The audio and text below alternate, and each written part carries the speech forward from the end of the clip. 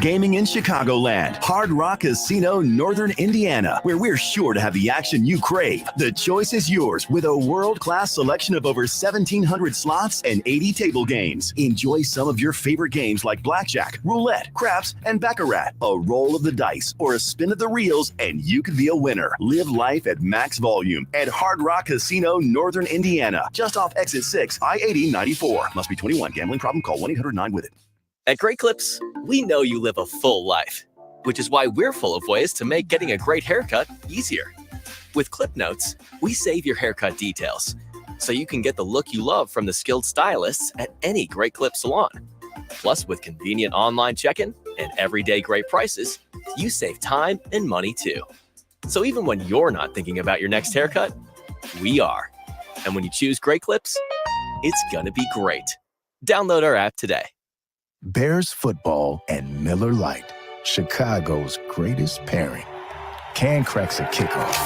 Tailgates going way past postgame. Battles on Sundays, bliss on Mondays. Going deep dish, going tavern style. Bearing down, then raising one up. You never forget the way some things taste. Bears football tastes like Miller time. Celebrate responsibly. 2023 Miller Brewing Company, Milwaukee, Wisconsin. Some people like A and others like B. At BMW, we prefer X. Like the dynamic X3, meant for ultimate exploration. The X5, built to conquer even the most difficult paths. Or the pinnacle of comfort and luxury, the X7. And since every X-Range vehicle is packed with performance and versatility, you'll always get the best of X. The BMW X-Range. Your next X venture starts here. Take advantage of exceptional lease and finance offers today. Hey, Chicago fans, I'm Julio Costa of Costa Ivoni Injury Lawyers. Like all of you, I'm happy because football is back. We're looking forward to a great season full of many highlights, and I'm not afraid to say it, a trip to the big game. We're here to help fans everywhere with their injury-related needs. Chicago fans, we're ready to fight for you. Winning consistently isn't easy. Let us show you what Football Tough Injury Lawyers can do for you. Call us at 708-4-MILLION or visit our website at cilaw.com for a free consult. Costa Ivoni Injury Lawyers, 708-4-MILLION. Money saved through energy efficiency can directly benefit a business's bottom line. That's why businesses throughout Northern Illinois are partnering with the ComEd Energy Efficiency Program to find up to 35% in energy savings, resulting in lower energy costs for their facilities. Because at ComEd, we're powering your business's future. Learn more at comed.com/poweringbiz. ComEd, powering lives. Savings figure is hypothetical only. Actual savings will vary based on the measures implemented and on customers' usage and rate. Peoria, Illinois, that wildly underrated peach of a place downstate, wants you to take its jobs. Okay, so they're careers, really. High-paying ones at world-class companies. And there are hundreds of them just waiting for someone with as much talent as you to say, bleep it, I'm moving to Peoria. But that overabundance of opportunity isn't the only thing Peoria has going for it. To explore all the perks and to land your dream career, head to choosegreaterpeoria.org. Welcome to another wonderful Bears football night, ladies and gentlemen. It's time to raise up your flags, put your jerseys on, cheer, shout, and save on your gas. That's right, Bears fans save big on game days. Save 25 cents per gallon on Shell V-Power Nitro Plus Premium Gasoline with the Fuel Rewards program. Yes, that's another touchdown to you all. Download the Fuel Rewards app to join and game on. Must be a Fuel Rewards member. Offer ends January 7, 2024. Limit 20 gallons. Other restrictions apply. Here comes the boom. Welcome to the Great Clips postgame show on the Bears Radio Network. Brought to you by Great Clips. It's gonna be great by Hard Rock Casino, Northern Indiana, and by Miller Lite. And now, the Great Clips postgame show on the Bears Radio Network. Here are your hosts, Peggy Kaczynski and John Yurkovich.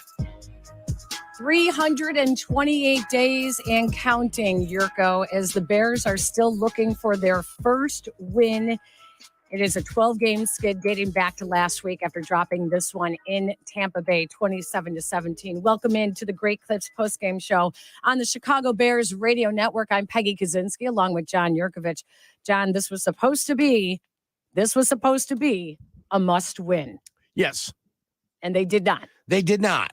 The only thing that I think bears well for you is the division stinks, which it does. I think the Packers are going to be 1-1. Detroit is 1-1. Minnesota's 0-2, and the Bears are 0-2. So you're in a division that stinks, and there's still a possibility. If you can find a way to win games, you stick around long enough, there's a chance you can find your way up on top.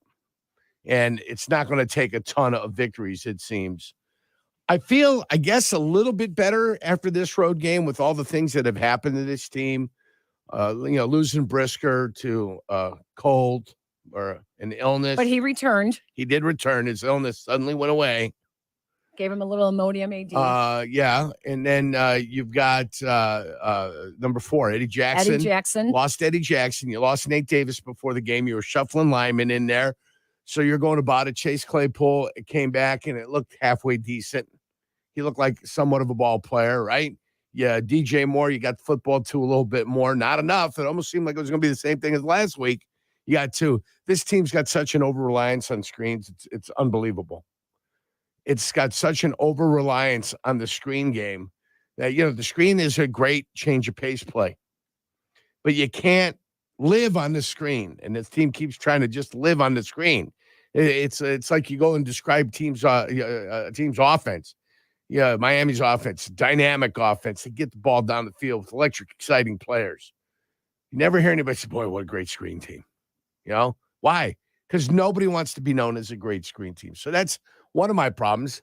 They did okay, but when it came down to when you had to do something, you had to get something, for one reason or another, they just find a way to fall short. And the interception return for a touchdown from the 4-yard line on a screen, shockingly enough, another screen, that left a bad feeling in my mouth. It's going to be tough scoring from the 7-8 yard line anyway, driving 92 yards.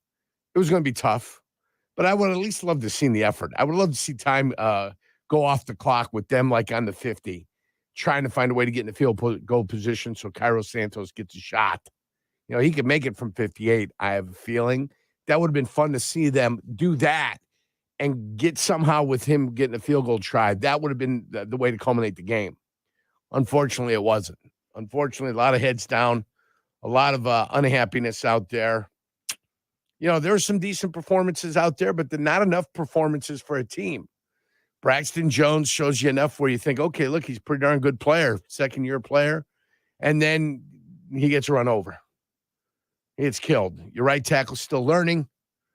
So he's being victimized by teams getting a takeoff when the clock gets down because they take it all the way down to the final second all the way.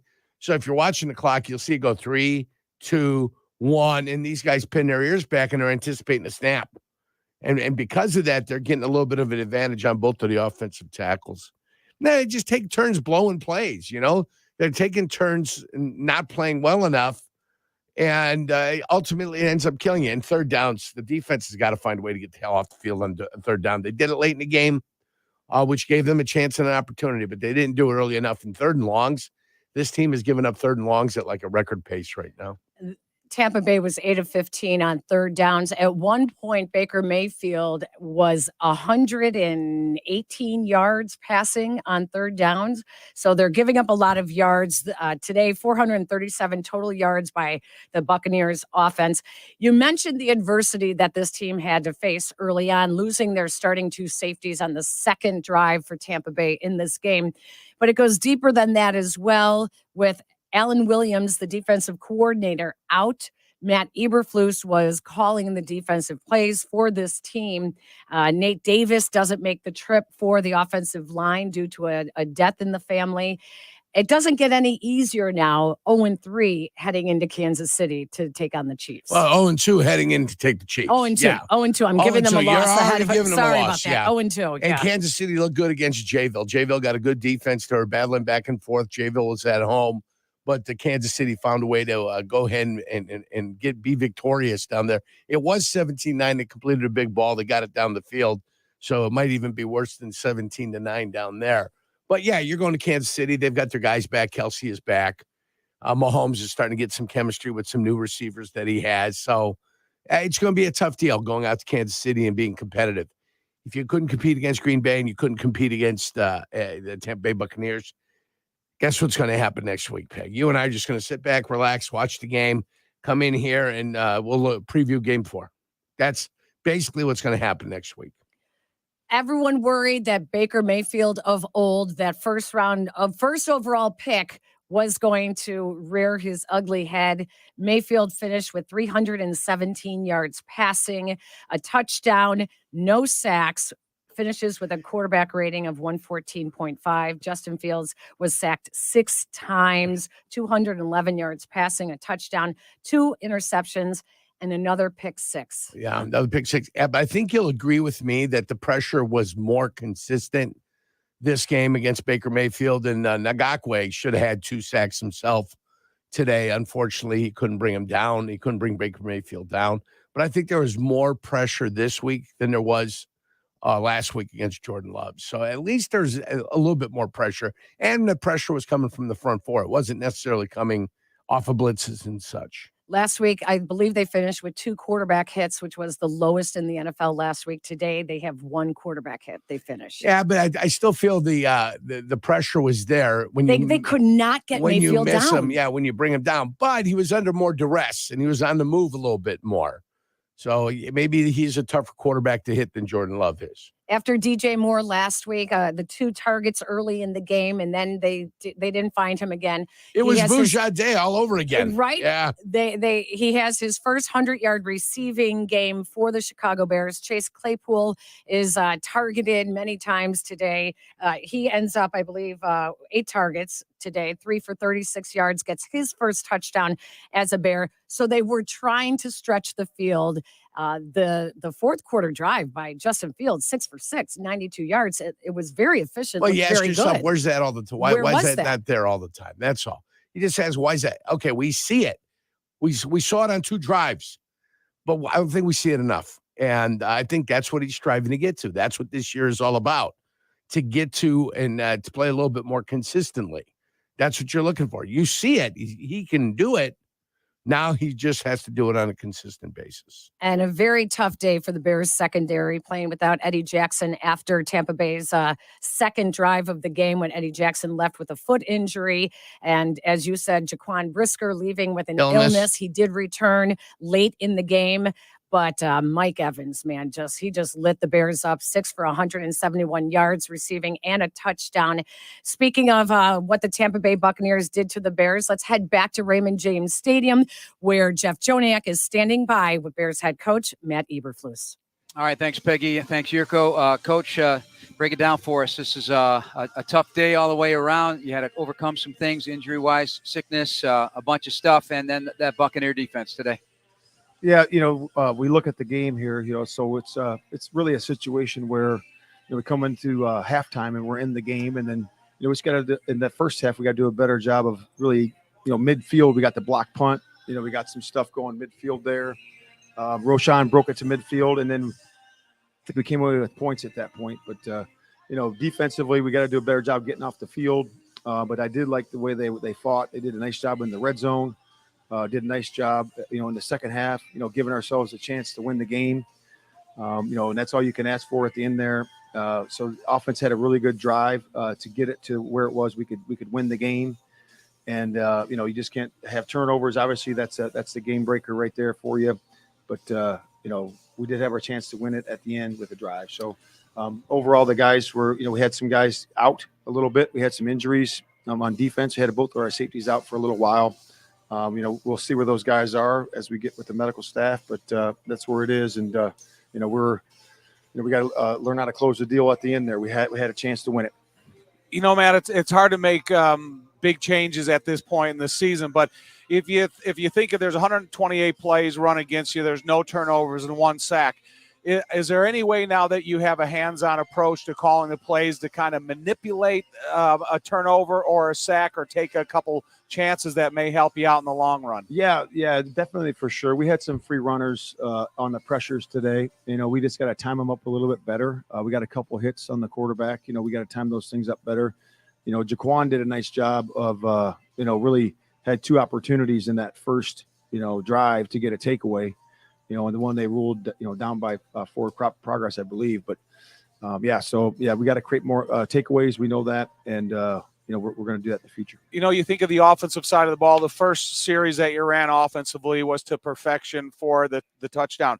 And then you think of the fourth series of the second half when you ran the no-huddle offense with 10-10 remaining to start the drive. Now, is that something that you could insert a little bit earlier because you have such a dynamic athlete at the quarterback position? And if you can keep the personnel on the field that you feel confident in playing against and playing with, I'm not asking you to be, the old run and shoot and Mouse Davis, but with Justin, maybe you can keep him on the field and have him have, that a quicker tempo against your opponent. Yeah, I mean, we're always looking to pace people. I think that's a good way to get the offense going at times. I know it's hard to, calling it against, when you're a defensive coordinator, when guys end up getting on the line, and we did a couple of that today. We did a few of those times today for us. But other than that, it's always about looking at explosive plays. I love that first pass to DJ, and that was really good. And we got to eliminate those explosives. We got to go back and look at that tape. With the throw to 13, but. I thought we needed to time up the pressure a little bit better there on that one. Kind of a weird question off the cuff. In the kickoff return game, you put Valus right at the goal line. Is it don't back up to catch any kickoffs, or is it just a decision where you feel it's better to take it out of the end zone on a kick that bounces in the end zone rather than returning it? Yeah, I mean that's all it is. We're just playing the field position game there. That's what we thought the best way to get field position today was. How'd it feel to call plays again? It was good. Yeah, it was good. I enjoy doing that part of it. It was like riding a bike, but again, we got to do a better job, all around offense, defense, and kicking. And, but yeah, I certainly enjoyed that part of it for sure. What feeling are you left with at this point? 0-2, but this stretches all the way back to last season. The guys have been here, have now dropped a significant number of games in a row. What feeling are you left with, and what do you tell these guys? Yeah, we're looking at 2023. We're looking at this year, so we know that the first two games we had, I thought the guys battled. I thought they fought. I thought they did a nice job with that part of it. We just got to, again, continue to find ways to win the football game, and we have to do it complementary football. We got to do it offense, defense, kicking. We got to take the ball away more on defense. Offense can't give it away. We got to get explosives on offense. We got to make sure we don't give them up on defense. And that's the winning formula, and that's what we got to do. All right, Matt, we'll talk to you tomorrow. Thank you. All right, thanks. That's Bears head coach Matt Eberflus. Peggy and Yurko, back to you. All right, JJ, thank you very much. And our interviews are brought to you by Hard Rock Casino, Northern Indiana. Enjoy over 1,700 slots and 80 table games. Live life at max volume at Hard Rock Casino, Northern Indiana. We'll open up the phone lines at 312-332-3776. Take your phone calls coming up next on the Chicago Bears Radio Network. Are you ready for a winning drive, Chicago? It's time to tackle your car search with Bill Jacobs Auto Group, the true champions of automotive excellence. Score big with a third-generation family-run business committed to our community and fair upfront pricing. Touchdown with our unparalleled service experience and an extensive selection of new and used vehicles. Don't fumble on your car buying journey. Visit Bill Jacobs Auto Group today and experience the Bill Jacobs way, the MVP of car dealerships. At Bill Jacobs, the cars bring you in and the experience brings you back. Crash, bang, suddenly you are on the DL. If that happens as a result of somebody else's negligence, we can help. I'm Jim Morisi, Chicago personal injury lawyer. Our experienced attorneys and support staff will talk with you during a free consultation, tell you your options, and ensure that you take the right steps throughout the entire process. Visit us at MorisiLongo.com. That's MoriciLongo.com. Your future is our priority. Work zone ahead. Slow down, obey signs, and proceed with caution to advance. If you're a pro at navigating your favorite game, you shouldn't have any trouble when it comes to work zones. Failure to obey work zone speed limits can put lives at risk, whether workers are present or not. And remember, in real life, you can't just hit the reset button.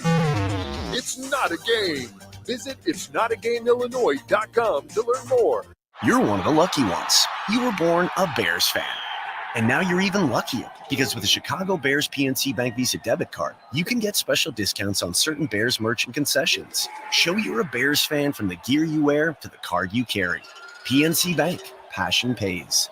For details on discounts and other offers, visit pnc.com/bearscard. Visa is a registered trademark of Visa International Service Association and used under license. Passion Pays is a registered mark of the PNC Financial Services Group, Inc. Copyright 2023 PNC Bank National Association, member FDIC. Hey, football fans of Chicago. Football season means it's time to start thinking about the roof on your business. Is it time to winterize? Make the right call. A game plan that includes the highly trained craftsmen and craftswomen of Roofers and Waterproofers Local 11 to get the job done right. To find professionally trained roofing and waterproofing contractors who are dedicated to providing quality, value, and service, go to ChicagoRoofingContractors.org. For business roofing and waterproofing, it's ChicagoRoofingContractors.org.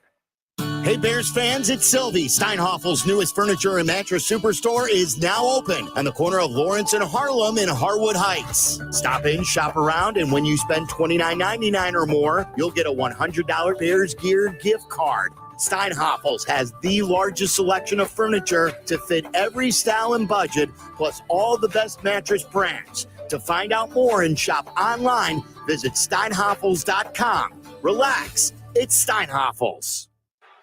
Dear football fans, at Toyota, we've assembled a hard-nosed championship team. Check out the RAV4's versatile ground game. Get behind the wheel of the Camry and see how this competitor gets its all to win. Or enjoy the Highlander, a big-bodied defender with plenty of room to carry your squad. Plus, all these vehicles come with available all-wheel drive, so you can tackle any terrain. Visit Toyota.com to learn more or check out your local Toyota dealership today. Toyota, let's go places. From the backyard to the big screen, pair this year's tailgate with Tito's Handmade Vodka. Fill your roster with a bottle of the good stuff and enough garnishes to last till halftime. Then snag your favorite seat on the couch with an ice-cold Tito's cocktail in hand.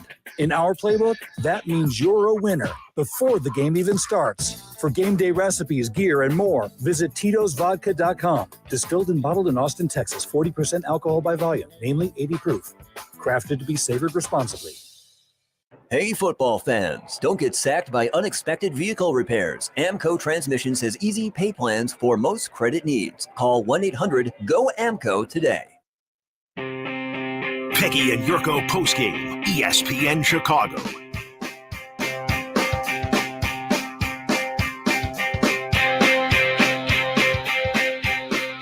Welcome back to the Chicago Bears Radio Network and the postgame show brought to you by Great Clips.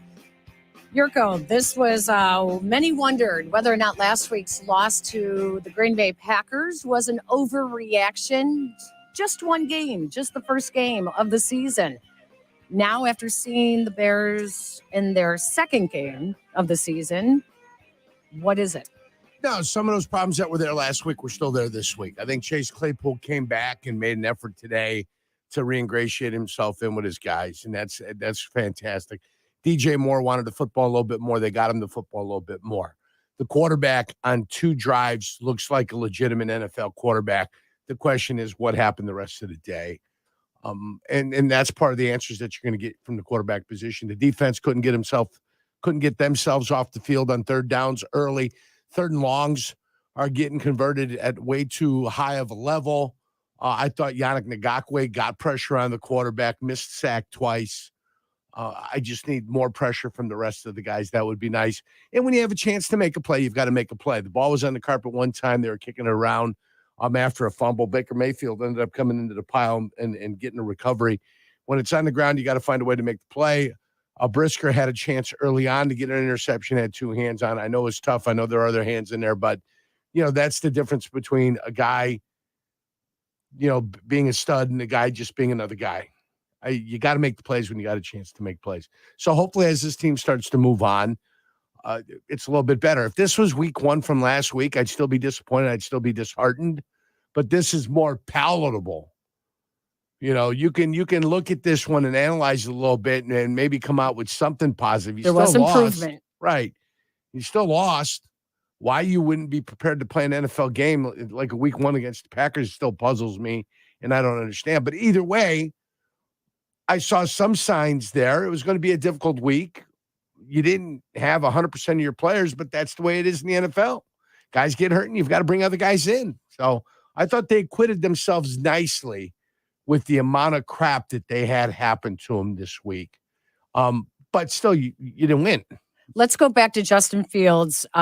His performance today, at times you saw he trusted his receivers. A nice dart that he threw to Chase Claypool on that touchdown. He led them more. He was giving them the opportunity to make plays downfield.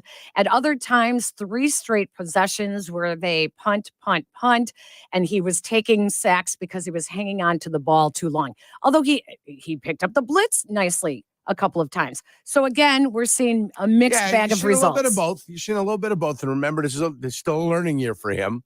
I know guys don't like to hear that, but that's what it is. What it is. I worry about him with some of the hits that he's taking. Don't worry about him running the ball, taking hits. That's not going to be a concern.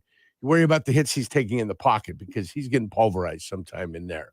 And guys are starting to figure out that the Bears go all the way to 0. So guys are starting to time the clock as they're watching it tick down and knowing once they see the 1, they'll hesitate and go because they know the ball's got to be snapped within that half second.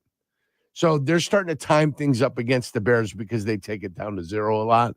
So that's something that they've got to change up. They've got to go on first sound. They got to run the play that they've got. Sometimes don't give them a choice. Just run the play you have and put it on first sound. That way it gets those guys off balance a little bit. Interesting observation there. 312-332-3776. Let's go out to the phone lines. Tom in Oak Park, you're up first. So if calling defenses is almost like riding a bike for Matt Eberflus, then please let me know when he's like on the bike trails or in the road, so then I can get off of it. Just because if he calls plays the way he rides a bike, he must be swerving into traffic this way, that way. And I mean, they continue to want to play this cover 2 when they don't have the front 4 to really give the pass rush that you need for a cover 2. And then because of that, they're allowing, like you said, Yerk, they're allowing teams to convert on 3rd and long. And then I don't know. We still have the whole season regarding Justin Fields, but if these first 2 games are any indication, I mean, we can't have it where he looks like the quarterback some of the time, and then he looks like a bum the other half of the time throughout a game. And if it continues like that, then we need to then look for another quarterback. We need somebody with consistency. But you won't be looking to the end of the year. So you're going to give him the whole year to go ahead and do this. And then at the end of the year, if the questions aren't answered, then you can go ahead and start thinking about something else that you want to do and head in a different direction if that's what you want. But he's going to get the year. Put his 2 drives together where he was a stud. Put his 2 drives together where he was a stud, Peg. The 75-play drive and the thing. You're going to look at a quarterback that's one of the first and one of the last. Yeah. But it's all the stuff in between. Yeah. The problem is there's not enough. There's times where, he fired the ball out to the sideline because he was getting some pressure and he threw it in front of the running back. Herbert was over there in the thing. The screen pass is something that needs to be run once every 20 plays. The screen pass cannot be run 14 times a game. It can't be. That's not your bread and butter.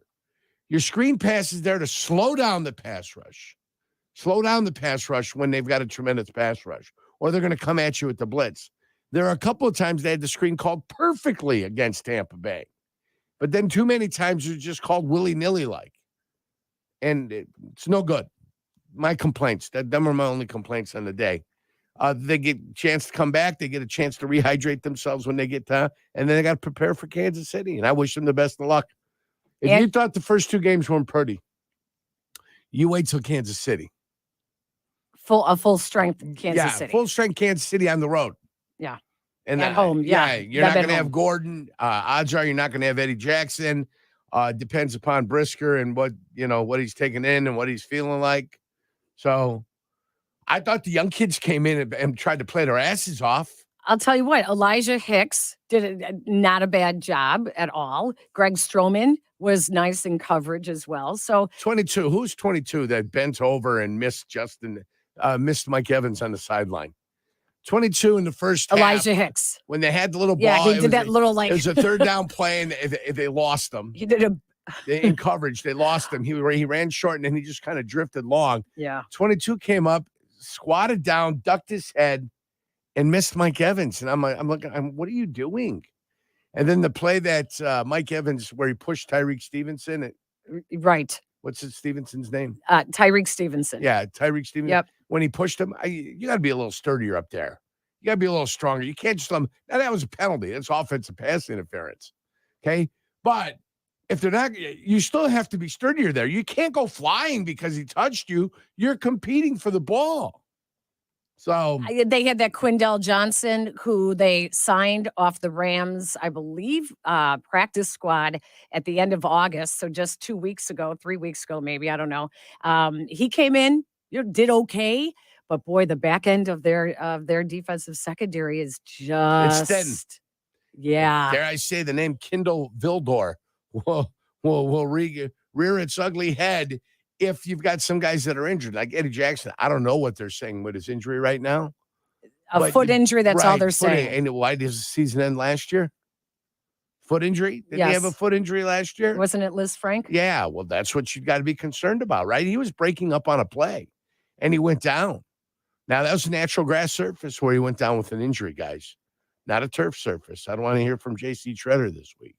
DJ Moore was asked if this was going to be a rebound game for the Bears, and he pretty much declared that you'll see a big response. I think he did see somewhat of a response, but having somewhat of a response from how low you were, you did respond, and now you played mediocre football today. And okay, great. Let's talk about the field goal block. Right. Field goal block set them, boom, and all of a sudden the Bears found a lead. I mean, that was great. Got his hand up in the air, blocked it. Everything was great. You come the other direction. Tampa feels like they should be winning this game by 10 points at the very least, and they were behind. I mean, those are the kind of plays. We need more of those plays. The Velus Jones Jr. play. Activating Velus Jones Jr. instead of Deontay Foreman and Equanimous St. Brown. So you kept 6 wide receivers active. Yes. And you took your number down with your running back. With your running backs. And the perimeter blocking was still an issue today. Yeah. Cole Kmet got caught a couple of times. A little bit better. Cole Kmet got twice. I think Chase Claypool kind of still had one of those efforts. And he kind of looks like a newborn foal blocking out there. You know how they're wobbly on their legs? Yes. He still ended up making the block. So ultimately, the achievement was there. And the effort was there, but the way he went about the business and the technique that was being utilized was a little bit off. But at least he ended up making the block, and it was a positive yardage play. Not a positive outcome for the Bears in their first of 4 matchups against the NFC South.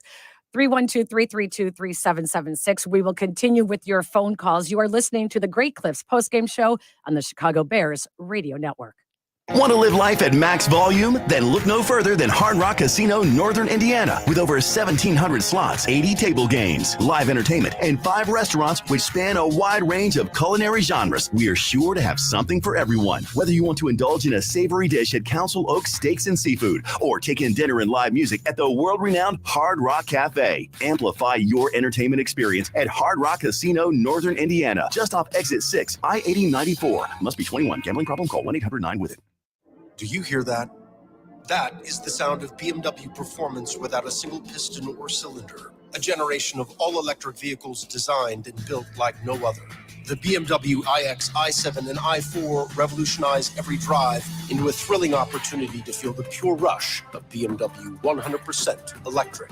But isn't that what you'd expect from the ultimate electric driving machine? Take advantage of exceptional lease and finance offers today. Welcome to another wonderful Bears football night, ladies and gentlemen. It's time to raise up your flags, put your jerseys on, cheer, shout, and save on your gas. That's right, Bears fans save big on game days. Save 25 cents per gallon on Shell V-Power Nitro Plus Premium Gasoline with the Fuel Rewards program. Yes, that's another touchdown to you all. Download the Fuel Rewards app to join and game on. Must be a Fuel Rewards member. Offer ends January 7, 2024. Limit 20 gallons. Other restrictions apply. Bears football and Miller Lite, Chicago's greatest pairing. Can cracks at kickoff. Tailgates going way past postgame. Battles on Sundays. Bliss on Mondays. Going deep dish. Going tavern style. Bearing down, then raising one up. You never forget the way some things taste. Bears football tastes like Miller time. Celebrate responsibly. 2023 Miller Brewing Company, Milwaukee, Wisconsin. Money saved through energy efficiency can directly benefit a business's bottom line. That's why businesses throughout Northern Illinois are partnering with the ComEd Energy Efficiency Program to find up to 35% in energy savings, resulting in lower energy costs for their facilities. Because at ComEd, we're powering your business's future. Learn more at comed.com/poweringbiz. ComEd, powering lives. Savings figure is hypothetical only. Actual savings will vary based on the measures implemented and on customers' usage and rate. You've got the talent, the moxie, and the grit, but you're still buried on the bench, waiting for a chance to prove it. If that sounds familiar, it may be time to take your talents to Peoria, Illinois. They're looking to fill hundreds of high-paying positions in all industries, and there's plenty of room on the roster for candidates like you. Sound good? Check out choosegreaterpeoria.org to learn more. Do it now. Visit choosegreaterpeoria.org. Hey, Chicago fans. I'm Julio Costa of Costa Ivoni Injury Lawyers. Like all of you, I'm happy because football is back. We're looking forward to a great season full of many highlights, and I'm not afraid to say it, a trip to the big game. We're here to help fans everywhere with their injury-related needs. Chicago fans, we're ready to fight for you. Winning consistently isn't easy. Let us show you what Football Tough Injury Lawyers can do for you. Call us at 708-4-MILLION or visit our website at cilaw.com for a free consult. Costa Ivoni Injury Lawyers, 708-4-MILLION. At Great Clips, we know you live a full life, which is why we're full of ways to make getting a great haircut easier. With Clip Notes, we save your haircut details, so you can get the look you love from the skilled stylists at any Great Clip salon. Plus, with convenient online check-in and everyday great prices, you save time and money too. So even when you're not thinking about your next haircut, we are. And when you choose Great Clips, it's gonna be great. Download our app today. Bears head coach Matt Eberflus joins Cap and Shea Hood tomorrow morning at 8:30 on ESPN Chicago, the new home of the Chicago Bears. Peggy and Yurko post game on ESPN Chicago.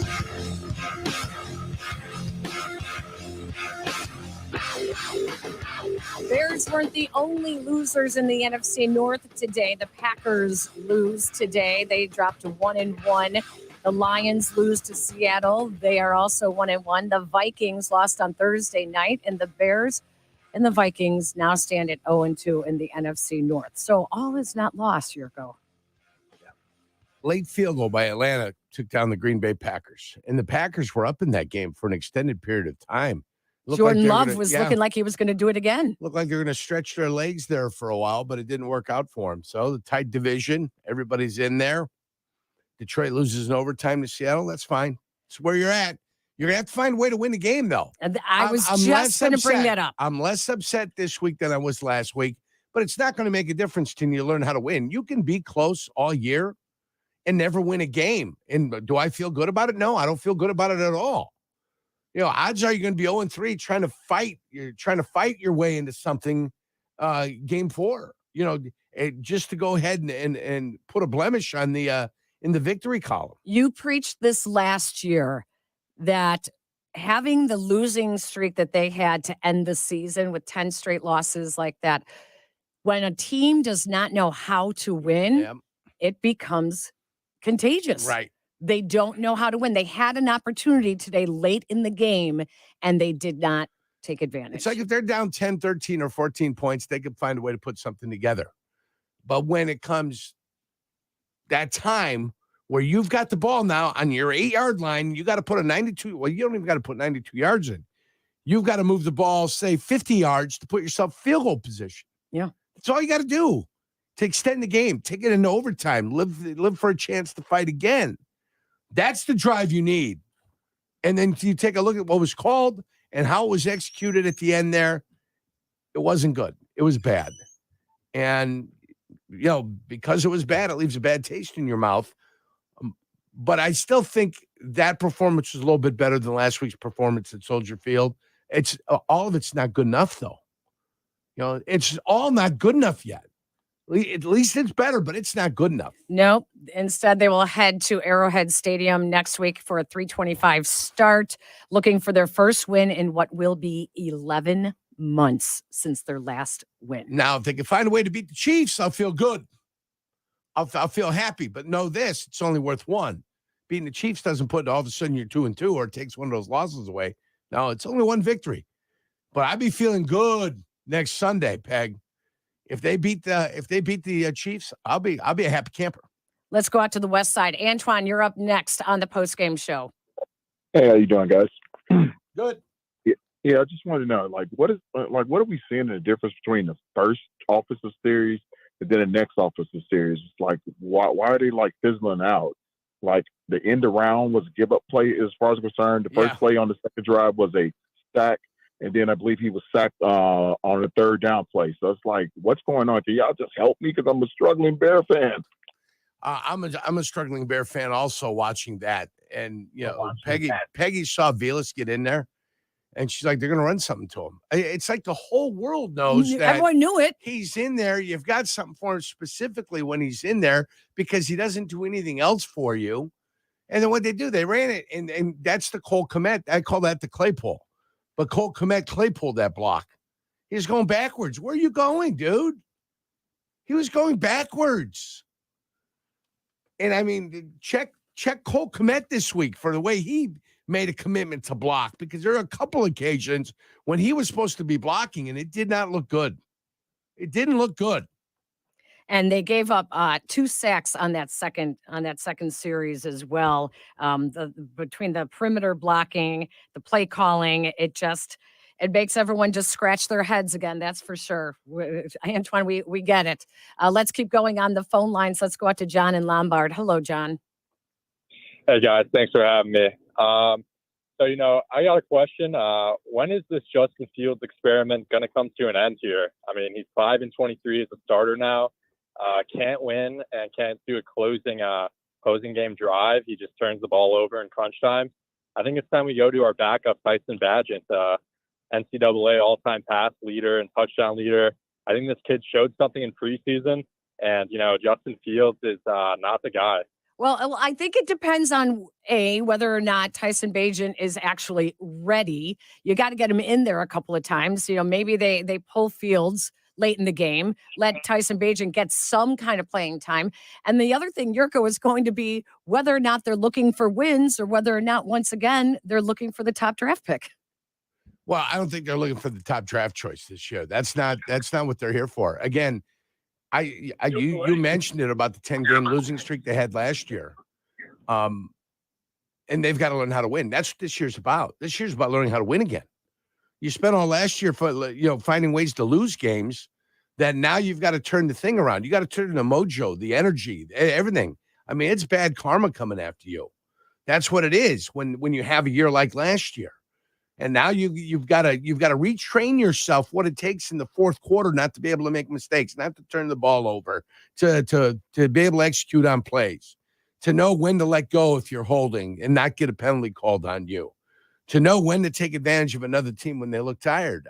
That's what they've got to go about the business of doing. That's what this year is for. Last year was to get the first round pick. This year is to figure out whether your quarterback can play or not. Learning how to win games.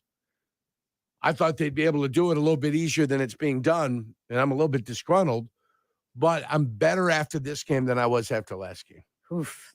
I don't know that makes me feel much better. Let's go out to Palatine. Gavin, you're up next. Hello, Gavin. Hi, Peggy. Hi, Yurko. Thanks for having me. Just we've seen this movie before, right? Yeah. A couple things. I think first, Baker Mayfield, I think, was 12 of 13 on third down or something absurd. We make him look like Joe Montana out there. Second of all, there's just no pressure up front. I mean, the defense doesn't help themselves, but at the same time, offense can't sustain any drives to get them keep them off the field, I should say. Defense's responsibility is to get themselves off the field. Yeah, it's a defensive responsibility. I do not blame the offense for not being able to get off on third down.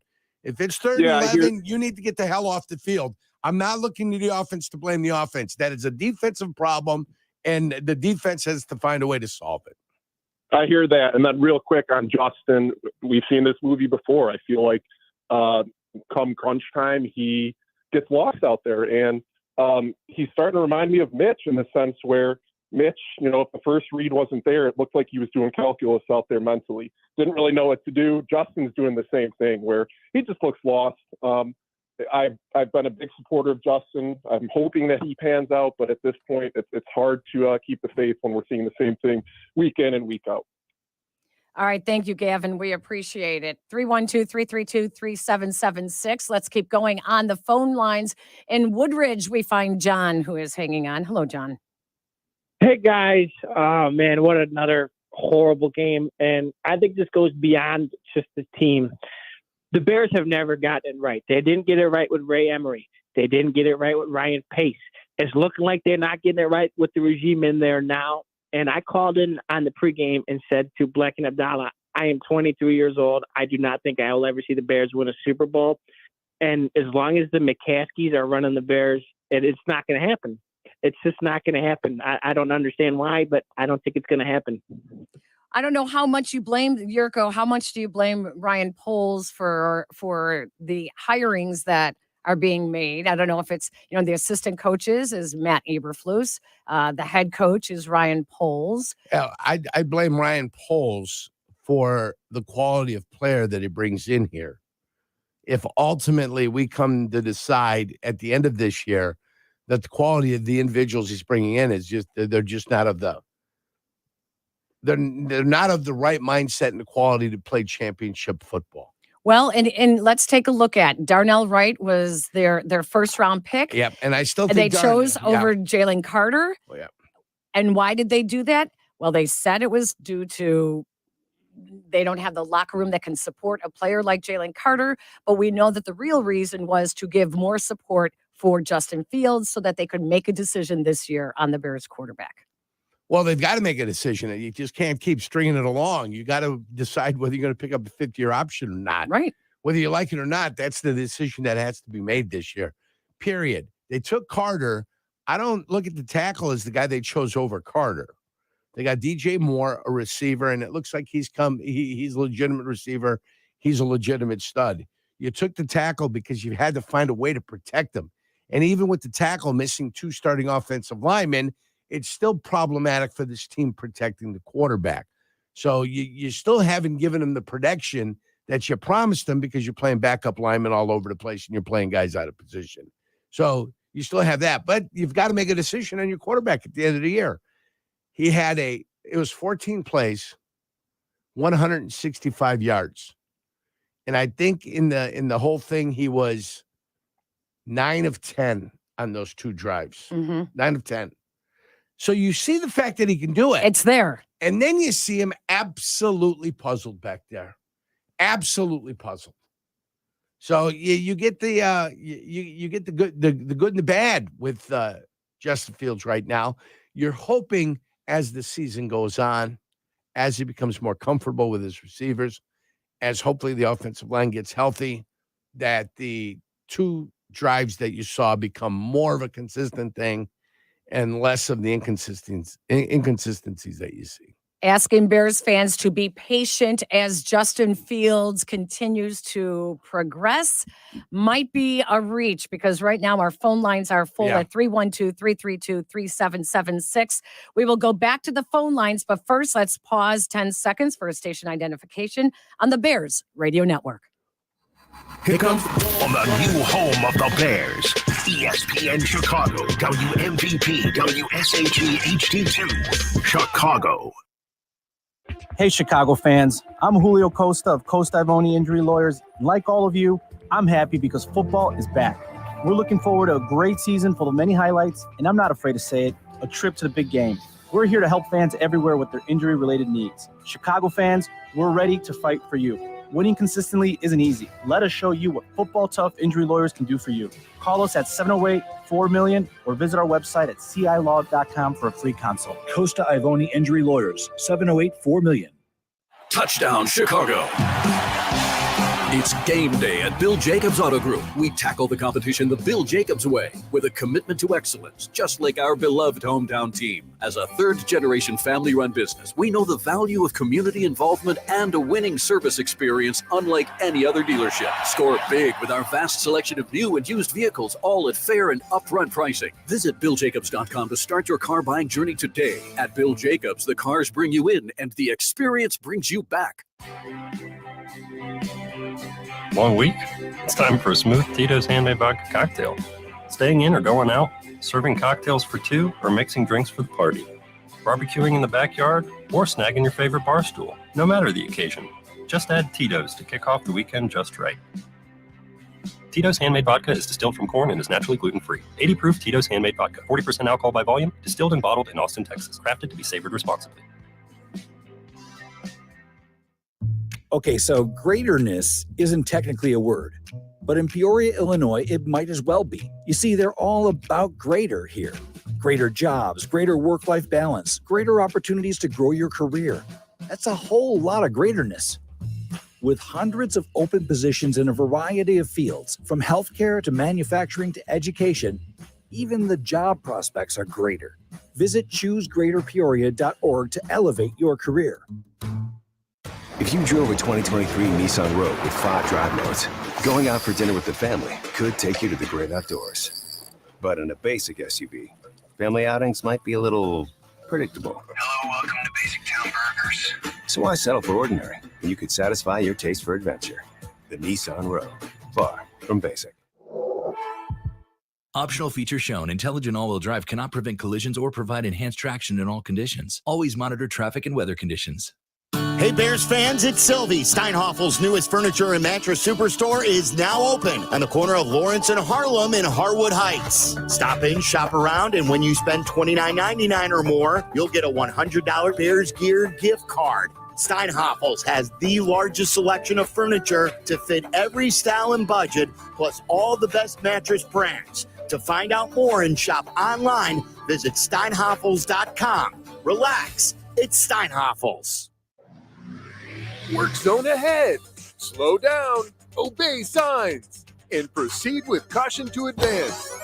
If you're a pro at navigating your favorite game, you shouldn't have any trouble when it comes to work zones. Failure to obey work zone speed limits can put lives at risk, whether workers are present or not.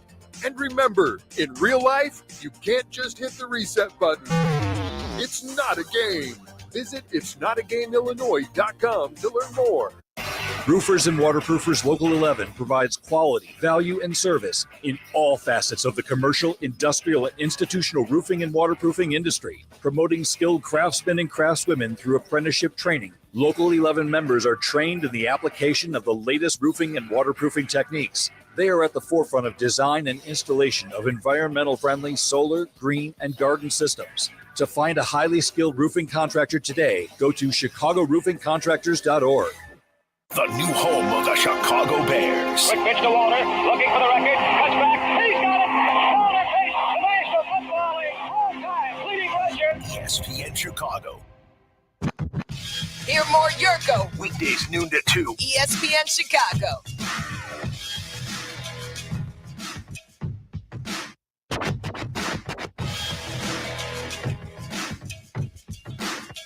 Welcome back to the Chicago Bears postgame show, brought to you by Great Clips. At Great Clips, their online check-in app saves you time on haircuts. With just a few taps, you can get in and out with a fresh haircut.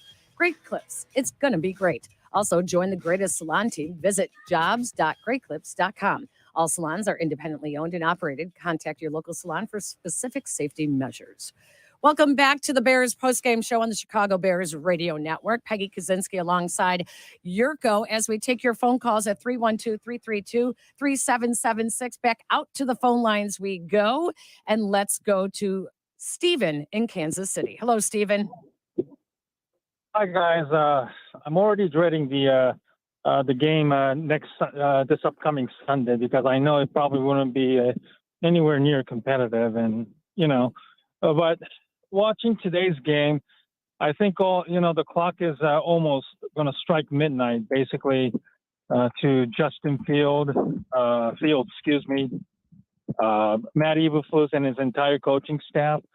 I just don't get the Luke Getsy running an excellent first drive and then suddenly change the narrative and go full screen game mode again, which the Bears failed to execute once again. And I just don't understand.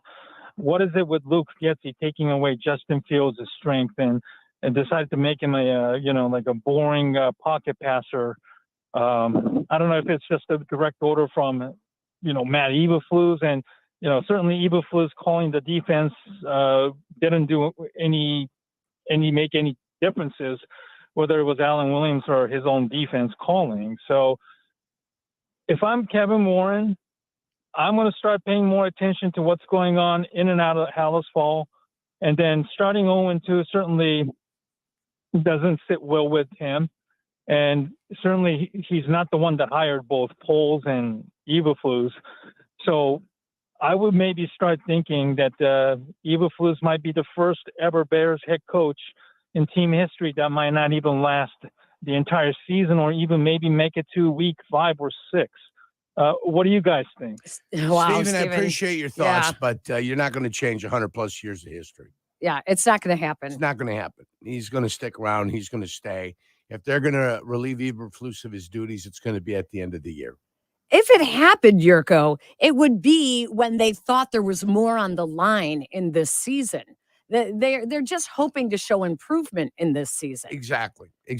And it's a little too early to go ahead and abandon ship and say there's no way in the world this thing isn't gonna find a way to improve. You got a lot of young people, you got a lot of kids playing, and you saw second half turnarounds last year out of a bunch of different teams.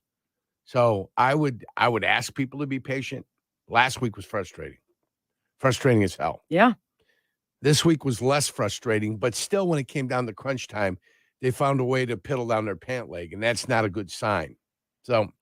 So many numbers, Yurko, that they're trying, that they point out every week that they need to improve on. The turnover battle, once again, they could not get any takeaways. Now, Tampa Bay's offensive line, I believe, has the longest streak for not allowing a sack. So, okay, I get that. But like you said, there were a couple of opportunities where there were loose balls that they could have got. But instead, they lose the turnover battle. Yannick was on the quarterback twice. Yep. Mayfield just kind of sidestepped, and you got an arm on him. You couldn't bring him down with the arm, and he found a way to get rid of the ball. There are other guys, he got rid of the ball a couple of times right when he was about to go down. So I thought, even though it doesn't say so on the stat sheet when it comes to hits, I still think there was more consistent pressure on Baker Mayfield this week than there was on Jordan Love last week. So it sure felt like it. Yes. It did feel like Just the watching pocket it, was yes. collapsing a lot more. Yeah. I mean, he was in their moving, grasp a couple of times. And he was moving, and he was dumping the ball, and he was getting rid of it, and he was thrown out of bounds. Okay, to his credit, he found a way to be elusive. But it felt, even though the stats don't say so, it felt like there's more pressure on the quarterback this week. But you can see when they blitz and how effective they are, and when they come with their 4 men and how effective they are, and how ineffective Chicago is. It's glaring. It's glaring, the difference between the two. Defensively, Tremaine Edmonds was the Bears' leading tackler today. He had 16 tackles, 8 solo. TJ Edwards, his linebacker mate, had 12 tackles today. Greg Stroman Jr., who came in the defensive secondary when the 2 safeties went out, ended up with 7 tackles, 1 tackle for loss. And Tyreek Stevenson also with 7 tackles as well. And Tyreek Stevenson is who Tony and West Dundee wants to talk about. Hello, Tony. Hey, Peggy and Yurko, thank you guys so much for having me on. This seemed to me to be a welcome to the NFL situation for Tyreek Stevenson. And not only, man, I got so many things about this game, but the first couple drives for Fields looked good to me. Sorry, car's going off. Where he seemed to, at the end of his drop, get the ball out, whether it be 3-step, 5-step. He trusted it, back foot hit, and the ball was out. Then after that, it seemed he reverted back to not trusting what he was saying in front of him. And then on top, other than that, it's too long. But defensive better. All right, we're losing you. We're losing you. Yeah, unfortunately, we're losing you. Oh, sorry about that, Tony. Yeah, Yeah. we lost you there as your car was getting stolen. It sounded like somebody was trying to get in. But yeah, so Tyreek Stevenson, listen, you've got Chris Godwin and you have Mike Evans. Yeah, two And pretty good players. Tampa Bay was not stupid. You've got a pair of 1,000-yard receivers, and Mike Evans made sure that, or the Tampa Bay Buccaneers made sure that he was lined up on Tyreek Stevenson's side. And they left Jalen Johnson to cover Chris Godwin. So it's what was the lesser of two evils? I'm not so sure that there was an answer there. And if you're playing left and right, they can line up their guys wherever they want to line them up. Yeah. You know, as far as the quarterback goes, he looked good at times and he looked terrible at times. Listen, Mike Evans had 6 receptions, targeted 8 times for 171 yards. 70 on the big one. Yeah, 70 on that big one. That's right. And Chris Godwin had 5 receptions. He was also targeted 8 times for 58 yards. But listen, they had 5 receivers that were in double digits. So it is what it is. That's what happens when you show a weakness in the defensive secondary, like the Bears. And then you start dropping players. Yeah. Yeah. You're already young. You're already youthful back there. Very young back there. And then all of a sudden you start dropping guys. You're already without Kyler Gordon. You're without Gordon, and Brisker goes, and then Eddie Jackson goes. And guess what? They're looking at you going, you know what? We're going to take advantage of this. With the pass rush, they can't get to the quarterback. Yeah, exactly. Yeah. On the Southeast side, it's Joel who is up next. Hello, Joel. Hello, Yerk and Peggy. How are you today? I'm better. I've been better. I'll be honest with you. Right, exactly. Look, here's the reason why today isn't so bad. It's not so bad because you know what? We're expecting it. After last week's debacle, we know that we are right back to what we're always used to. We know that this is the product that they're going to put on the field because it's the product that they've put on the field for years and years, right? If you look at the successful drives that they had and the passes that Field had to Moore and to Claypool, he's not going through progressions. He's watching them guys straight on, never going through any progressions and throwing the ball, making a good throw, but not going through any progressions. So it's going to be the same old thing. I blame it on ownership, and from ownership, then it comes down to the coaching staff that they hire.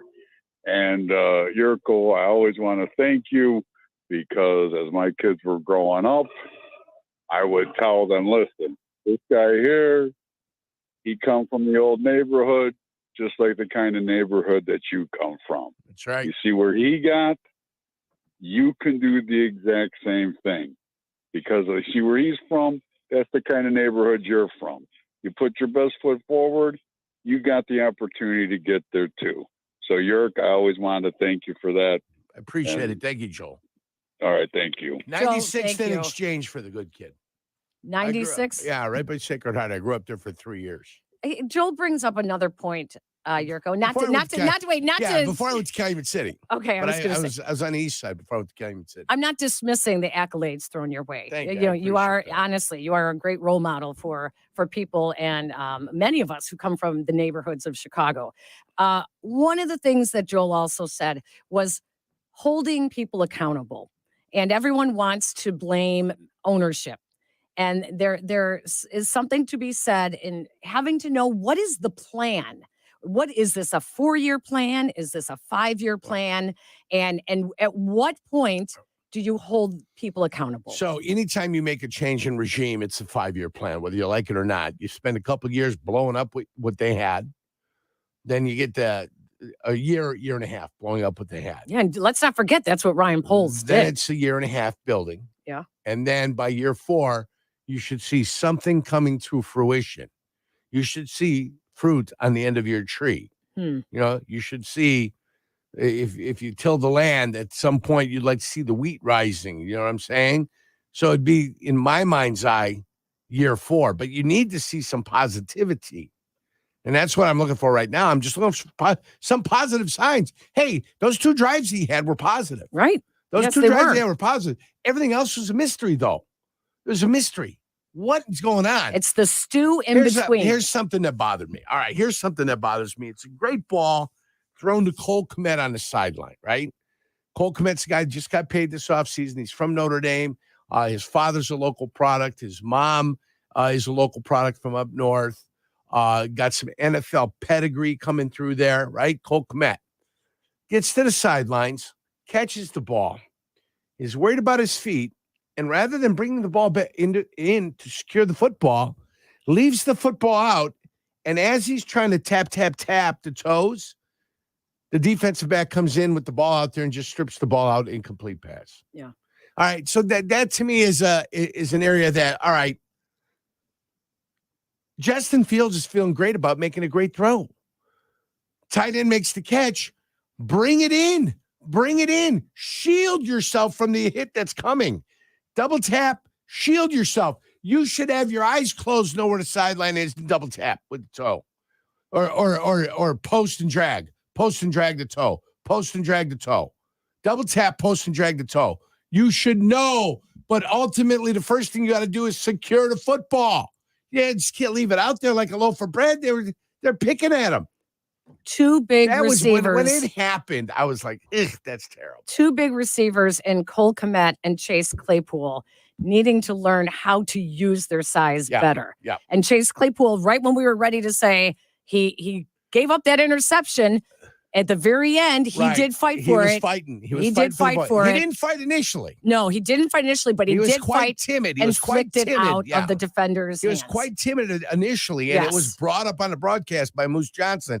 But as the play continued on, he did fight, and he caused that to be an incompletion. Yes. So full marks go to it. It looked like he was going to lull back into his usual malaise. Right. And then remembered, I got to fight for this. And he did. He did fight for it. He finally remembered, and he fought for it. Well, hey, good on Chase Claypool, though. Good on Chase Claypool. He responded. He showed improvement. He responded in a positive manner for his teammates. He showed his teammates, hey, I want to be here. Couple of nice blocks by him today, too, as well. Yeah. All right. So the mood in the locker room this week at Hallis Hall was described as morose. When we come back, we will get the mood of the Bears locker room on the road in Tampa Bay from our Courtney Cronin as she checks in with us when we come back. We'll open up the phone lines as well at 312-332-3776. Turn up your weekend plans at Hard Rock Casino, Northern Indiana. Dance the night away every Friday and Saturday night at the Hard Rock Cafe stage. Or grab a cocktail while you listen to local beats at the Council Oak stage. Get closer to your favorite artist than ever before in our state-of-the-art Hard Rock Live, where we host some of the biggest artists in the industry. Live your life at max volume. Hard Rock Casino, Northern Indiana. Just off Exit 6, I-80-94. Must be 21. Gambling problem? Call 1-800-9-WITH-IT. Some people like A and others like B. At BMW, we prefer X. Like the dynamic X3, meant for ultimate exploration. The X5, built to conquer even the most difficult paths. Or the pinnacle of comfort and luxury, the X7. And since every X-Range vehicle is packed with performance and versatility, you'll always get the best of X. The BMW X-Range. Your next X venture starts here. Take advantage of exceptional lease and finance offers today. AMCO Transmissions and Total Car Care have been serving Chicagoland with 17 locations for over 60 years. Our expert technicians can accurately diagnose your car care needs. We'll fix it right and back it with our nationwide warranty at over 500 AMCO centers. And if cash is tight, we offer up to 12 months, no interest financing, and easy payment plans, even if your credit is not perfect. In fact, more than half the cars we service don't need major repairs. So dial 1-800-GO-AMCO for a location near you. That's AMCO, MCO, transmissions, and a whole lot more. Bears football and Miller Lite, Chicago's greatest pairing. Can cracks at kickoff. Tailgates going way past postgame. Battles on Sundays. Bliss on Mondays. Going deep dish. Going tavern style. Bearing down, then raising one up. You never forget the way some things taste. Bears football tastes like Miller time. Celebrate responsibly. 2023 Miller Brewing Company, Milwaukee, Wisconsin. At Great Clips, we know you live a full life, which is why we're full of ways to make getting a great haircut easier. With Clip Notes, we save your haircut details, so you can get the look you love from the skilled stylists at any Great Clip salon. Plus, with convenient online check-in and everyday great prices, you save time and money too. So even when you're not thinking about your next haircut, we are. And when you choose Great Clips, it's gonna be great. Download our app today. I'm Chicago personal injury lawyer Jim Morisi. Even when we're careful, other people's negligence can threaten our futures. As one of Illinois' most successful injury firms, winning the most complex personal injury and workers' compensation cases is what we do. Consultations are always free. Visit us at MorisiLongo.com. That's MoriciLongo. Morisi Longo and Associates. We're there when you need us. You're one of the lucky ones. You were born a Bears fan. And now you're even luckier because with the Chicago Bears PNC Bank Visa debit card, you can get special discounts on certain Bears merch and concessions. Show you're a Bears fan from the gear you wear to the card you carry.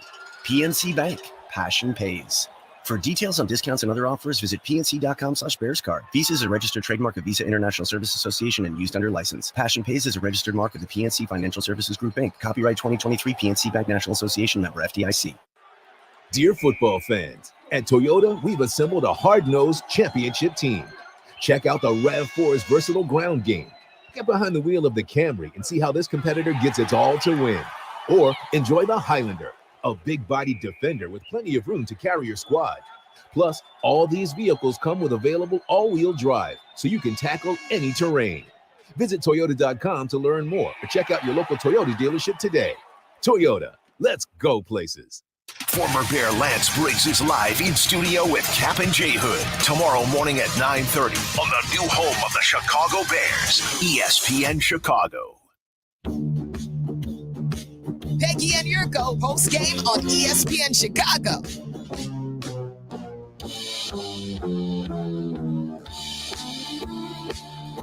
Welcome back to the Great Clips post-game show on the Chicago Bears Radio Network. Don't forget, you can also tune into the ESPN Chicago app if you are in the Chicagoland area to get our full coverage on Bears game days.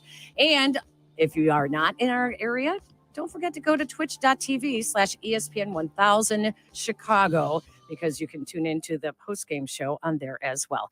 Let's go out to Raymond James Stadium where our Courtney Cronin is standing by. She just got done working the Bears locker room. And Courtney, I don't know if last week it was morose all week long at the Bears at Hallis Hall. I'm not sure. How would you describe what happened today and how they're feeling in the locker room for the Bears? It was really quiet, and I think that's what you expect after a loss like this, where they had hope when the game was 20-17, and they had just completed that touchdown drive that gave them some life after 6 drives that were just awful, and then the pick 6, and it just felt like the air was let out once again on this team, and they were never able to put it back in the balloon. And you get that vibe walking into a locker room where it's like, here we go again, another loss, now a losing streak that dates back to last October that's now up to 12. You know what's on the horizon. Going to be an underdog when they go into Kansas City next weekend. And it's just like when you talk with guys and you hear the fallout and what they are explaining, like from their perspective, what happened, you know, of course it makes sense. And of course it does add up, but it doesn't excuse what's happening out there. And I think that you're sensing a team that just doesn't have an answer yet. They thought they had the pieces this offseason. They thought that they were putting themselves in position to flip the script on their fate, which was a 10-game losing streak to end last season. That's just snowballed now. And, you know, the quarterback play today, the offense from, after that first drive, just falling like, the peaks of this roller coaster. It's not just like it's not a ride that you go on at Disney World, a couple miles away from where we are right now. It's peaks and valleys that are really, really high and really low. And I think that's an emotional thing that players are just trying to sort through, like how you go from one end of the spectrum to the other, like in a matter of a play. Yeah, and Justin Fields apologized to the fans last week for the effort that was put out on the field. Today, we saw some improvements from him. We saw him trust his receivers. We saw him picking up the blitz. And then at other times, the roller coaster came back down and he held onto the ball too long. Mm-hmm. Yeah, and that's the problem, Peggy. Like the things you're seeing right now are the things that we've been talking about with Justin Fields for a while. And I asked Matt Eberflus about that one play that I think you're referring to there. Well, there's many of him holding onto the ball, but the instance that resulted in the strip sack, Darnell Wright gets beat off the edge. He had handled one defensive lineman coming at him, and then somebody got free and loose off the edge, and Justin Fields is standing in the pocket. Like, they were forcing him to stay in the pocket today. That was part of the game plan, but he didn't sense pressure behind him. And I asked Matt Eberflus about that sort of situation, because we know that Fields needs to get rid of the ball faster, but that's instincts, and that's not something you can teach, to be quite honest. I think that's either you have it or you don't. And in those moments where Fields, gets hit from behind because he can't sense that a free rusher just got by his right tackle, that's a problem, because I don't know how you fix that. If that truly is an instinctual thing where you can either sense it or you can't, I don't know you can teach him to do anything differently there. And then, of course, the next question is, well, then how does it get better if it's not something that you can that is something that's inherent versus, hey, this is what you need to do to fix that. How are the injured players? Saw Eddie Jackson leaving the locker room. He didn't have anything that was noticeable as far as, anything on his foot, but that's the same foot that we need to keep an eye on. Yeah, this one he tore his Liz Franken back in last November. So Matt Eberflus had no real update on it. He said they're going to be positive about it, which, again, I don't know if that's just optimism, if that's anything concrete, but that was a considerable loss for them today. And if that ends up being something that, snowballs into him missing more time, that's another big deal, because you're already down your nickel corner and Kyler Gordon. If you lose Eddie Jackson, then you've got more depth issues in the secondary than they had anticipated. Outside of him, the Jaquan Brisker thing sounds like dehydration, sounds like a lot of cramps. And Eberflus said that he went up to him after the game, gave him a hug, said, thanks for coming back in. And you know how much it means to Jaquan Brisker to be out there. He's an emotional leader on that defense, but the heat took him out. And the other one was Darnell Mooney. I don't really recall how he injured his knee, but I didn't see any sort of brace or any sort of appendage on it when I saw him in the locker room earlier. So as much as going into this season, we talked about the secondary being maybe the best position group on the Bears. And the problem, though, Courtney, is when we see any of them go down, it suddenly looks very thin, especially having Josh Blackwell out. He had a good end of the season last year when they picked him up. And yet now we saw some really young guys, and it looks very thin back there. It does. And that's it's not good, because when you have Patrick Mahomes next week, teams don't pressure Patrick Mahomes because they know that he's going to get out of it. And I think that that's a big concern, knowing who your opponent is and his ability to make plays on the run and just do a lot of things that, frankly, a lot of quarterbacks can't do at that high of a level. So if they don't have Eddie Jackson, we know that Kyler Gordon's going to be out another couple of weeks. This is a situation where maybe they're trying some new personnel in there and trying to mitigate the losses the best they can. And maybe that means they sign a safety, or they look to, take somebody off somebody else's practice squad this week. Because remember last week, they only brought 3 up. And today, had they had that, they were lucky they had 4, but they would have been in an even bigger bind. And that, today was what led to Quindell Johnson, the guy that they claimed from the Rams. He got his first start. So I would imagine you're going to end up seeing more of Elijah Hicks back there in place of Eddie Jackson if he can't go. But it's adding insult to injury, quite literally, because they have depth issues now at a position where they really were hoping that they wouldn't. Matt Eberflus called defensive plays for Alan Williams, the defensive coordinator who missed this past week at Hallis Hall. Do we know if Eberflus is planning on doing the same next week in Kansas City? And I mean, what did you think of the play calling? He did bring some help. He did bring some blitzing, but yet they still gave up 437 yards of offense. Yeah, and the third down defense is not good. Like, that is the area where they said all week they have to be better there. And 2 of their touchdowns early were on third down. And of course that, third and long to Mike Evans, Baker Mayfield was surgical in the way that he was picking apart Tyreek Stevenson this afternoon. And that's what you expect, but you don't expect them to convert. I think it was 8 of 15 on third down. The week after, Green Bay goes 9 of 16. That's a problem, no matter who is calling plays. And to the point of Alan Williams, we asked Matt Eberflus about that after the game. there's still so much ambiguity around it. It's a very murky, cloudy situation, and the team is not saying anything. Eberflus said he had nothing to add on that. But if and when, Williams comes back, they don't, he would not say whether he would take over, he would get his play calling duties back, or if that would be something that Matt Eberflus ends up assuming the rest of the season. Again, there's a lot that we don't know about this. If they're saying it's a personal reason, we're trying to find out more information on that. But as of right now, I would assume if Williams is not back this week, that's going to be a play calling. Matt Eberflus will continue doing the play calling duties when they get to Kansas City for week 3. Individuals grieve differently. Nate Davis was gone because of a death in the family. Do we anticipate Nate Davis back for Kansas City, or might this be a little bit longer than one would suspect? That's another one we don't know, and I asked Eberflus about that. He said he had not talked to him. He talked to him before he left to go home, but that's not something that I think they have a concrete answer on as to when he will be back. But Jatari Carter was in there today over Dan Feeney, which I know was a bit of an eyebrow raiser to some just because of Dan Feeney's experience. But Eberflus said it was because that's where Jatari Carter had been playing all preseason. I know he's listed as the backup left guard and right guard, but they feel comfortable with him there. And Feeney had to end up going in. Lucas Patrick, I actually saw him post-game.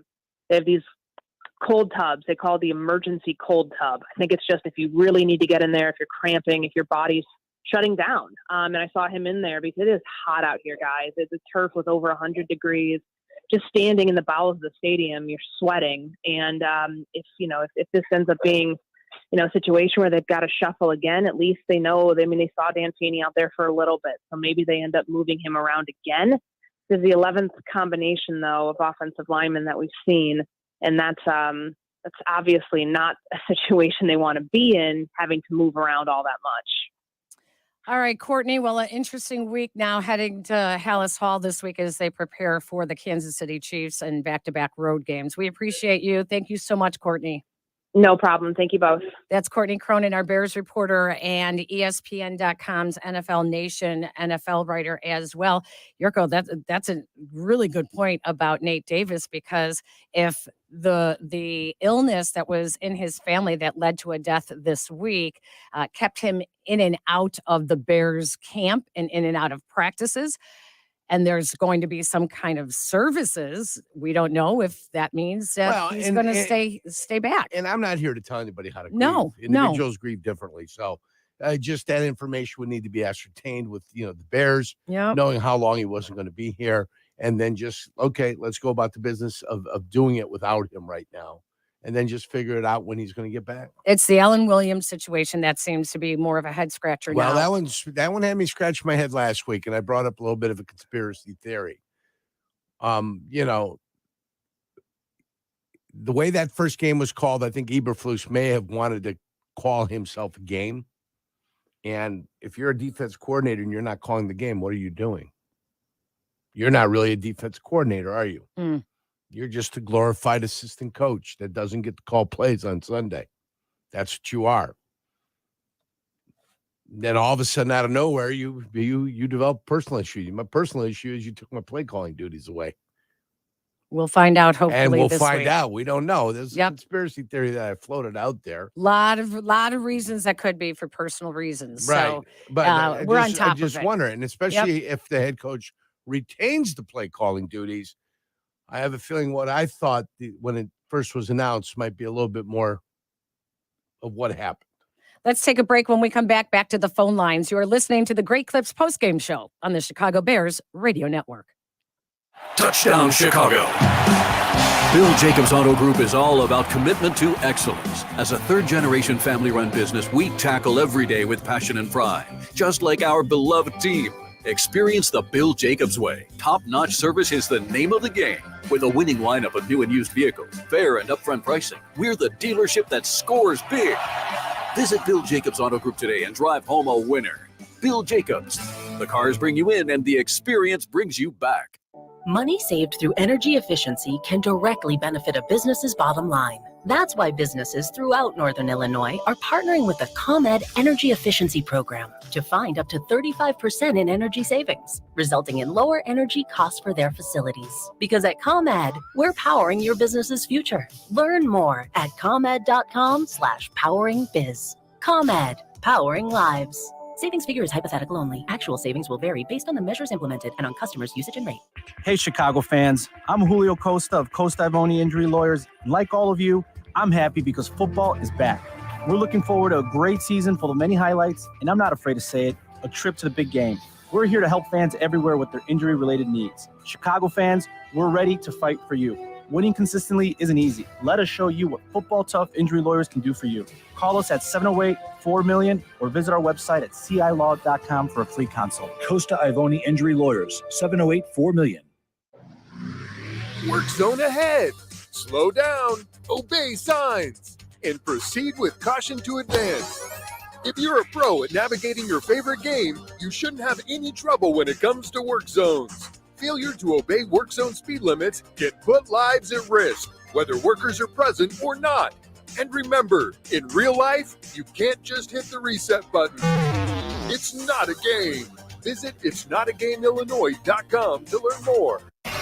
Hey, football fans of Chicago. Football season means it's time to start thinking about the roof on your business. Is it time to winterize? Make the right call. A game plan that includes the highly trained craftsmen and craftswomen of Roofers and Waterproofers Local 11 to get the job done right. To find professionally trained roofing and waterproofing contractors who are dedicated to providing quality, value, and service, go to ChicagoRoofingContractors.org. For business roofing and waterproofing, it's ChicagoRoofingContractors.org.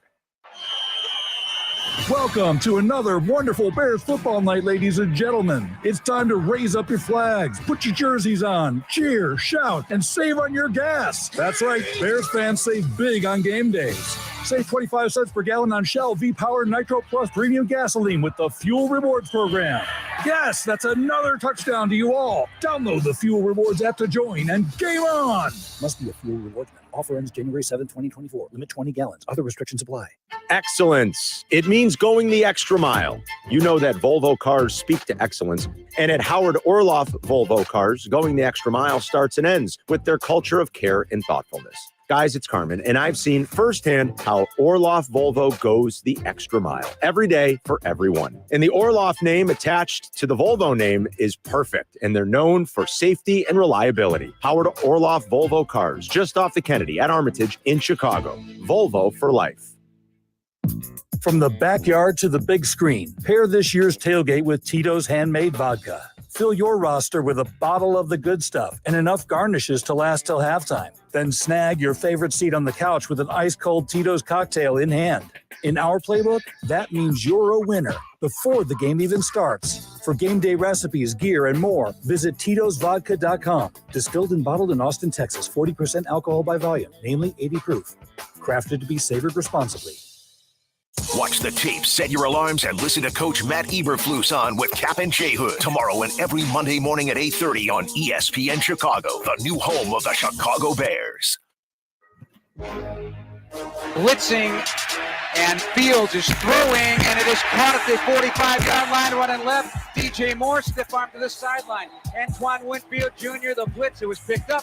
Time to throw, and there you go on the first snap of the game. A big play to DJ Moore. Now the Bears are in Buccaneers territory. Moore, snap is back. They're coming. He's hit. He throws. Caught Moore inside the 30, up the sideline 20, 15, racing out of bounds near the 5-yard line of Tampa Bay. Winfield Jr. down there, along with another safety to try and catch up to DJ Moore. They beat the blitz, and it's another big play. 31 more yards. DJ Moore catches for 64 yards on the opening drive of the Bears. Plenty of time of the play clock. They're sending an extra body. It's picked up. Late pressure throws. Moore's got it. Tiptoes the sideline and runs out of time and space. First down to the 21-yard line. They'll call it the 20 of Tampa Bay.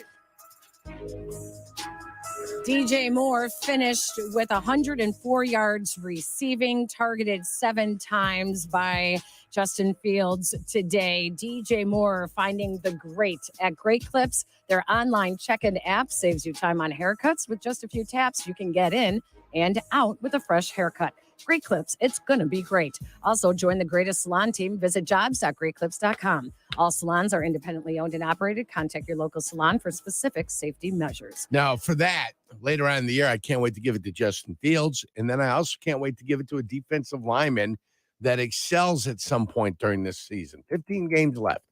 0-2 early. Crazy NFL season. It's early. That's what we said last week. After 4 weeks. It's getting a little itchy, though. At 4 weeks, you and I are going to draw some conclusions. Okay. With the Bears and with the NFL. And we'll see what they look like at the end of the year. I bet you some of the things get tossed, tipsy-turvy. It'll get tossed around a little bit, yeah. David in Charlotte wants to talk about some of the identity problems with this team right now. Hello, David. Hey, thanks for having me on the show here. What really frustrates me with the Bears is there's really no identity. Are we an offensive team? Are we a defensive team?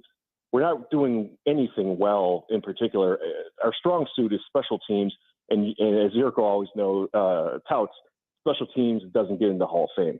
It's not going to win you ball games. For the most part, it can't turn the tide, but it's not going to make you win the ball game consistently. And we have a quarterback, Justin Prairie, who's looking very collegiate. He still does not look like an NFL quarterback right now. And it just scares me that there's no identity. It would be great if the Bears would come out and somebody would say, hey, we're going to get off the bus running. Say something. Just tell us something of what you're trying to do. And that way you could placate us, even if it's a falsehood. Right now, it's up in the air. What are they? And I'm just wondering what you guys think about what the Bears are. They don't have an identity right now. They're the worst team in football. And if you noticed, that's the way they were referred to. They kept saying, well, last year they're the worst team in football. They had the first pick. When you go about the business of trying to get the first pick, you get it and you attain it. Along with getting the first pick is the moniker of the world's worst team in football. And that's what they are until they prove differently. Okay? You can do all you want in the offseason. You make all the additions you want in the offseason. But until you go out on the field and you start proving it to everybody else that you're not the worst team in football, right now, that's what you are. Chicago Bears 2023, the worst team in football, until you change it. And the only ones that can change it is that team, the coaching staff, and the team that they put out on the field. That's it. That's the only people that can change it. David, you bring up a great point. Transparency is key to keeping the fans happy, because otherwise the fans will get very restless if they don't understand what the process is, because there is a process. What is the process that the Chicago Bears are working towards, offensively and defensively? Not only that, but at the end of the year, you're going to know whether Justin Fields is going to be your quarterback or not. It'll be apparent on whether he's going to be the quarterback or not. So the future quarterback for the Chicago Bears. David is in Dundee. Hello, David. Welcome in to the Great Clips postgame show on the Bears Radio Network. Hey, thanks a lot. I'm just, seems like a lot of people are getting paid a lot of money and no one's performing. And I have a survey for your listening audience. How many games do you have to watch that are pathetic to where you just don't watch anymore? Right now, it's been 12 in a row. 12 in a row, but it's not to the point where I won't watch, because I'm definitely going to watch the Kansas City game. So what is that number? Done. Yeah, that number's different for everyone. You may be done after 12 in a row, 10 last year and 2 this year. Until you see something different, until you see a sign of hope, till you're watching a movie and all of a sudden you have a friend text you and say, hey, did you see what the Bears did? And that might intrigue you enough to get back in and see what's going on. 11 months, David. 11 months. It's been 11 months. Next week, we will be talking about the Bears looking for their first win in 335 days. Yeah. Against the Chiefs. Yeah, exactly. Hey, you never know. You never know. The Giants are taking it on the chin to Arizona right now. Yeah, well, that's true. I'm a new listener and appreciate everything you guys do. Thank you, David. Thank you for tuning in. We appreciate it. 312-332-3776. Phone lines are absolutely juiced right now. Let's go out to Oak Forest. Hello, Joe. Hey, what's going on? So you said it. You're a lineman. I mean, yeah. How are you putting it out there better than these coaches are putting it out there, and they don't get it? For me, it's like, I was watching some of these plays. That first half offense was looking good. We were stretching the field.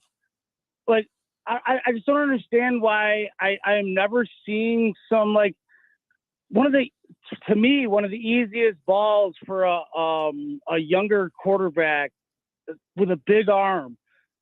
Send your tight end vertical. Why are we not seeing any of that? It's like there's no. Well, I'll tell you what they did do, Joe. They did throw the slot receiver, and they ran a vertical play with him and got him into the end zone. Chase Claypool. That was nice. That was That's nice, a great but play, I mean, right? We got some big tight ends. Let's get these guys some momentum. Let's strengthen Justin Fields' confidence. Let's get him the ball. Let's work the field down the field. Yeah. And it's like then we do the first half. It was great, and then we start to go vertical.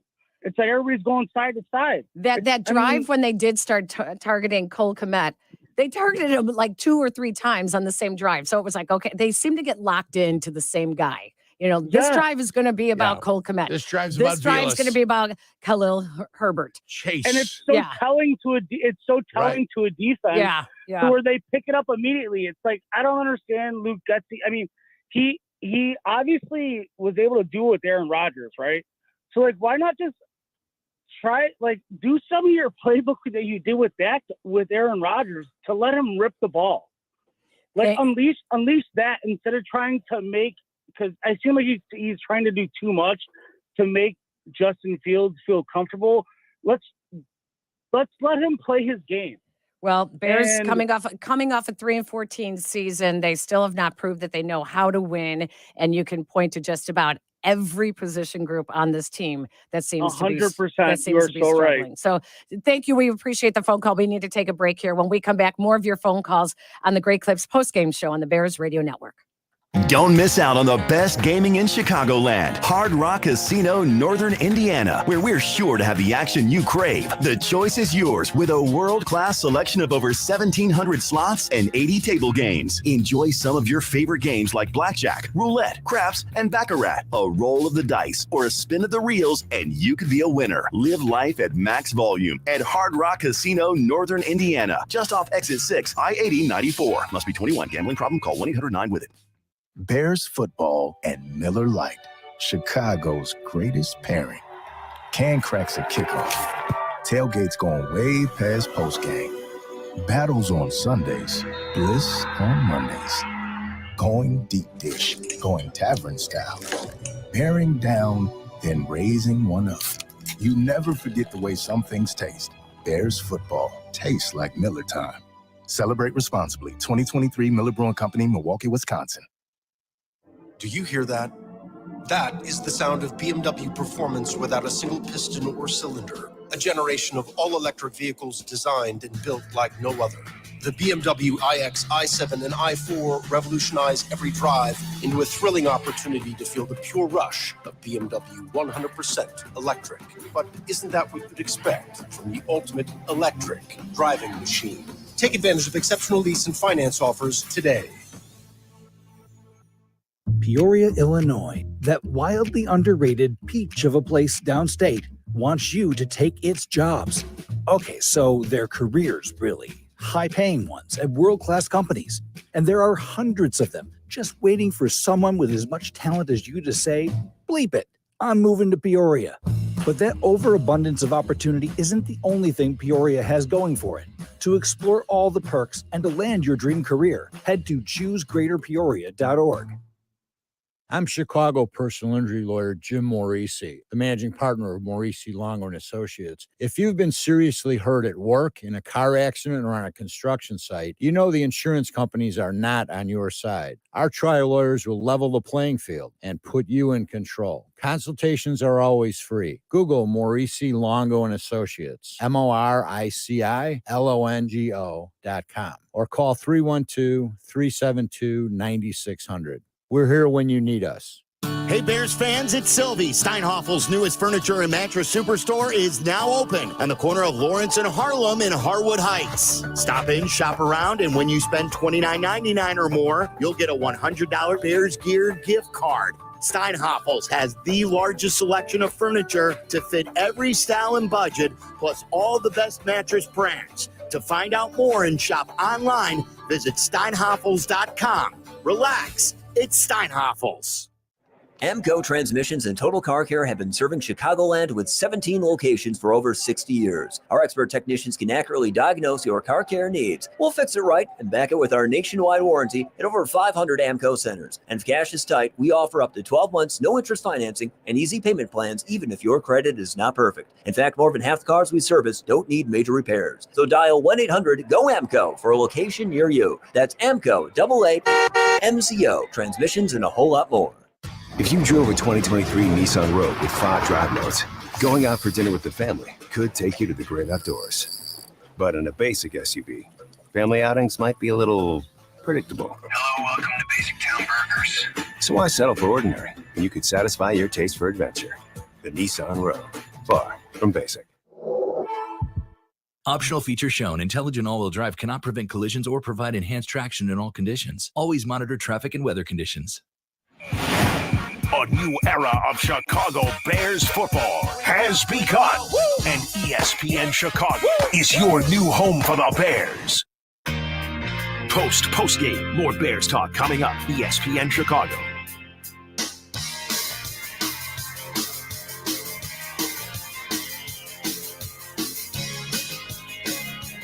Bears lose to the Tampa Bay Buccaneers 27-17 to drop to 0-2 on the season. They will head to Kansas City next week for a 3:25 start at Arrowhead Stadium.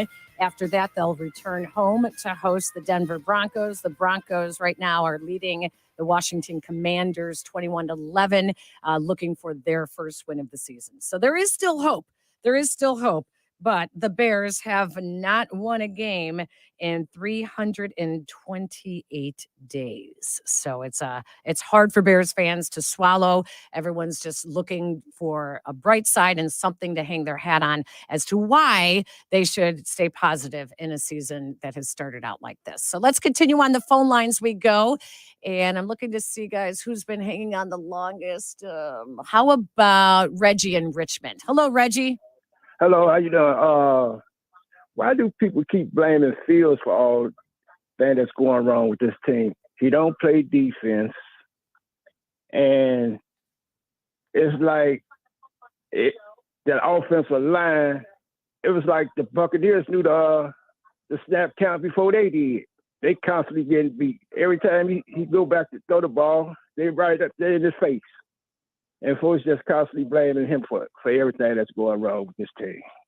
Well, Reggie, he did throw the pick six for another second week in a row. He probably was responsible for 3 of the 6 sacks today by hanging on to the ball too long. And when you're the quarterback, you're the leader of the team.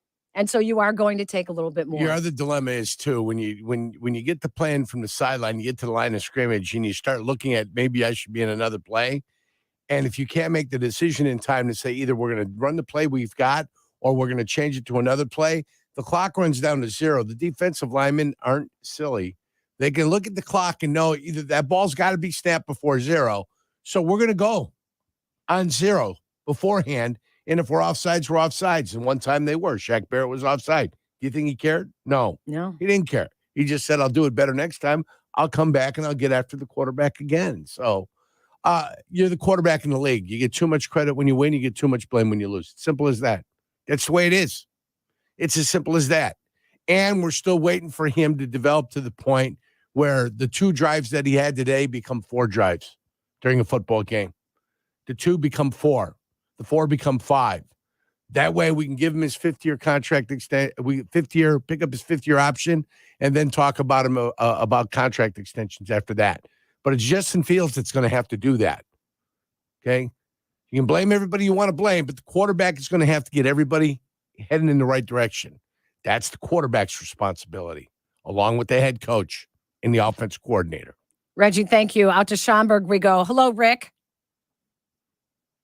How are y'all doing today? Great, Rick. What's happening? Thanks. Well, I'm looking 2 weeks down the road. After we get over a 35-3 drubbing next week, I've got tickets for the game when Denver comes to town. And I was actually at a sports bar watching the end of the Tampa Bay game this afternoon. And unfortunately, I made the mistake of keeping my tickets on the dashboard. And when I went outside after the game, someone had broken into my vehicle and left 4 more tickets. That's a good one, Rick. I knew where you're going. That's a good Rick, one. I knew where you're going. I was going to let you play. I was going to let you have a good Well time. played, Rick. Well played.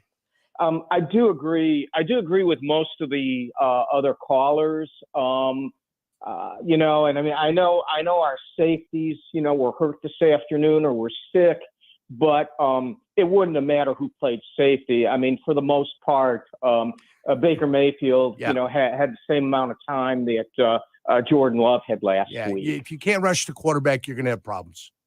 Yeah. And I just want to make one more point, you know, because one of the earlier callers, you know, had said the problem is with the McCaskies, you know, and the ownership of the team. And, you know, since we won the Super Bowl in '85, people don't remember that in '85 we had 2 outstanding Pro Bowl defensive players sit out the whole year. It was Al Harris, who was a lineman, and Todd Bell, who was the safety.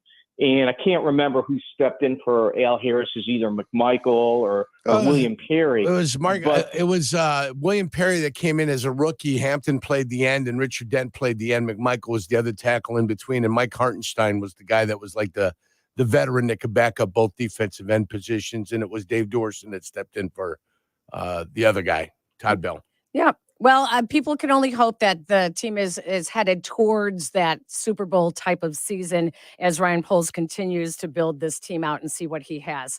I want to thank our executive producer, Eric Ostrowski, Kendra Young, and Justin Pottinger, all working behind the glass. Our broadcast crew, Jeff Joniak, Tom Thayer, and Jason McKee. Thank you to our post-game guests, head coach Matt Eberflus and Courtney Cronin. Check out her on NFL Nation on ESPN.com. And thank you for all of your phone calls.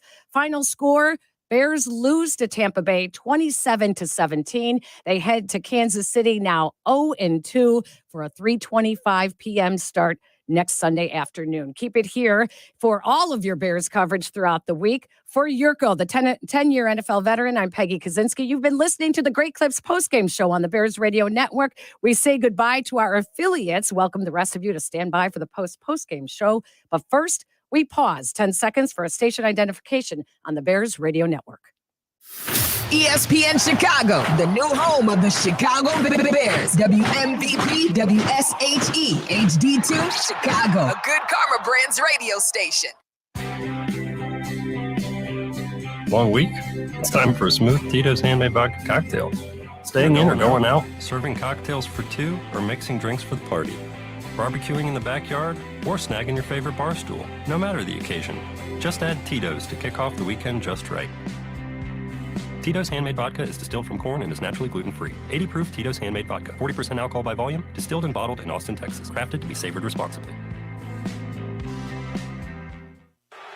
Dear football fans, at Toyota, we've assembled a hard-nosed championship team. Check out the RAV4's versatile ground game. Get behind the wheel of the Camry and see how this competitor gives its all to win. Or enjoy the Highlander, a big-bodied defender with plenty of room to carry your squad.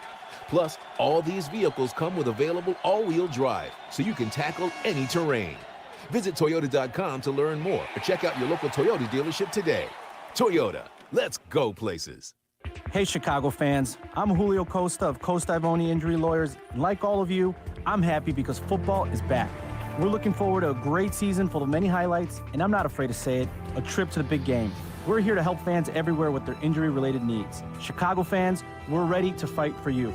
Winning consistently isn't easy. Let us show you what Football Tough Injury Lawyers can do for you. Call us at 708-4-MILLION or visit our website at cilaw.com for a free consult. Costa Ivoni Injury Lawyers, 708-4-MILLION. Money saved through energy efficiency can directly benefit a business's bottom line. That's why businesses throughout Northern Illinois are partnering with the ComEd Energy Efficiency Program to find up to 35% in energy savings, resulting in lower energy costs for their facilities. Because at ComEd, we're powering your business's future. Learn more at comed.com/poweringbiz. ComEd, powering lives. Savings figure is hypothetical only. Actual savings will vary based on the measures implemented and on customers' usage and rate. At Great Clips, we know you live a full life. which is why we're full of ways to make getting a great haircut easier. With Clip Notes, we save your haircut details, so you can get the look you love from the skilled stylists at any Great Clip salon. Plus, with convenient online check-in and everyday great prices, you save time and money too. So even when you're not thinking about your next haircut, we are. And when you choose Great Clips, it's gonna be great. Download our app today. Roofers and Waterproofers Local 11 provides quality, value, and service in all facets of the commercial, industrial, and institutional roofing and waterproofing industry. Promoting skilled craftsmen and craftswomen through apprenticeship training, Local 11 members are trained in the application of the latest roofing and waterproofing techniques. They are at the forefront of design and installation of environmental-friendly solar, green, and garden systems. To find a highly skilled roofing contractor today, go to ChicagoRoofingContractors.org. Welcome to another wonderful Bears football night, ladies and gentlemen. It's time to raise up your flags, put your jerseys on, cheer, shout, and save on your gas. That's right, Bears fans save big on game days. Save 25 cents per gallon on Shell V-Power Nitro Plus Premium Gasoline with the Fuel Rewards program.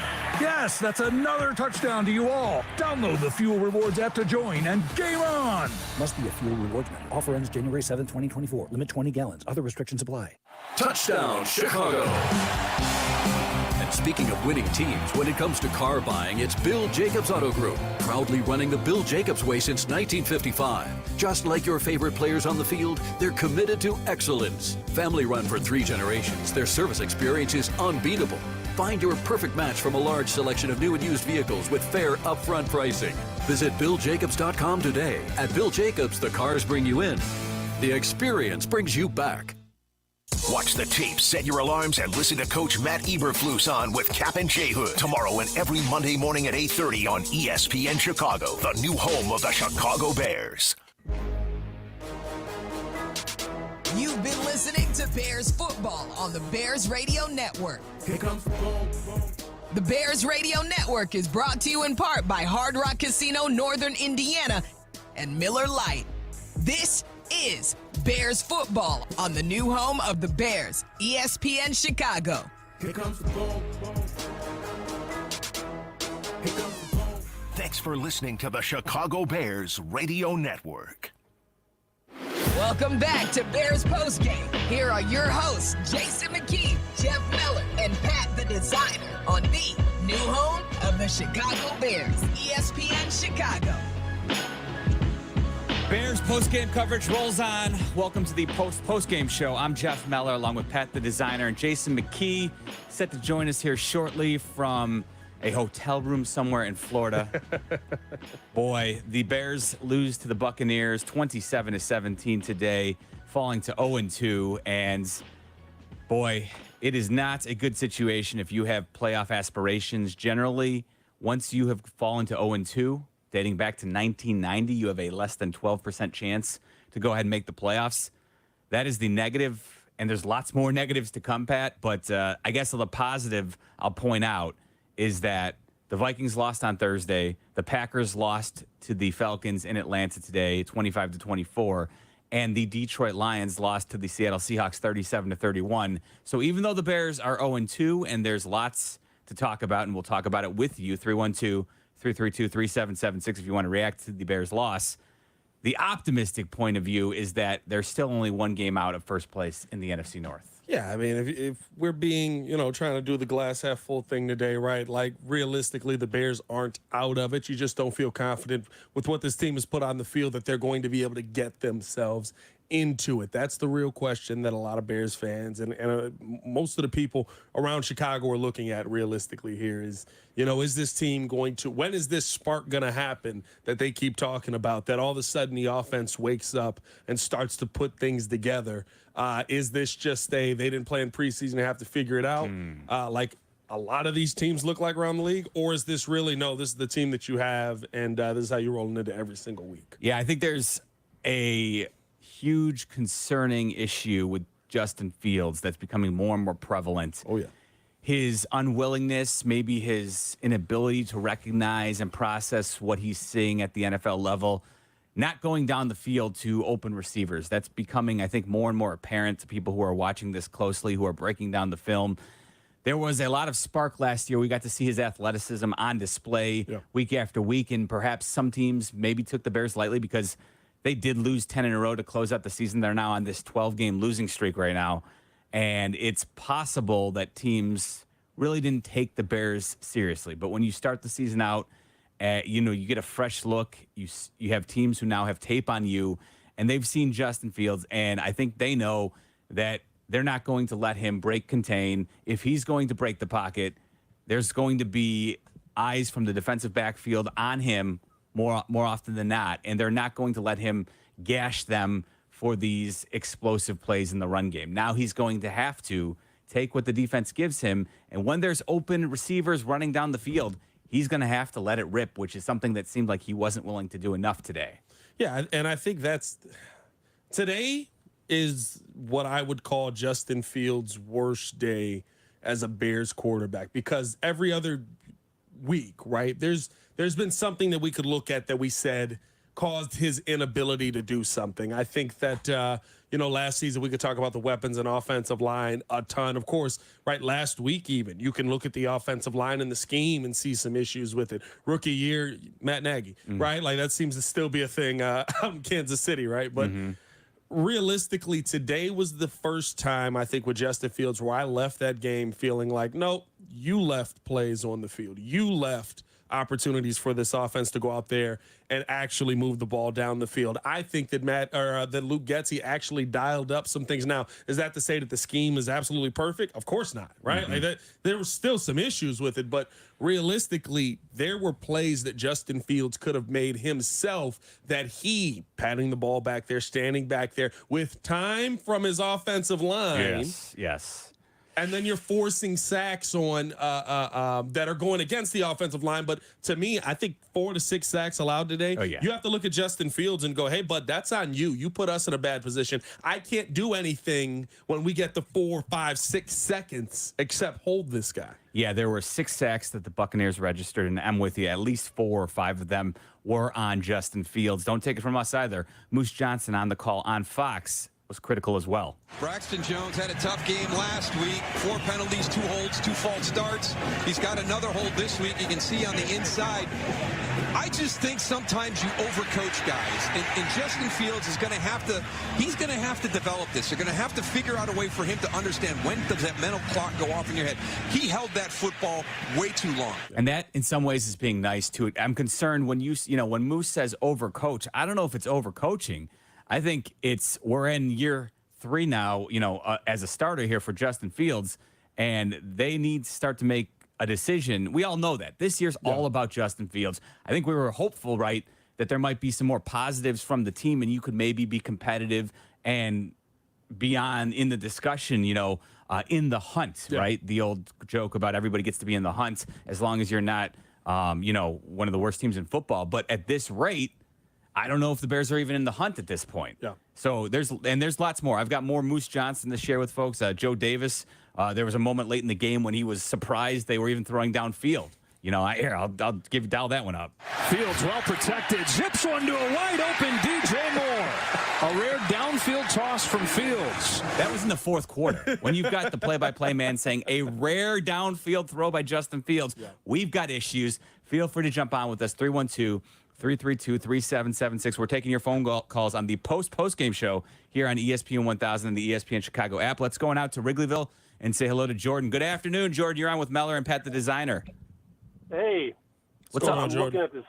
I'm looking at the schedule, and I just don't see the Bears winning a lot of games. I mean, 2 is maybe the Panthers. Maybe you got the Commanders, but they just don't do anything well. When you look at it this way. Baker Mayfield's regarded as the average quarterback. When we look at him today, 26 to 34, he had 114 passer rating. And, as a Bears fan, you're wishing like, hey, I wish we had this, the guy that nobody wanted last year. So I just don't see it going. I don't know if I'm wishing for Baker Mayfield just yet. You know what I mean? But I get what he means there. Yeah, listen. Now, I don't want to sidetrack us. I do think in some ways Baker Mayfield gets a bit of a bad rap. Things went a little haywire. He got a shoulder injury. He actually he had the Browns in the playoffs. They were fighting with the Chiefs in a playoff run before he did injure his shoulder. So I'm not going to take us completely sideways. But Baker Mayfield, he is, I think, more than just a competent quarterback. And last year in Carolina, they were a horrible team. There's a reason why they had such a high pick, and the Bears were willing to trade with them and trade out. They were a bad team last year too. So, I think Baker Mayfield's losing to him is not as maybe bad as some people want to make it out to be. And actually, I'll tell you what, 27 points in the defense. There's a pick 6 in there. They only give up 20. Yeah. I thought for a secondary that was absolutely ravaged by injuries today, I actually thought the defense did a decent job of acquitting themselves today. I thought it's more on the offense and the lack of firepower you brought to the table. Yeah, and I think that's why, I come out of this with such a pit in my stomach towards Justin Fields right now, right? Because, I can't even say that this is on. I look at the defense. Yeah, the numbers look crazy, right? When you see the yards given up. The one part that does make me sick to my stomach defensively is the third down play. The Bears basically had an inability to get off of the field on third down the entire day. I think it was third down efficiency, 8 for 15 on the day. I got a little bit better in the second half, though, where the Bears kind of were able to start to take those away from them. But realistically, I looked at the defense and I said, guess what? Have they been perfect? No. Have they been bend but don't break? Somewhat, right? But at the end of the day, your defense in a 2023 NFL gives you 20 points. You should be able to go out there and win this game, especially with the offense that we're supposed to have advertised to, or that the Chicago Bears advertised to us as what this is going to be: a potent offense, an offense that's effective, an offense that's attacking team. Yeah, tough day so far. Let's try Dre, who's in the south side. What's going on, Dre? You're on with Meller and Pat, the designer, and Jason McKee will be along shortly. What's up? Hello. What's happening, Dre? What's going on, man? Yeah, what's up, guys? I just want to ask a simple question. Do you guys think it's time for Ryan Poles to go up here and start, firing a lot of these coordinators and everybody around Matt Eberflus, just to let them know the seat is starting to heat up on them? Because it's looking like he needs to go too. But at least just kind of send a message, because, they're not no better. Looking at the schedule, looking at these first 2 games, we headed for a season that's worse than last. I'll hang up and I'll continue to listen, but that just was my thought, guys. I hear it's you. looking like it's time for Eberflus and his coaching staff to hit the brakes. I hear you, Dre. Look, a frustrated Bears fan, this is not the way anybody wanted this to start out. It does suck. I'll agree with you there. However, let's not go crazy, right? There's a reason why Ryan Poles initially was happy and simpatico with Matt Eberflus being hired as the head coach. They're not going to throw the baby out with the bathwater here in week 2, right? Yeah. But I do think it's fair to say that Matt Eberflus and his staff is probably on the hot seat this year, right? A lot of the losses from last year, I don't think are really going to stick with them. But you can't just go out there this year and put up a 12-13 loss season and expect to be safe. No, and I think realistically, I'm not one of the people. I keep hearing this narrative that's going around, right, of, the Bears have lost 12 straight. The Bears are, realistically, they lost 2. And the 10 before that are the losses that they wanted to lose so that we could get the DJ Moore in the first overall pick. But you're sitting here in this season asking yourself, hey, what the heck did we lose 10 straight for if we're not going to utilize the things that we went out there to go get the first overall pick for, right? We get DJ Moore here.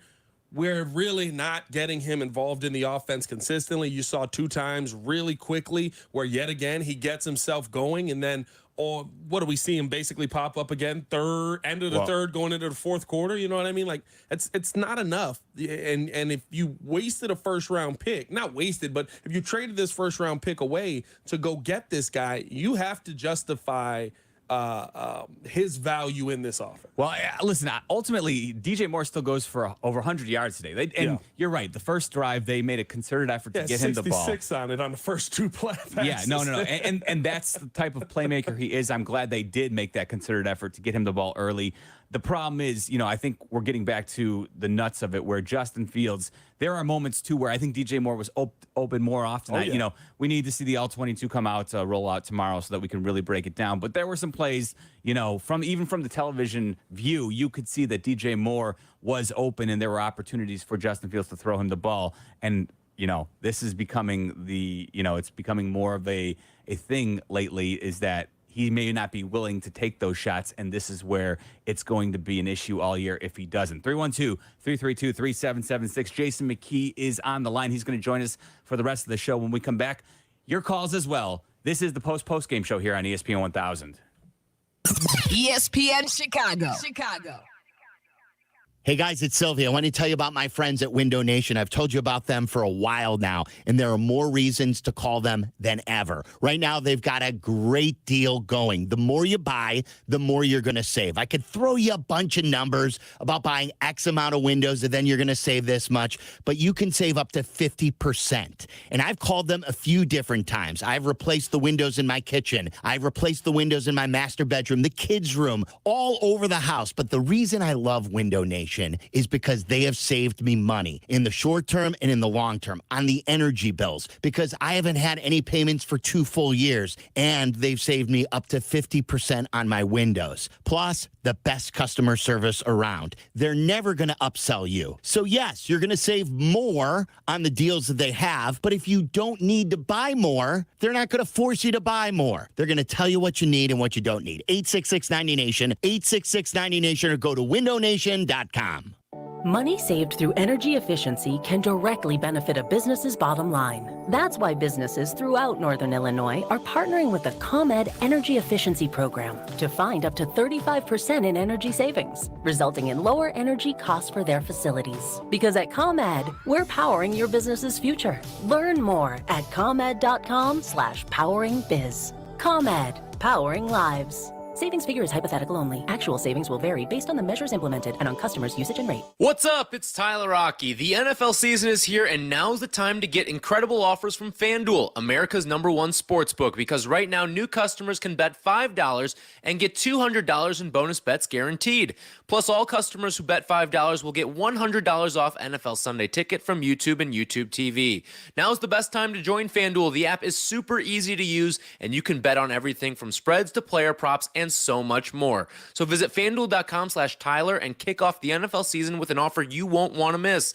FanDuel, official partner of the NFL. You must be 21 and older and present in Illinois. First online real money wager only. $10 first deposit required. Bonus issued as non-withdrawable bonus bets that expire 7 days after receipt. Restrictions apply. See terms at FanDuel.com/sportsbook. Gambling problem? Call 1-800-GAMBLER. NFL Sunday Ticket offer ends September 18, 2023. No refunds. Terms and embargoes apply. $100 off NFL Sunday Ticket, not YouTube TV. YouTube TV base plan required to watch YouTube TV. Redemption requires a Google account and current form of payment. Commercial use excluded. Subscription renews. Cancel anytime. Twin Peaks is the best in the game. Here, your favorite drafts are poured at a frosty 29 degrees, and rare barrel-aged whiskeys are served just the way you want them. It's bigger game days and bolder fight nights. I mean, where else can you find a scratch kitchen that always comes in clutch? Every day, from lunch to late night. Only at Twin Peaks, the #1 sports bar.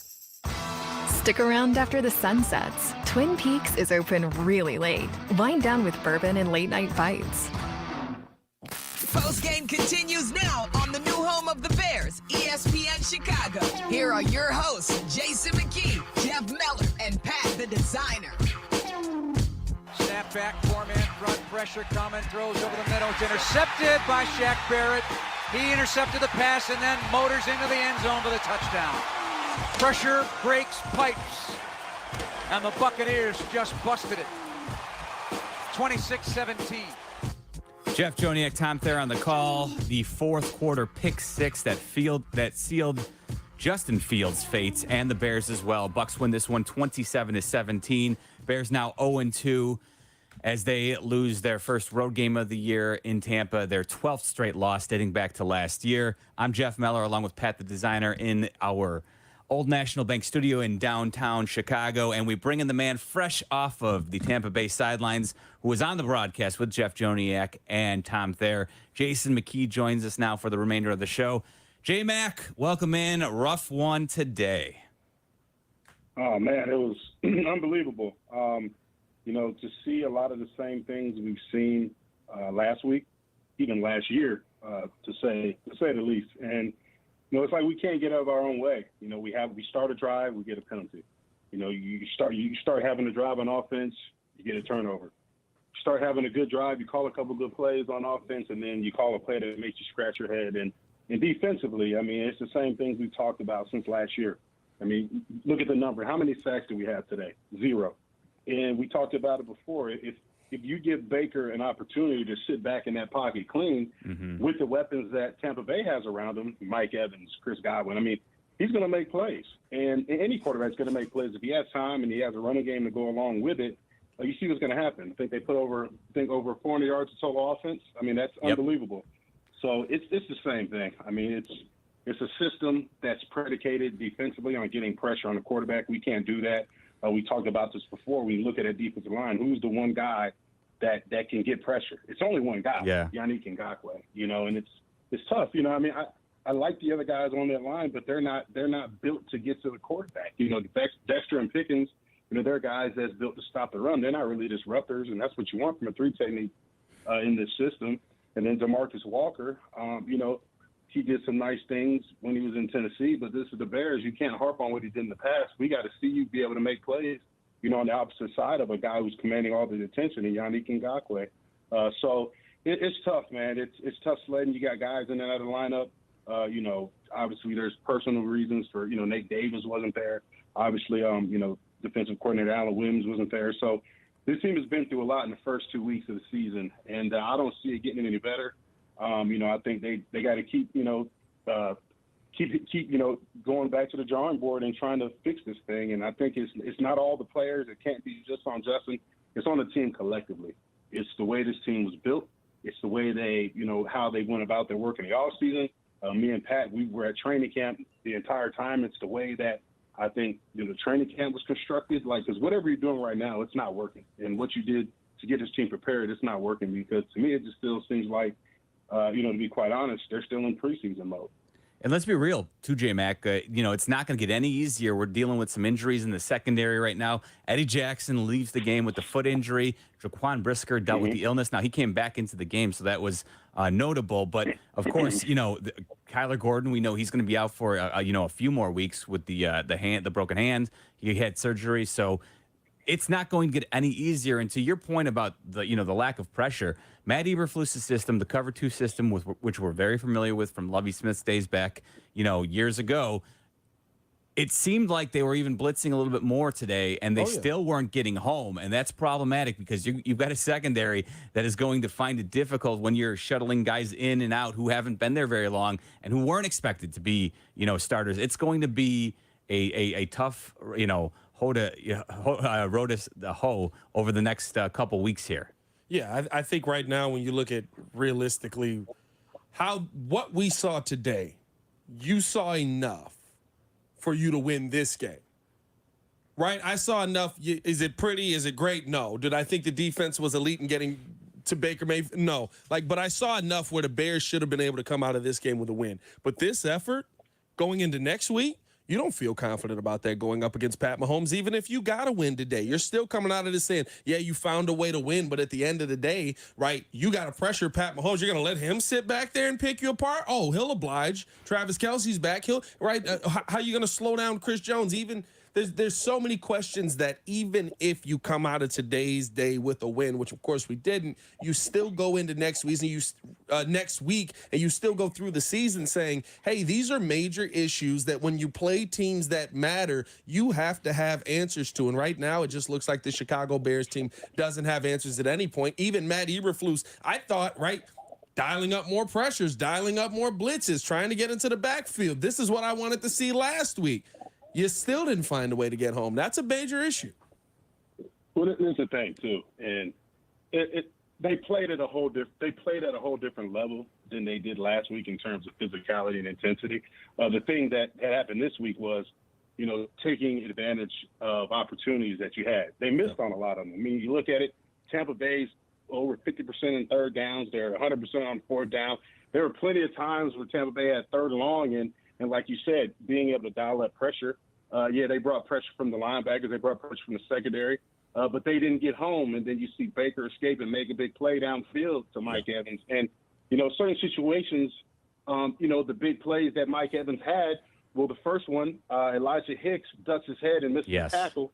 And then the first drive, the first big catch that Evans had, it should have been an offensive pass interference. He just pretty much just threw Tyree Stevens down on the ground, and that led to a Rashad White touchdown run. So, there's good and bad, right? And as a coach, you have to go and look at this film as much as you don't want to look at it, and as much as it's going to hurt as a player to say, we had an opportunity, late in the fourth quarter, it's 20-17, and with all the bad that we had, we still had an opportunity to win this game, but yet we make another crucial mistake, and it sealed our fate. So you got to look at the good, and there's still a lot of football left, and you got to look at that good and say, hey, you know what? We did good things, and we got to clean up the bad things that we did. And it's cliche. We keep saying the same thing, but that's all you can do moving forward as a football team, because there's a lot of football left. You can't throw in the towel, but they've got to go back, and they've got to fix things. And they've been bad on third down. And Pat, we know this. This has been Simmons since the first preseason game. I mean, let's not get it. It's not like this is something new. The first preseason game, they were bad on third down. The second preseason game, they were bad on third down. Yeah. Yes, it's preseason, but they were still bad on third down. They're still running the system. The last preseason game against the Buffalo Bills, they were bad on third down. Against the Packers, they were bad on third down. Today against the Bucs, 8 out of 15, 53% on third downs. That's Jason McKee. I'm Jeff Meller, along with Pat, the designer. We're the Postgame show here on ESPN 1000, taking your calls. Let's go on out to Antioch and say hello to Roscoe. Roscoe, you're on the Postgame show. What's up, man? What's happening? Hi, how are you guys? Hey, Jason. Hey, how you doing? I'm okay. Well, I think I'm okay. I'm better than I was 2 hours ago. So here's the word. Here's the word of the day, guys. Failure. And I'm going to have a little interesting take on this, because we can talk about, you guys have talked about Justin Fields, and we know he didn't have a good game today. But when you can't even snap the freaking ball straight, who's responsible for that? We got two guys who are our general managers, who are supposed to be offensive lineman gurus, and this is the offensive line that they thought they could roll out. And I know people are injured and everything else, but these guys are the ones that decided not to draft the center and draft Tyler Scott, who I don't think played today in the fourth round. No, who's picking him? Well, you got Ryan Poles, Roscoe. Hired him. It's Ryan Poles and it's Ian Cunningham who are responsible for making the selections in the draft. And right now there's a lot to be desired here with the Bears, personnel, and it's only 2 games in, but like the plan, J-Mac, Pat, we can talk about it. Like Cody Whitehair, when we entered training camp, it was believed to be he was going to be the center. So, Tevin Jenkins, his injury, obviously the ripple effects are that all of a sudden, Lucas Patrick, he's going to, go out there and be your starting center when he comes back. And then Cody Whitehair moves to left guard. And there's been conversations about what, Cody Whitehair's best position actually is. A lot of people think he is best served as a left guard anyway. So that might be to the, the best interest of the roster. But I think that it's fair to ask the question, should you have counted on Tevin Jenkins, right? Like, I think, drafting a center, that's certainly a fair criticism that Roscoe brings up, but there's a lot of issues right now. And I don't know if anything's bigger than Justin Fields and his ability to develop as a passer, J-Mac. Mm-hmm. I think go ahead, J-Mac. No, go ahead, Pat. I was just going to say, realistically, I come out of today's game and I feel like, is the offensive line perfect? Absolutely not. I feel very much like I did with the defense, right? Like, there's a lot of issues still on that line, but I didn't look at that line today and go, my God, you did nothing to help Justin Fields today. I thought Ja'Tyre Carter stepped in and actually played pretty well for a guy that we were sitting here going, oh, God, we don't have Nate Davis due to personal reasons. Him having a personal issue in the family, his somebody in his family passing away, right? We're in trouble on that right side. I didn't feel like we saw that play out as the game went on. Now, were there some sacks? Were there some holdings? Were there some issues that popped up? Yeah, but again, it goes back to one thing. We're looking at Justin Fields and going, hey, bud, you got to let that rip. You're putting your offensive line in bad positions now. Now you're putting your receivers in bad positions. I get it, right? We want to try and – you don't want to put all the blame on Justin. You can't put all the blame on Justin because it does go to more than just Justin Fields' mistakes on the field. But the ones that are glaring, the ones that you look at coming out of this game and go, man – you could have got this game. You could have got this touchdown. You could have at least got 3 here if you just do this. I do look at Justin Fields as the guy that should have been able to make that happen. That's why, like I said, today to me is Justin Fields' worst game in a Chicago Bears jersey. And that comes with moments where he looked really, really good.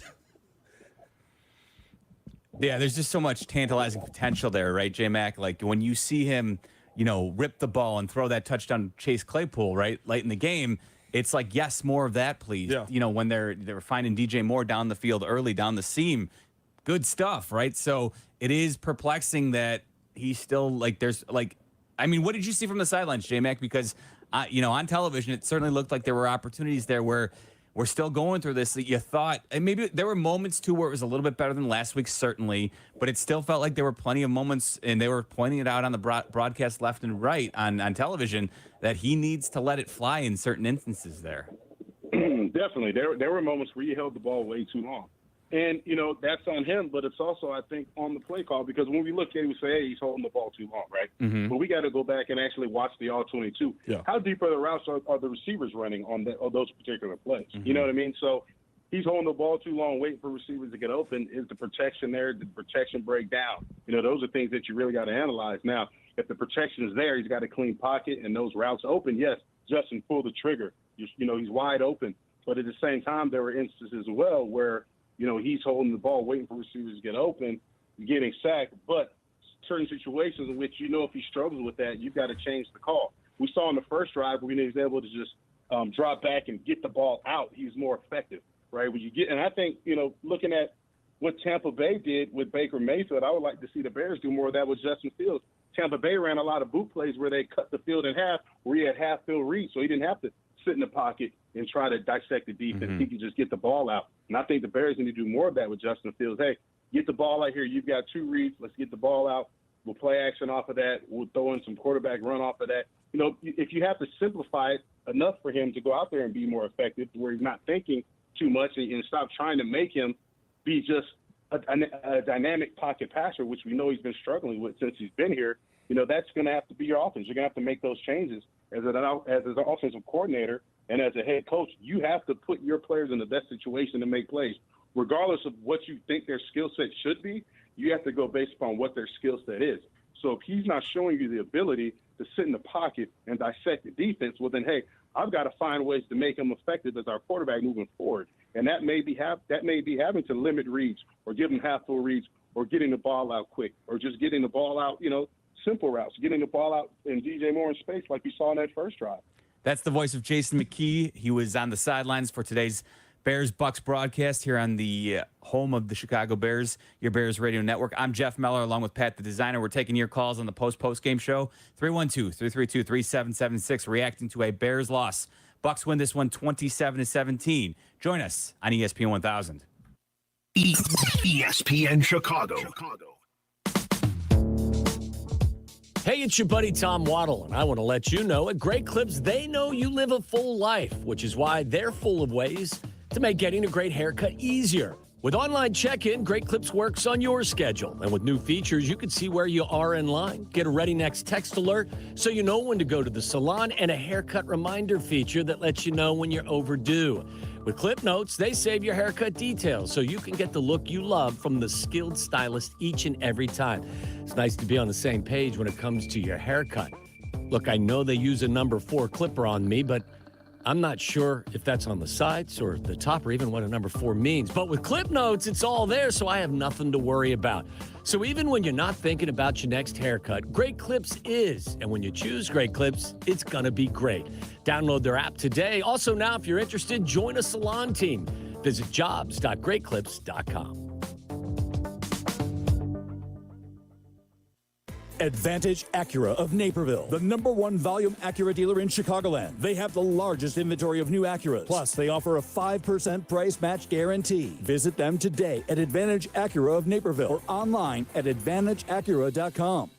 They say seeing is believing. And when you see what's inside at American Place Casino, you better believe you're gonna love it. Because when it comes to amazing gaming, we're a real game changer. With the most exciting of table games like blackjack, craps, and roulette, the newest slots, a sportsbook, restaurants, bars, and more. So if you're ready for excitement, we'll see you soon. American Place Casino. Change the game. Must be 21 years of age or older. If you or someone you know has a gambling problem, crisis counseling and referral services can be accessed by calling 1-800-GAMBLER, 1-800-426-2537. Switch to Astound Broadband's fast, award-winning gig internet. Plus, you can save $240 a year when you bundle internet and TV. Astound makes selecting the best live TV and streaming services easy, no matter how you choose to watch. Turn your compatible smart devices into your own personal TV with the Astound TV Plus app. Astound gives you more options, more shows, and more ways to save. Switch today. Head to astound.com or call 1-800-4ASTOUND. Restrictions apply. See website for details. Postgame continues now on the new home of the Bears, ESPN Chicago. Here are your hosts, Jason McKee, Jeff Meller, and Pat the Designer.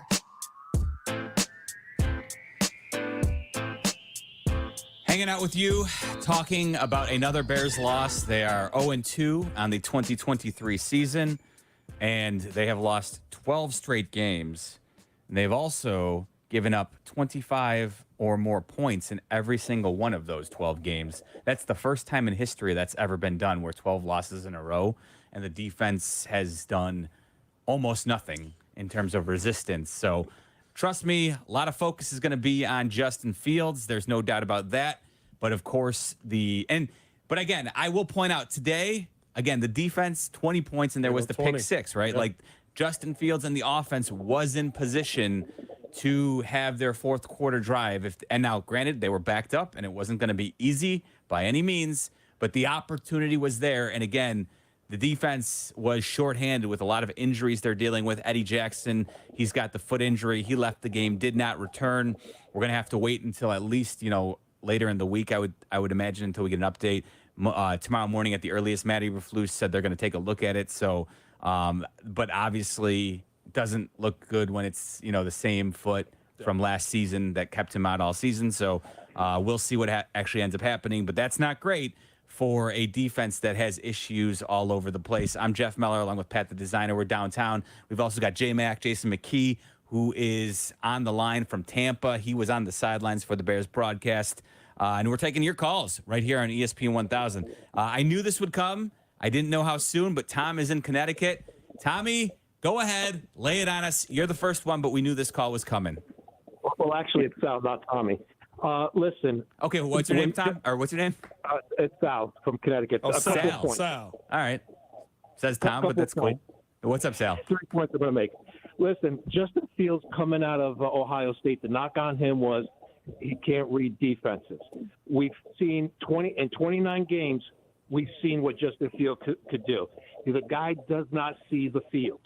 To me, in the next couple of weeks, it's time to move away from Justin Fields and look at Tyson Bagent. The Bears are going to be in the top 5 going into next April's draft, and they're going to be looking for a quarterback. We need to find out if Tyson could play, because we don't want to be sitting here next September saying, oh, wow, we had Tyson that could play, and we had an opportunity to draft another player. Instead, we went and drafted a quarterback in 2024. We've seen in 29 games, Justin Fields doesn't have it as a passer. All right, Sal. No, listen, you're not the only person who feels that way. I'll give you that. But J-Mac, would you care to respond to Sal from Connecticut's thoughts on going and finding out if Tyson Bagent is the man?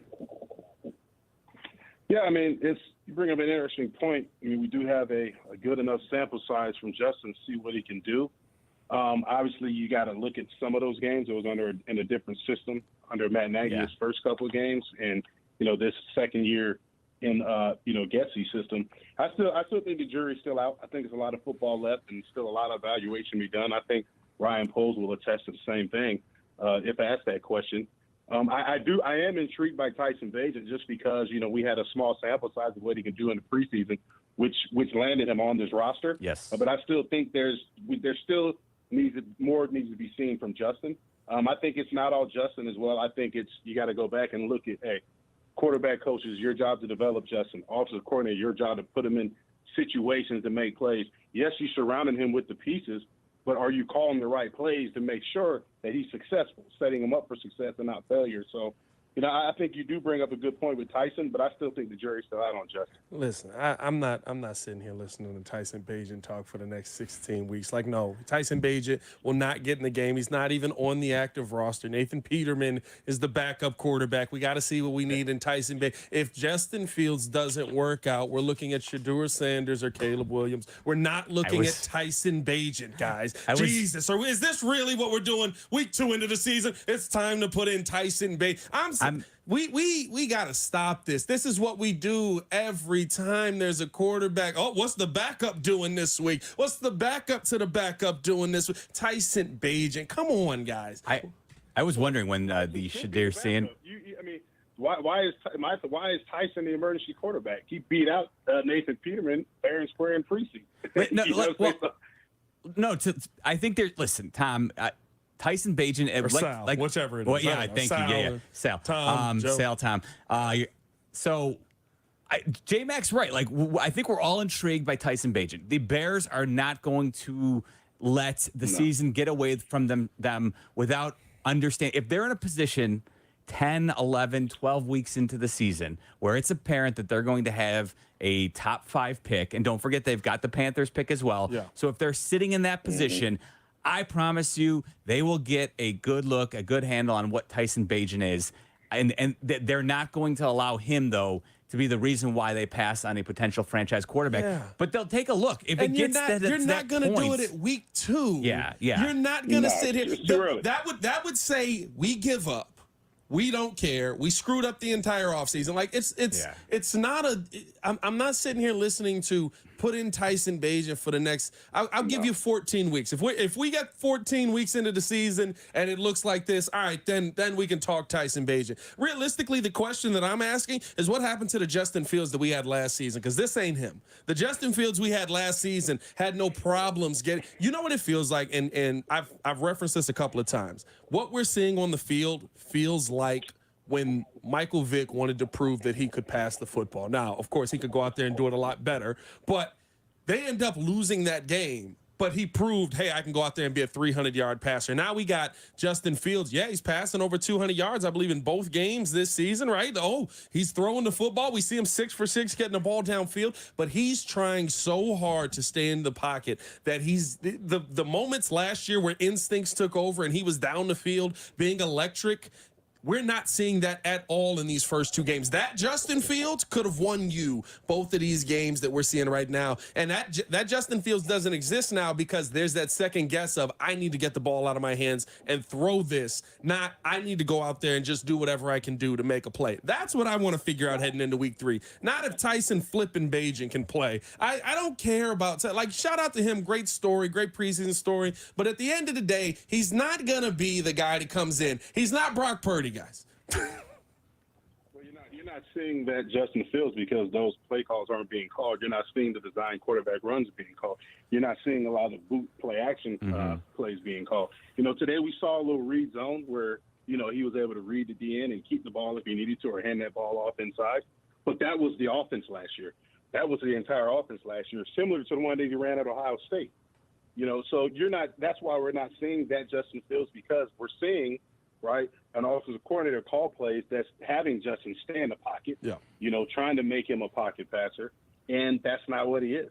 And that's what we're seeing. So, like I said before, as a coordinator, you have to go out there and find ways to make your quarterback effective. Let's not look at what he can't do. Let's look at what he can do. Okay, what can he do to help us win games? What can he do to get the ball to our receivers? What can I do as a coordinator to stop him from holding the ball too long? Right. Well, I can move the pocket, right? I can 3-step drop, get the ball out. I can limit the amount of reads that he has to go through. Things like that. I can, call runs downhill and stop calling lateral runs, right? I can try to establish a running game to take the pressure off Justin, right? I can give Rashawn Johnson more than how many carries Rashawn had? 4 carries today? 4 carries, yeah. 4 carries, 5 carries. I don't know. I can get Rashawn Johnson last. 4 for 32. Those and are things you. 4 for 32, J-Mac, and he of course ripped off the best run of the game, 29 yards. I'm not gonna lie, I thought for sure we were gonna see more of him after that moment, and that's where I'm sure Luke Getsy's gonna tonight on the flight home and tomorrow as they're dissecting the film, he's going to be kicking himself because he's going to be saying, like, in those moments, I need to force feed him the ball because clearly, and it was odd to me that they went. I mean, listen, I know Khalil Herbert is explosive. He's got a great running ability as well, but I was really surprised we didn't see more of Roschon Johnson after that run. Yeah, I thought you needed to see a heck of a lot more just in general from the run game as a whole, right? Like you basically made yourself one-dimensional. You turned yourself into a team that, hey, and again, right, the thing that I'm saying is it's not that the system is keeping Justin in there, which I do think that is a part of it, right? They want him to be a pocket passer. That's what he wants to be. But realistically, you're trying to force this so much, you're taking away what other guys do, like a Roschon Johnson, like a Khalil Herbert, and you're basically just saying, we're going to get Justin Fields throwing this football. Well, guess what? Right now in the season where you're at, Justin Fields, throwing this football ain't the answer. Right, like you get the moments, you get the 6 for 6 on that drive. What is it, 93 yards to Claypool for a touchdown? Mm-hmm. You got the moments, but we're not seeing that consistently. And yes, you do have to put them in those positions, but again, you're taking away opportunities where. Once you saw Roschon go, you should have fed him the football. Once you've seen DJ Moore go, you should be feeding him the football. The Bears go, they get DJ Moore open or they get Roschon Johnson one run and then they go, all right, let's never touch that again. I saw that worked, but I don't want to do that again. That's too much for us right now. Yeah, you couldn't have told me when I saw Deontay Foreman inactive for this game. I said, wow, Rashawn's actually going to get double-digit carries. Yeah. Yes. We're actually going to see a downhill running game. And when you have an aggressive defense, right, like Tampa Bay, you don't want to run laterally because you're playing into their strengths, right? They got two outside linebackers that can get to the quarterback, but can also fly around. Shaq Barrett, they can fly around. But then you got two inside linebackers in Devin White, right, and Levante David. They thrive on running and hitting. They're running and hit linebackers. They want you to run outside zone so they can run and hit. You've got to run right at those guys. They're smaller guys. You got to run right at those guys. So when I saw Deontay Foreman inactive, I said we're finally going to see a nice dose of Roschon Johnson.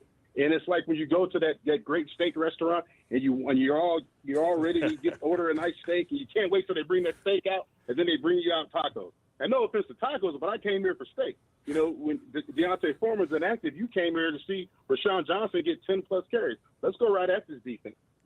Let's try Eric, who's in Sycamore. Eric, you're on with Meller, McKee, and Pat the designer. What's up, bud? What's going on, E?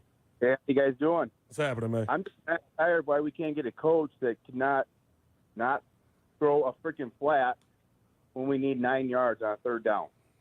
Every coach we've ever had, that they're known for it, every time, they do not let Justin do what he needs to do. They're putting him under pressure where, yeah, he's young, but he's going to make mistakes. But gosh darn, we got block for him.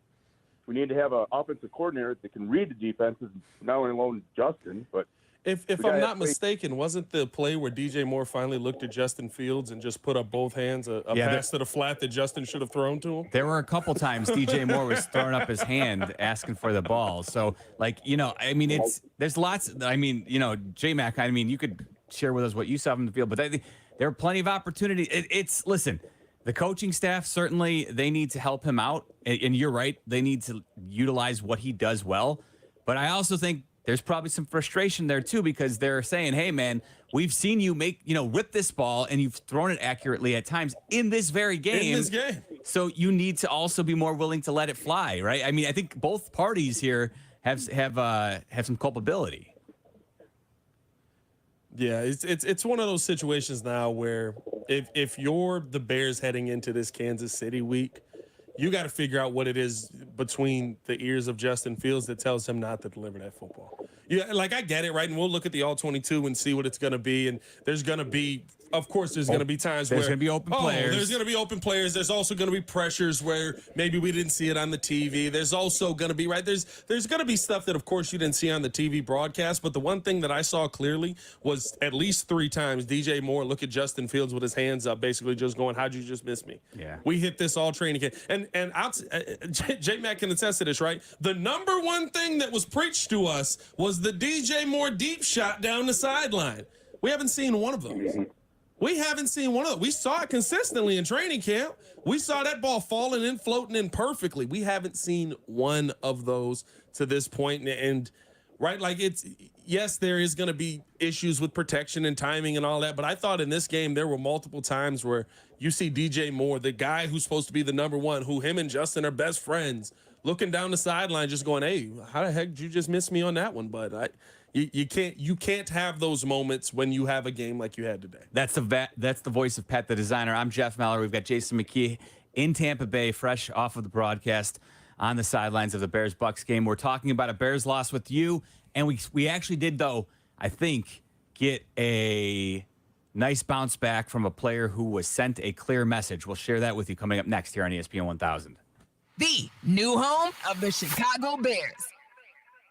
Golf's biggest party is back. Live Golf returns to Chicago at Rich Harvest Farm September 22nd through 24th. Many of the sport's biggest names, including Phil Mickelson, Bryson DeChambeau, Dustin Johnson, Brooks Koepka, and Cam Smith, will battle in Live Golf's unique high-stakes league. And don't miss the post-round performances by 2 Grammy Award-winning artists, the legendary Nelly on Friday and the incredible Tiesto on Saturday. Tickets are selling fast. Get yours now at livegolf.com. That's livegolf.com.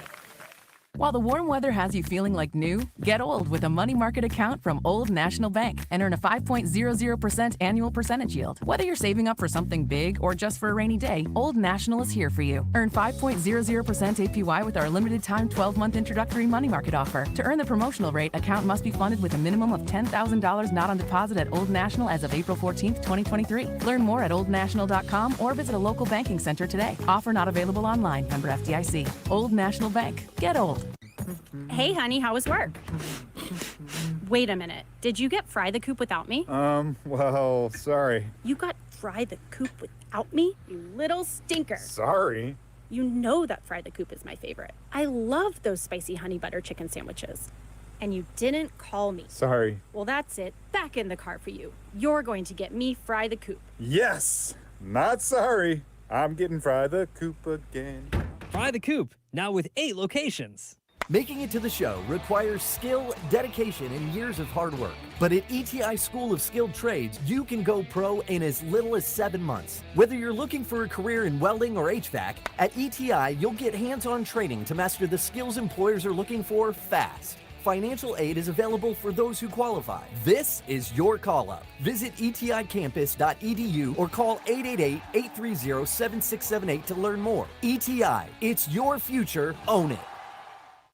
Welcome back to Bears Postgame. Here are your hosts, Jason McKee, Jeff Meller, and Pat the Designer on the new home of the Chicago Bears, ESPN Chicago. Fields in the gun, 2-by-2 formation, back to throw against a 4-man front. With time, drills it to the end zone. Caught for the touchdown. Touchdown, Bears! And it's Chase Claypool rocking the baby for a touchdown. Getting mobbed. And the Bears are within 4. That would make it 20-17 with the extra point. Thought the Bears had some life. It was good to see Chase Claypool show up today. Yeah. I was happy to see that. Jeff Meller, Pat the Designer, in the studio here in downtown Chicago. Jason McKee is out in Tampa Bay after manning the sidelines for Jeff Joniak and Tom Thayer on our radio broadcast.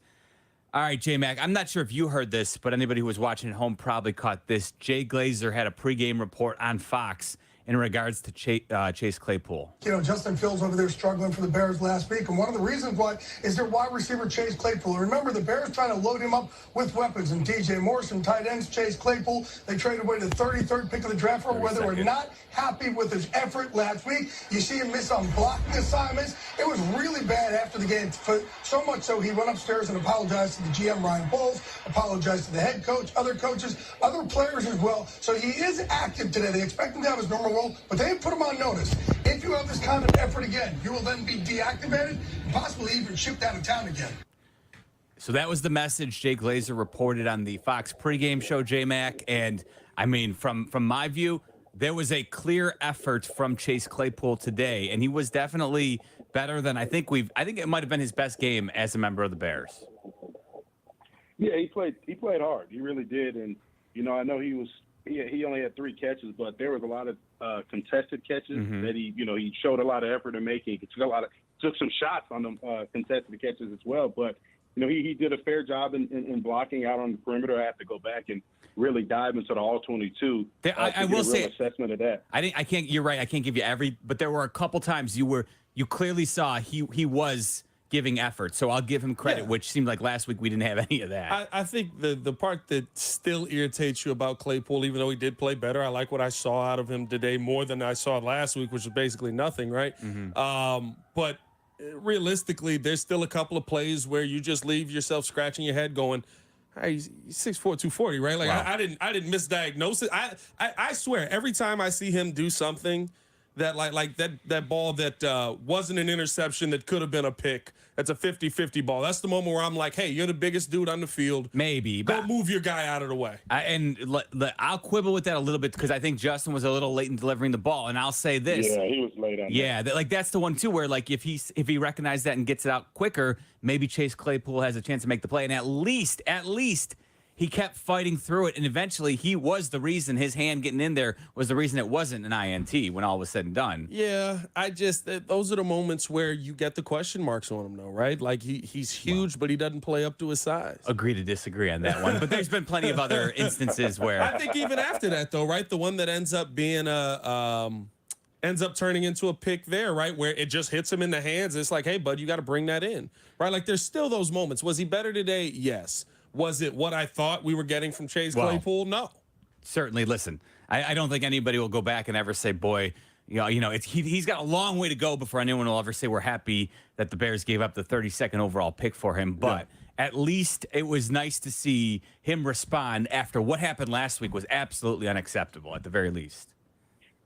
Yeah, and when you look at this offense, right, and as much as we talk about DJ Moore, right, the great offenses, right, they have other weapons, right? They have a Batman, but they have a Robin, and sometimes they have another, character to go along with those two guys. And right now, Claypool, he's not DJ Moore's Robin.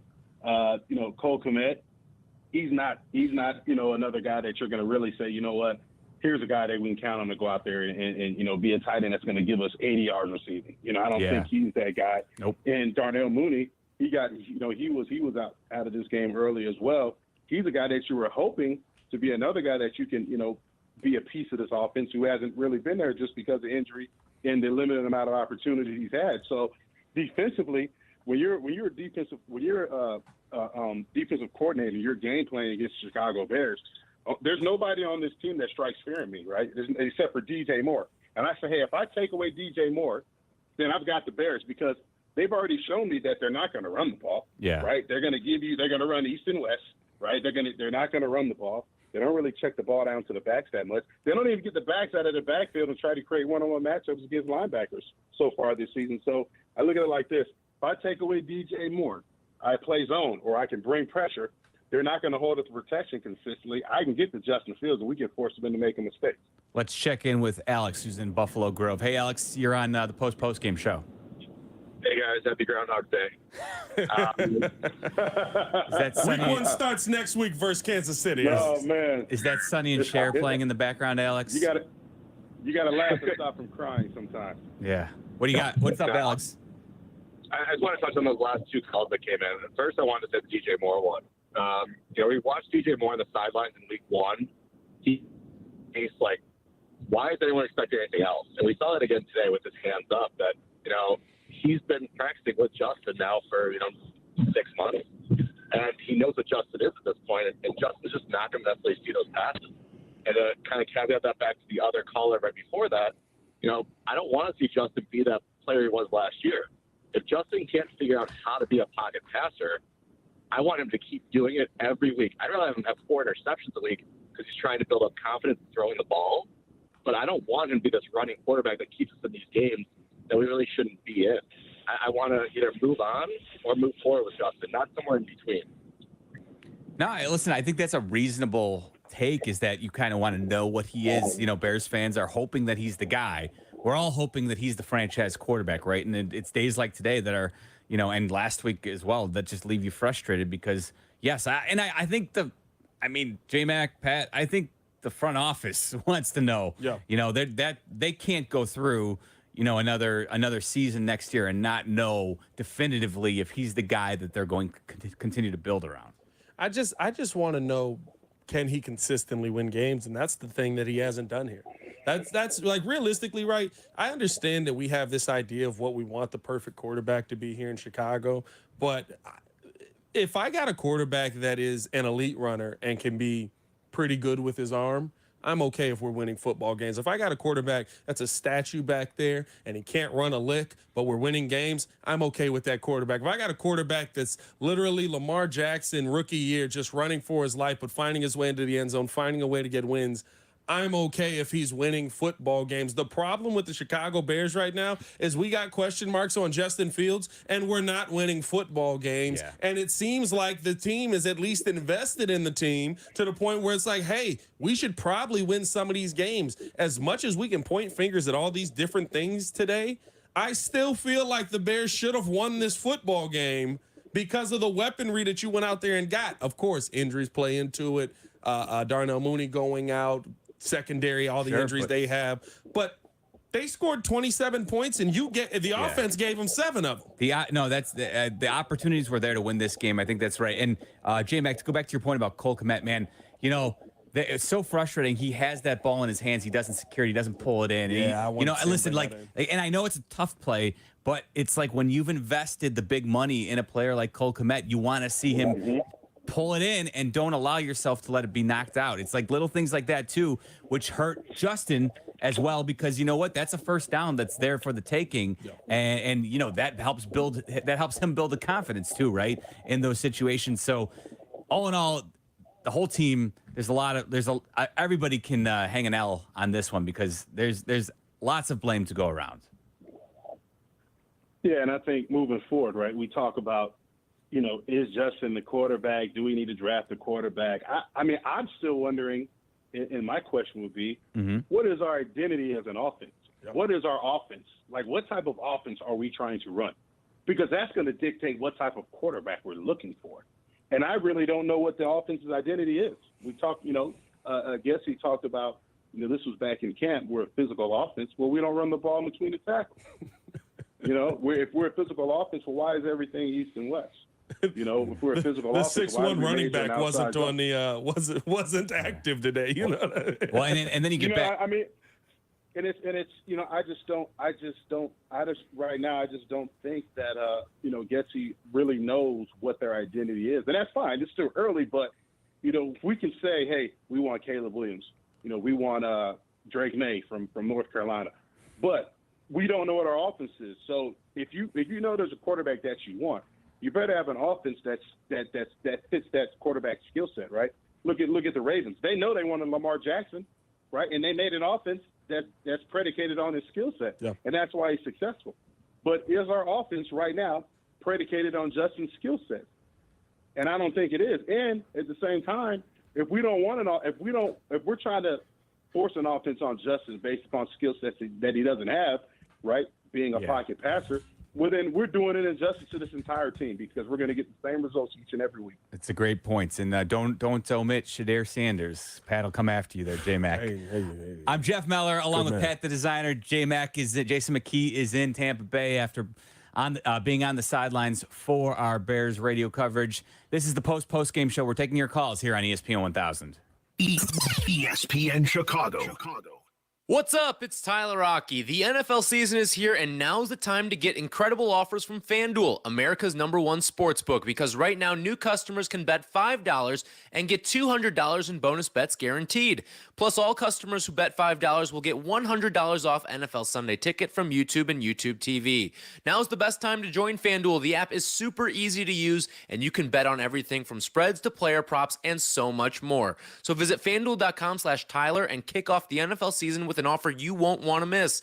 FanDuel, official partner of the NFL. You must be 21 and older and present in Illinois. First online real money wager only. $10 first deposit required. Bonus issued as non-withdrawable bonus bets that expire 7 days after receipt. Restrictions apply. See terms at FanDuel.com/sportsbook. Gambling problem? Call 1-800-GAMBLER. NFL Sunday Ticket offer ends September 18, 2023. No refunds. Terms and embargoes apply. $100 off NFL Sunday Ticket, not YouTube TV. YouTube TV base plan required to watch YouTube TV. Redemption requires a Google account and current form of payment. Commercial use excluded. Subscription renews. Cancel anytime. Hey guys, it's Sylvia. I want to tell you about my friends at Window Nation. I've told you about them for a while now, and there are more reasons to call them than ever. Right now, they've got a great deal going. The more you buy, the more you're going to save. I could throw you a bunch of numbers about buying X amount of windows, and then you're going to save this much, but you can save up to 50%. And I've called them a few different times. I've replaced the windows in my kitchen. I've replaced the windows in my master bedroom, the kids' room, all over the house. But the reason I love Window Nation is because they have saved me money in the short term and in the long term on the energy bills, because I haven't had any payments for 2 full years, and they've saved me up to 50% on my windows. Plus, the best customer service around.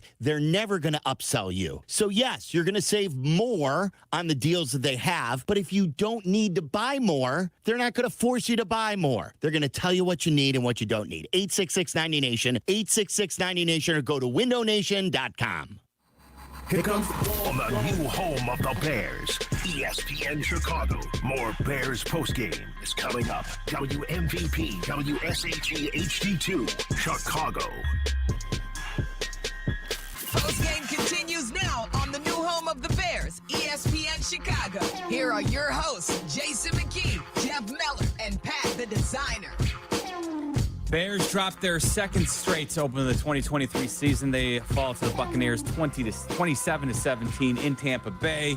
They've now lost 12 straight games dating back to last year, and they're also the only team to ever lose all 12 games in a row, having allowed 25 points or more defensively. We have pointed out, though, today there was a pick six thrown by Justin Fields late in the game when the Bears had an opportunity to try and put together a fourth quarter comeback drive, which they failed to do. So even though another poor defensive performance, all around, everybody wears a little bit of blame on this one because it was a bad performance in a game that a lot of people, I think, were hoping the Bears could win, because it's certainly not going to get any easier as they have to head to Arrowhead next week to take on the Kansas City Chiefs in what will be a 3:25 kickoff. J-Mac will be live in KC, just like he's live in Tampa Bay right now. I don't know, J-Mac, we'll give you the floor here. What are your thoughts as we look ahead briefly as to what awaits the Bears next week? Oh, man, a juggernaut. Yeah. Offensively. I mean, if Tampa Bay can put up 400 yards on our defense, I mean, I don't even want to see what Patrick Mahomes is going to do. And we already know we can't match them. You know, we can't go drive for drive with them. So defensively, you know, I don't know what the situation is going to be with Adam Williams. Will he be back calling plays, or will Coach Blues be back calling the plays? But defensively, we're going to have to, once again, we talked about this last week, devise a game plan, right, to get to Patrick Mahomes. And it's going to be a lot harder to get to Mahomes than it was Baker today, because Mahomes, we know, he has the ability to scramble, but when he scrambles, he keeps his eyes downfield, and that's when he makes a lot of his big plays. So we're seeing a whole different breed of quarterback. Obviously, we know there's a huge difference between Baker and Patrick. So, you know, I don't know. I'd be interested to see what the game plan is defensively. And offensively, I know that, you know, we just cannot put together consistent drives. And to have a chance, we're going to have to put some points on the board out there in Kansas City. Let's head south down to Memphis and say hello to Terrell. Terrell, you're on the post-game show.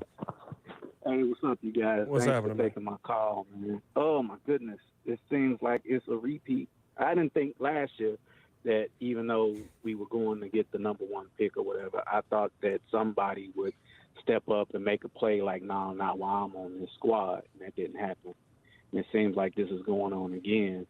And I know y'all mentioned this earlier or talked about it. I do think that they should draft a quarterback coming up, because they got two look like top 5 picks almost. And Justin needs some competition.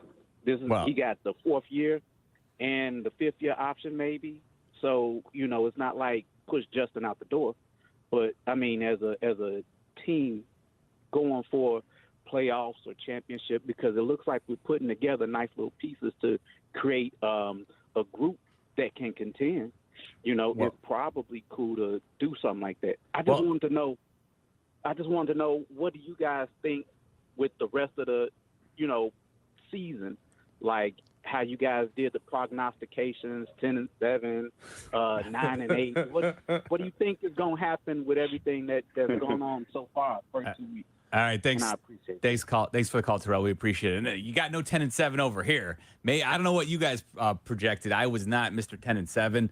And one thing we should say, it's all about this year with Justin Fields, right? If they're drafting a quarterback next year, it's not to compete with Justin Fields. They will have moved on from Justin Fields if that's the decision they choose to make. The reality is, J-Mac, Pat, we can talk about it. You really don't have competitions for the quarterback. Like maybe you enter a situation where a guy like Tyson Bagent shows you he's capable of something, and if the other guy lets the reins slip through his hands, then maybe there'll be a competition down the road. But you really don't have the opportunity to give each quarterback, enough reps to have a true competition in the NFL. It just doesn't really work that way. Yeah, and I think the main thing is, right, like if we're looking at quarterbacks in the draft, it's because Justin had such a god-awful season. We have no other choice to, right? I think if Justin Fields shows you, okay play as the season moves on. Now, hopefully we can get to that, right? If he shows you that he can be an okay passer, maybe find the legs again, or he shows you that he can be a better passer and still have the athleticism. We're not talking about this, even if the Bears have a losing season, but it's got to be so off the rails bad that the conversation is, I mean, realistically, if we're being 100%, if Justin's that bad, your conversation is going to be, we're going to move on from Justin Fields, and you know what? Matt, we appreciate you coming around. We're going to move on from you as well, and we're going to reset this thing all the way down with new players, new coach, new staff, all of that. Yeah, and I think it goes back to, like you said, if Justin has an okay season, are you comfortable with paying him, top dollar? Like these quarterbacks are getting paid top dollar. Are you comfortable with paying Justin Fields with if he has an okay season? Or are you comfortable, drafting a young quarterback and going through another rebuild? Because you draft a young quarterback, you're going to, it's not like he's going to come in and light the world on fire. It's going to take time. It's going to take development, and you're going to have to build a system around his skill set. Yep. So the Bears are in a unique situation, and I think, at the end of the day, our best hope is for Justin, to go out and have a good season, to go out and show that he can be that franchise quarterback.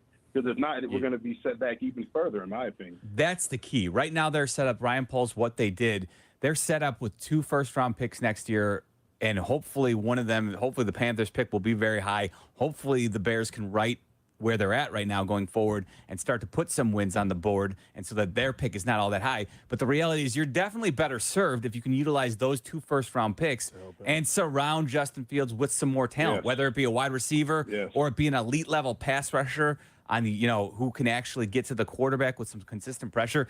That's where the Bears, if it all comes together and Justin Fields is somebody you can build around, now you're really humming, right? You've got something going here.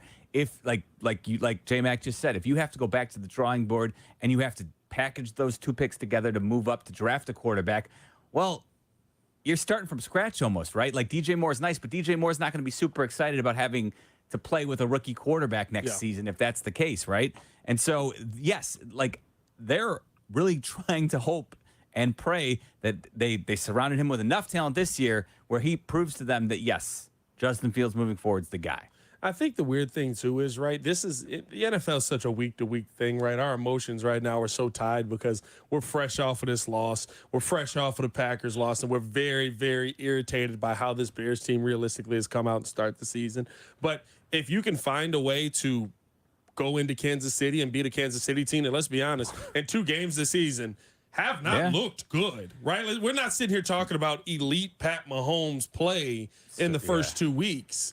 We're having a very different conversation after week 3, and I think that's the part that I want people to keep. When we get to week 4, 5, and 6, that's when you can start saying, okay, this is probably who this team is no matter what. But early on, right, guess what? Last week, we were just talking about it. Last week, we thought the Jaguars were basically trying to stake their claim for an AFC title game here. And this week, we're trying to figure out what the heck they're doing in the red zone, right? Yeah, they're playing CFL football like they have a 20-yard end zone back there. I don't know what they were doing. You should have seen, J-Mac, you'll see the highlights tonight because you were doing the game, obviously. You'll see the highlights. I'm not kidding. I think they threw 6 balls out of the end zone when they had the ball in the red zone. It was crazy. It was like they had every opportunity to beat the Chiefs, which is maybe the scary part for the Bears. Is that the Chiefs are 1-1 and they have not really played good football. So you're always scared. Like when you got a sleeping giant on your hands. But I feel like teams are now to a point where this is welcome to the beginning of the NFL season. We're not going to know what the heck anybody is the until real week preseason. 5. The real preseason, realistically, right? Yeah. Because I can sit here and give you every single game. The Cardinals just put up 28 points in a game. What's going on there? And the Giants barely win it, and all of a sudden, Dabo looks like an offensive genius again. He looked like he was an absolute joke week 1, right? Like, there's so many things that are going to change week to week that listen, I get it. We're here. We can be upset by what we're seeing, and I am upset by what we're seeing. But realistically, when you're talking about where the NFL is starting and where the season's going, I don't know do I know this Bears team is going to be this the entire way? I don't. Could they be better? They can. Can they be worse? That'd be tough, but they can, realistically. All right, let's rifle through some calls here. We got plenty of people on the line who want to talk with us here on the post-game show here on ESPN 1000. Tony on the South Side. You're on with J-Mac, Pat, and Meller. What's up? Hey, thank you for taking my call. The problem with the Bears, and I just want to say this also. I'm a big supporter of Justin Fields. Someone made a comment to me, one of my friends. I don't know if Justin has that killer instinct. And that's what's going to be required if he's not the quarterback and if they're bring another quarterback in. The quarterback has to have that mentality that I will do anything to win. And when he makes a bad play, he tends to put his head down and things like that.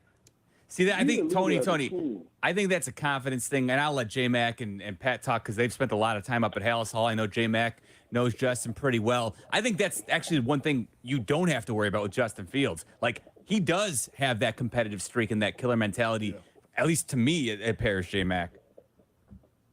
Yeah, I think he does too. And, I'm around him a lot. I was around him today right after the game with him at his locker, and he was pissed. I mean, he was upset, and I know he's upset with himself. And you seen it last week when things go bad, he's not a guy that's going to point the finger. It's on him. Just like he said last week, I apologize to my teammates. I apologize to the fans. I mean, he's taking ownership of this. He's taking this to heart, and he wants to be elite. He wants to be that quarterback. He wants to be that savior in Chicago. And it's not going well for him right now. But I tell you what, I bet you he's on that plane right now breaking down film. Mm-hmm. I bet you maybe when they get to Hallis Hall, he may even go out there on the field and try to throw some passes. Like, I know he's a competitive guy. He's a super competitive guy. Yeah. And I know he's, more than frustrated that things aren't going the way he wants it to go. So I'm not going to say he doesn't have that dog in him. I think he is a dog. We've seen in high school he was a dog. At Ohio State he was a dog. And I don't think that's changed just because he's got to be in the NFL.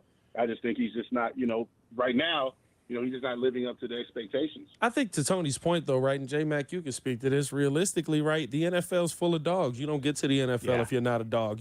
It's about who's the biggest dog, who's got the biggest bite. And realistically, right now, Justin Fields don't have the biggest bite. Like, I get what Tony's saying when he says he doesn't have that dog in him, right? When you see right, a Patrick Mahomes on the side. And I get Justin's trying to bring in information and all that stuff. He's trying to break down what he saw. He's not to the point where he can just go on the sideline and watch the defense. But when you see the best of the best, the Pat Mahomes, even Deshaun Watson before the case and all that time, all that stuff, right? They would get after the, hey, you're not running the right route. Chase Claypool doing what he did week 1 on the sideline with Pat Mahomes. He would have been eviscerated on that sideline. And so I look at situations like that. I get what Tony's saying when he's saying he doesn't have that dog. I don't know. I know Justin's competitive. I know that he wants to be great. But I get it when it's like, do you have that extra that we talk about with the best of the best? But that's where I'll decipher. I think it's different. I think someone like Patrick Mahomes makes it look so easy at times, right? And you just think, oh, you should be able to do it. But the reality is, he's special for a reason, right? Like, well, it's just not just his personality either. But I don't even think it's about a personality thing. I think it's just also too. Let's not neglect the fact that Patrick Mahomes is paired with one of the greatest offensive play callers in the history of football, this right? Is true. Like, and so that I'm taking Andy Reid, and he had the opportunity to sit and learn with Alex Smith, who, if you've read anything about Alex Smith and Patrick Mahomes, how glowingly he spoke about him, he was a great mentor for him, right? So Patrick Mahomes was plopped into a great situation and he's taken advantage of it. And the problem is, I think sometimes guys like him make it look so easy that you're just like, oh, like I don't think it's that Justin Fields doesn't want it or doesn't have that killer mentality. If anything, you could say someone like Jay Cutler was a little more questionable in terms of killer mentality. Mitch wanted it though. Yeah, he just didn't have it. And that's the thing is, can you process what you're seeing? And are the coaches who are surrounding you and teaching you what you should be seeing, are they the right coaches? And that's unfortunately, you get put in the situation, you get put in the blender in the NFL, and then you just mix it up and you see what happens and what comes out. And sometimes it's too late when all is said and done. You see what Geno Smith, right? Like everybody left him for dead, right? And he last year showed you know what? Sometimes you put a guy in the right situation, give him another opportunity, give them a little bit of an opportunity to mature. Sometimes they're capable of more than what you actually expected. We're so quick to write people off in this league, and I get it. It's a new world now. And it goes back to the contract status that you were talking about, that J-Mac was talking about. You need to make a decision on these guys before you have to pay them a ton of money, and that sets your franchise back if you're wrong about it. So it's a tough situation, and sometimes guys aren't set up for for success. Let me ask you this, J-Mac. Knocked it out the park. Let me ask you this. Oh, go ahead. Go ahead. And that was going to be my point, Jeff. You knocked it out of the park, right? We talk about, is he a dog? You got to be a dog. Everybody in the NFL is a dog to the best of the best, right? Mm-hmm. But you got to be in a dog situation. You got to have a dog play caller, all right? No disrespect to Luke Getsy, but he's a young offensive coordinator. It's his second year. Yeah, it's his second year. Is he going to develop into a dog? I don't know. I hope so. I like Luke Getsy. I hope so. I want him to be successful because he's here in Chicago. But to Jeff's point, you've got an old hound dog over there in Kansas City who's been doing this for years. And then you bring a guy in that has a lot of talent, and now you develop him into being a dog, and he can run your system. He can do everything you want to do. But Patrick Mahomes came in the right system. Yeah. He got paired with like Jeff said, he got paired with one of the best to ever do it. He got paired with a dog and Andy Reid as the head coach. Yeah. Well, I was going to ask this, right? And, hang it. Let's look, because we got to take a quick timeout. We got a bunch of calls on the line, and Pat wants to ask a question here. So we'll take a quick timeout. We'll come back. We'll take all your calls. Pat's got a question here for J-Mac as well. We'll do it right here on the post-game show here on ESPN 1000. The new home of the Bears. Excellence. It means going the extra mile. You know that Volvo cars speak to excellence. And at Howard Orloff Volvo Cars, going the extra mile starts and ends with their culture of care and thoughtfulness. Guys, it's Carmen, and I've seen firsthand how Orloff Volvo goes the extra mile every day for everyone. And the Orloff name attached to the Volvo name is perfect, and they're known for safety and reliability. Howard Orloff Volvo Cars, just off the Kennedy at Armitage in Chicago. Volvo for life. They say seeing is believing, and when you see what's inside at American Place Casino, you better believe you're gonna love it. Because when it comes to amazing gaming, we're a real game changer. With the most exciting of table games like blackjack, craps, and roulette, the newest slots, a sportsbook, restaurants, bars, and more. So if you're ready for excitement, we'll see you soon. American Place Casino. Change the game. Must be 21 years of age or older. If you or someone you know has a gambling problem, crisis counseling and referral services can be accessed by calling 1-800-GAMBLER, 1-800-426-2537. We really lucked out, getting all the internet we need for one all-in price. All in? It's like this kids meal. Comes with nuggets, fries, soda, a toy, and an ice cream. Can I have some? I'm here to provide wisdom, not free meals. Introducing an all-new internet plan only from Xfinity. Now through September 21st, get gig speed internet on the Xfinity 10G network, plus storm-ready Wi-Fi, so you can stay connected for up to 4 hours when the power goes out, and our Wi-Fi boost guarantee. It's everything you need for one simple price of $50 a month for 2 years with no annual contract when you add Xfinity Mobile. Go to Xfinity.com, call 1-800-XFINITY, or visit a store to learn more. Requires paperless billing and autopay with stored bank account. Restrictions apply. Taxes and fees extra. After promo, regular rates apply. Xfinity Mobile requires Xfinity Internet. Storm-ready Wi-Fi limited to customers within range of 4G LTE cellular signal. Speeds reduced to 30/7 megabits per second. Actual speeds vary. For more details, visit Xfinity.com/stormready. Continues now on the new home of the Bears, ESPN Chicago. Here are your hosts, Jason McKee, Jeff Meller, and Pat the Designer. Breaking down another Bears loss. They lose 27-17 in Tampa Bay, their first road game of the year, and it doesn't get any easier. They hit the road next week in Kansas City. J-Mac will be back with the Bears on the sidelines for the call with Jeff Joniak and Tom Thayer on your brand new home of the Chicago Bears, ESPN 1000, and we will be back at it on the post-game show when it wraps as well. I'm Jeff Meller, J-Max in Tampa, and Pat, the designer, is here with me as well. All right, Pat, what did you want to ask before we went to break? I mean, here's the question that I have for, I guess with J-Max seeing it, right, you'd be the best person to comment on it. When you look at these guys around the league, when you look at the best players paired with the coaches, right? Or even just the best situations. There's something that these guys are elite at. Andy Reid is an elite offensive mind. Bill Belichick is an elite defensive mind. Kyle Shanahan, an elite offensive mind. Is there anything with this coaching staff that we realistically feel like they do that is elite? I'll even give you Mike Tomlin just from the aspect of an elite leader on this team. Is there anything that we look at with this coaching staff and we say, they're elite at this, and that's what gives us the confidence? Yeah, that's a great question. I think when you talk about Andy Reid, guys who, been we've been a head coach for a long time, been an offensive mind for a long time. Our coaches are still young. Coach Flu's his second year as a head coach. Getsy's second year as an OC. Yeah. So the biggest teacher is experience, right? So they've got to get more experience under their belt. And anytime you're going to go through your lumps, you're going to go, and they're going through their lumps. They went through the lumps last year. They're going through the lumps right now. You can't get more lumpy than what we see. Yeah, but the hope is that you learn from these lumps, you learn from these mistakes, right? Getsy, continues to evaluate the film, right? Continues to meet with Justin and say, you know what, we all, as an offense, not just Justin as an offense, we got to do better. What do we do well? Let's focus on the details and expand on the things we do well, right? If you're a better passer out of the pocket, why I got to call more sprint plays, Mm-hmm. right? If Justin, you're better out in boot action, when I got to call more boots, right? If you're better when we run the ball, we set up play action, we got to run the ball first in order to set up play action. We can't set up play action and I run the ball because now we're doing things backwards. You know what I mean? You've got to keep having self-evaluations. As hard as it is, you got to be honest with yourself and self-evaluate yourself and say, you know what, we're terrible at this. We suck at this. Mm-hmm. How do we get better?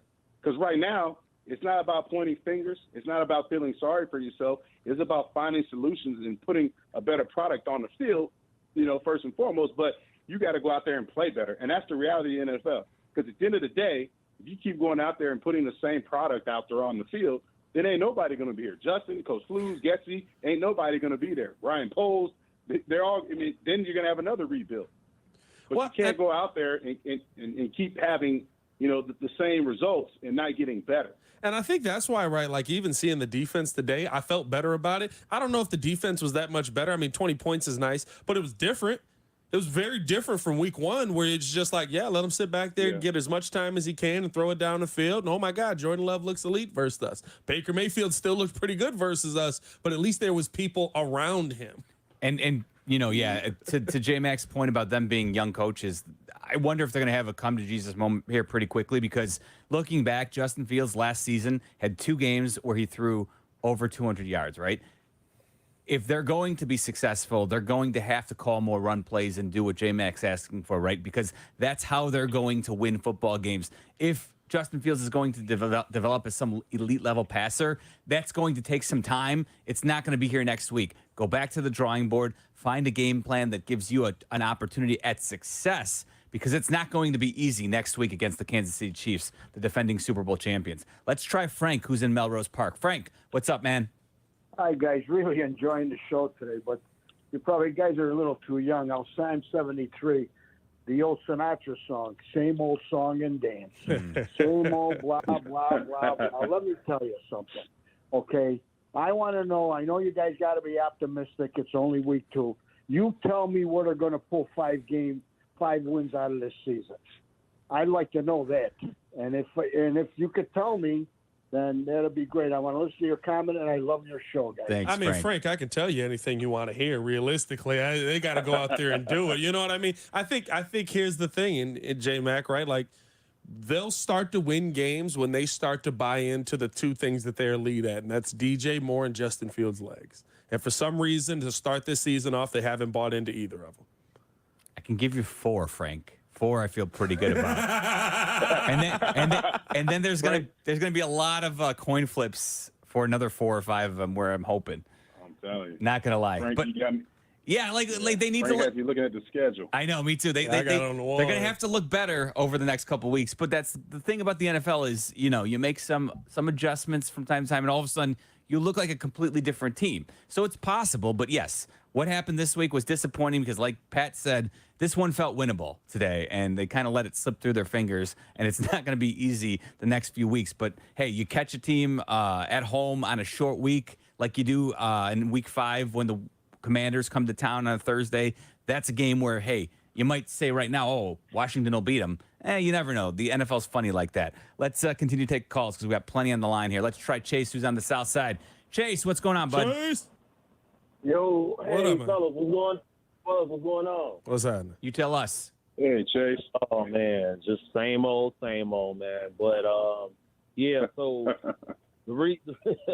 I mean, I'm just watching this game, and all game, my head is hurting because I kept, yelling at the TV, and I got a headache because I'm screaming at television because I'm yelling, Justin, throw the ball, and I'm screaming, and I'm just throwing him off control when he took that sack, because when he took that sack, it made me so angry because it was 3rd and 13, and I've seen the film where it showed DJ running wide open, and I saw it. Mm-hmm. He was open for a touchdown, and I was so mad because those things cannot happen, and it's just starting to get very annoying. And I'm also yelling at the TV because Gesty keeps calling these screenplays, and I understand, okay, you got to get the guy involved. You got to, you got to get in the rhythm. But at one point, it's like, come on, you got to be more creative. Them screens, teams are sitting on that. They know you're going to run that. No, and so another thing that's frustrating is they're not getting any pressure with the front four. And I mean, until that happens, if they don't get, if this is where we are right now. If the defensive line don't continue getting pressure for the quarterback, if the quarterback does not continue improving, if the offensive line does not protect him or run the football effectively, we could be looking at another first top overall pick. Yeah, so we might be hitting number 1. I hear you, Chase. At the very least, it looks like a double-digit losses if they don't start to change things around. That's a fair point. And so hopefully they're going to have to make adjustments, right? It was a little better this week than it was last week, so we'll give them some credit there. And again, a lot of injuries in the secondary. You can't overlook that completely, right? Like there's a reason why Mike Evans went for a monster day today. Jesus, dude. That's the who? Oh, why can't I? Who was the 22? Elijah Hicks. Elijah Hicks. My God, brother. I haven't played a ton of football. I've played it at all 3 levels. Touch, yes. 2-hand touch, and a little bit of tackle myself. But realistically, I don't think there's any level where they teach you if you're looking at the grass underneath you, you're in the perfect position to make a tackle. Good tackling form. That was terrible. Don't you dare try to defend him on that one, J-Man. No, I wasn't. I was trying to find the adjective to describe the tackle, and all I could come up with was terrible. That works. But the first one with Mike Evans now on Tyreek Stevenson. I mean that should have been called pass. That was pass interference.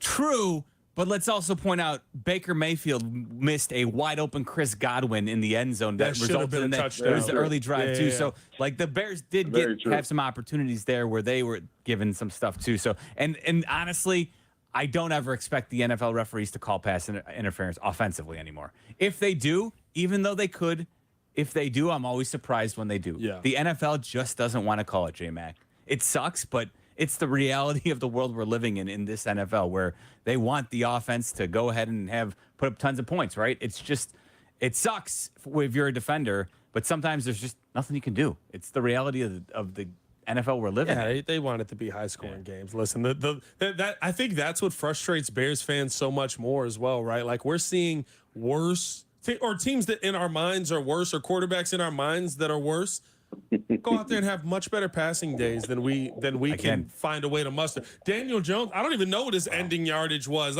You look it up. I gotta see that. Let me sneak in David before we break here. David in LaGrange Park, you're on the post-game show. What's up, bud? Yes, hi guys. Thanks for taking my call and love your show and appreciate the opportunity to vent. There was a guy I think you had a minute ago who was in the 70s. I'm 65, been a Bears fan all my life. And I'm kind of depressed listening to you guys because you're talking about next year's draft already. Do you know what that really says about your thinking? It says this season is already gone. And so what I want to say to you is, how long does it take until we finally believe our eyes? People on this show, including you guys, have talked about, let's not overreact. It's only 2 games. No. It's not only 2 games. It's 2 years and 2 games. And my question is, can you teach quick release? Can you teach that? Can you teach that in yes, you can. Somebody who's not a pocket passer? Well, we've had 2 years and 2 games to teach an elite athlete named Justin Fields how to get rid of the ball quicker.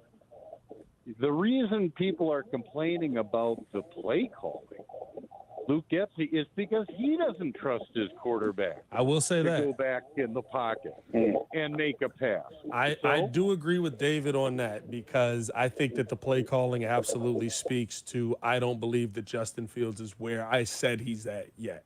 Because if he was, you would be trying to attack downfield a heck of a lot more with DJ Moore. By the way, 26 for 37, 321 yards, 2 touchdowns, 1 interception. Guess who that is? That is Daniel Jones, ladies and gentlemen. You want to know who else had a better day?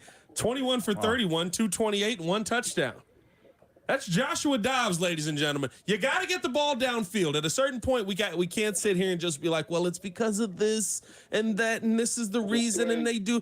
The Arizona Cardinals are literally probably going to be the worst team in football, and maybe the Giants are a little bit ahead of them. Well, I mean, listen, just the put Giants gas on the fire. Just put gas on the fire. Yeah. Hey, look, I'm being realistic here. I want Justin to be our franchise quarterback. I believe that he can be. But if we're being 110%, we're not even asking Justin Fields to be average by today's standards. Ultimately, that's what I want to see. 4,000 yards is an average passer. Listen, ultimately, the chickens will come home to roost this season because they have to make the decision on Justin Fields for that 50-year option. And as J-Mac pointed out, oftentimes it's not even about the 50-year option because you don't like to be in that weird position where you've got a lame duck QB. So it's basically, are you going to ink him to a long-term deal? Sure. Mm-hmm. If we get to the point in 10, 11, 12 weeks where this is so bad that they need to turn to Tyson Bagent, we will, right? Yeah. And so that's, I think, all we're talking about, David. We're not being overly optimistic or anything like that. We're just pointing out that oftentimes 2 games into a season in this NFL where the first month is now the new preseason, and that's just the way it's treated, we're not going to say, okay, it's over already, but we're also entertaining the notion that if things continue to progress this way, then yes, they will be looking at a quarterback next year in the draft. And the eye test is, my eyes tell me right now this Bengals team isn't very good. I still think they can make an AFC championship run because I think that they have the right pieces in place. I think they're just off to a slow start. My eyes tell me this Chiefs team right now isn't very good. History would tell me I'm absolutely wrong on that. But what my eyes are telling me is that they don't look very good. My eyes tell me, what the heck are the Jaguars? You know what I mean? CFL team. I like that. Yeah, 20, they playing this 20 yards in the end It's zone. crazy. I'm telling you. Go watch those highlights, J-Max, tonight. You're going to appreciate that. You'll appreciate that reference retroactively. 312-332-3776. We've got about 25 more minutes. We're hanging out with you until 7 o'clock tonight. The post-game show here on ESPN 1000. ESPN Chicago. Astound Broadband has just launched all-in pricing. For $25 a month, you can receive internet, equipment, and fees included, all for one low price. They'll also lock down your price for 2 years when you upgrade to award-winning gig internet. Astound Broadband has 0 hidden fees, 0 contracts, and 0 data caps. Go all in with Astound Broadband. Upgrade today by calling 1-800-4ASTOUND or visit astound.com. Restrictions apply. See website for details. What's up, everybody? It's Adam Abdallah. The NFL season is here, and now's the time to get incredible offers from FanDuel, America's #1 sportsbook and my #1 sportsbook. Right now, new customers can bet $5 and get $200 in bonus bets guaranteed. Plus, all customers who bet $5 will get $100 off NFL Sunday Ticket from YouTube and YouTube TV. Now is the best time to join FanDuel. The app is easy to use, and you can bet on everything from spreads to player props and more. So visit FanDuel.com/Abdallah, ABDALLA, and kick off the NFL season with an offer you won't want to miss. FanDuel, official partner of the NFL. You must be 21 and over and present in Illinois. First online real money wager only. $10 first deposit required. Bonus issued as non-withdrawable bonus bets that expire 7 days after receipt. Restrictions apply. See terms at FanDuel.com/sportsbook. Gambling problem? Call 1-800-GAMBLER. NFL Sunday Ticket offer ends 9/18/23. No refunds. Terms and embargoes apply. $100 off NFL Sunday Ticket, not YouTube TV. YouTube TV base plan required to watch YouTube TV. Redemption requires a Google account and current form of payment. Commercial use excluded. Subscription renews. Cancel anytime. Innovation Refunds does not provide tax or legal advice. We work with an independent network of tax professionals and will share information with them to evaluate and process your claims. Terms and conditions apply. Ty is a paid spokesman. I'm Ty Burrell, actor and small business owner. You can trust Innovation Refunds with your small business's ERC claim because of their SOC 2 Type 1 security compliance. Without this, how can you be sure a company can protect your information? It's not like here on the radio, where all you need to be secure is a censor button. My password to my bank account is Ty's cool password 1. Uh-oh. Luckily, Innovation Refunds is more reliable. Go to innovationrefunds.com or call 1-843-REFUNDS to get started. Advantage Acura of Naperville, the #1 volume Acura dealer in Chicagoland. They have the largest inventory of new Acuras. Plus, they offer a 5% price match guarantee. Visit them today at Advantage Acura of Naperville or online at AdvantageAcura.com. Welcome back to Bears Postgame. Here are your hosts, Jason McKee, Jeff Meller, and Pat the Designer on the new home of the Chicago Bears, ESPN Chicago. Snap back, four-man front, pressure coming, throws over the middle. It's intercepted by Shaq Barrett. He intercepted the pass and then motors into the end zone for the touchdown. Pressure breaks pipes, and the Buccaneers just busted it. 26-17. The pick six that sealed the Bears' fate today. The Buccaneers beat the Bears 27-17. That highlight, of course, he heard right here on ESPN 1000, your brand new home of the Chicago Bears. Jeff Joniak on the call, alongside Tom Thayer with him, and Jason McKee was on the sidelines for the broadcast, as he is for every Bears game. He is in Tampa Bay right now, hanging out with us. I'm Jeff Meller, along with Pat the Designer. We're talking with you on the post-game show here on ESPN 1000. And I know both Matt Eberflus and Justin Fields gave Shaq Barrett credit for making a heck of a play on that one. But the one thing I will say is then retroactively, that's fine, but then I will call your attention to this play that was not made by the Bears in the first quarter. Back to throw out of the gun, scanning and now throwing a little bit. Almost picked off. It was broken up by Brisker. It was right in his hands at about the 33-yard line of the throw in the right hash, right over the middle. Mayfield loves throwing the ball over the middle. And Brisker was right there, a near pick, and would have loved to have that one and see how he finished it. And that's early in the game. That's first quarter, first drive, an opportunity for Jaquan Brisker to hang on to that. And listen, it's inside the 20 at the very least. The offense is set up inside the red zone. Yeah. And there's a very good possibility Brisker could have taken it to the house if he holds on to it. So right there, two different plays. One late, one early, one seals the game for the Bucs. The other one could have made a huge impact in helping the Bears win if he secures the ball there. Well, J-Mac, I think you'll attest to this as well. We're 2 weeks into the season, and so far we've questioned H for hustle, I for intensity, and now 2 weeks in, we've got 0 T's for takeaways. Is this principle really being executed up there at Hallis? Yeah, that's a great point. You talk about the takeaways. You also talk about the lack of sacks. Haven't been able to get the quarterback. But that going back to that play, I mean, Brisker really, I mean, he read that, he diagnosed that play, and that's a missed opportunity. You got to have that. You set your offense up in good position, and it could have been a different ball game had we took advantage of that opportunity. So it's a point where in the game there's going to be a few plays here or there. 3 or 4 plays that's going to really determine the outcome of the game. Did that determine the outcome of this game? No, because we had a lot of more mistakes that we made, but that could have really helped the Bears moving forward, gain some momentum and could have really turned the tide of the game. You go back to the screen pass that was intercepted by Shaq Barrett on the goal line, which sealed the fate of the Bears. Things like that. They made the most of their opportunities, and we didn't make the most of ours. So that's the NFL game. Let's try Julian, who's in Lake Geneva. Julian, you're on with J. Mac Meller and Pat the Designer. What's up? What up, Jay? Hey, guys. I would just wanted to talk about same sentiment you guys have been echoing here today with Getsy. And, it took until the short bye last year for him to kind of adjust the offense for Fields' strengths as far as getting out of the pocket, running some more zone read actions.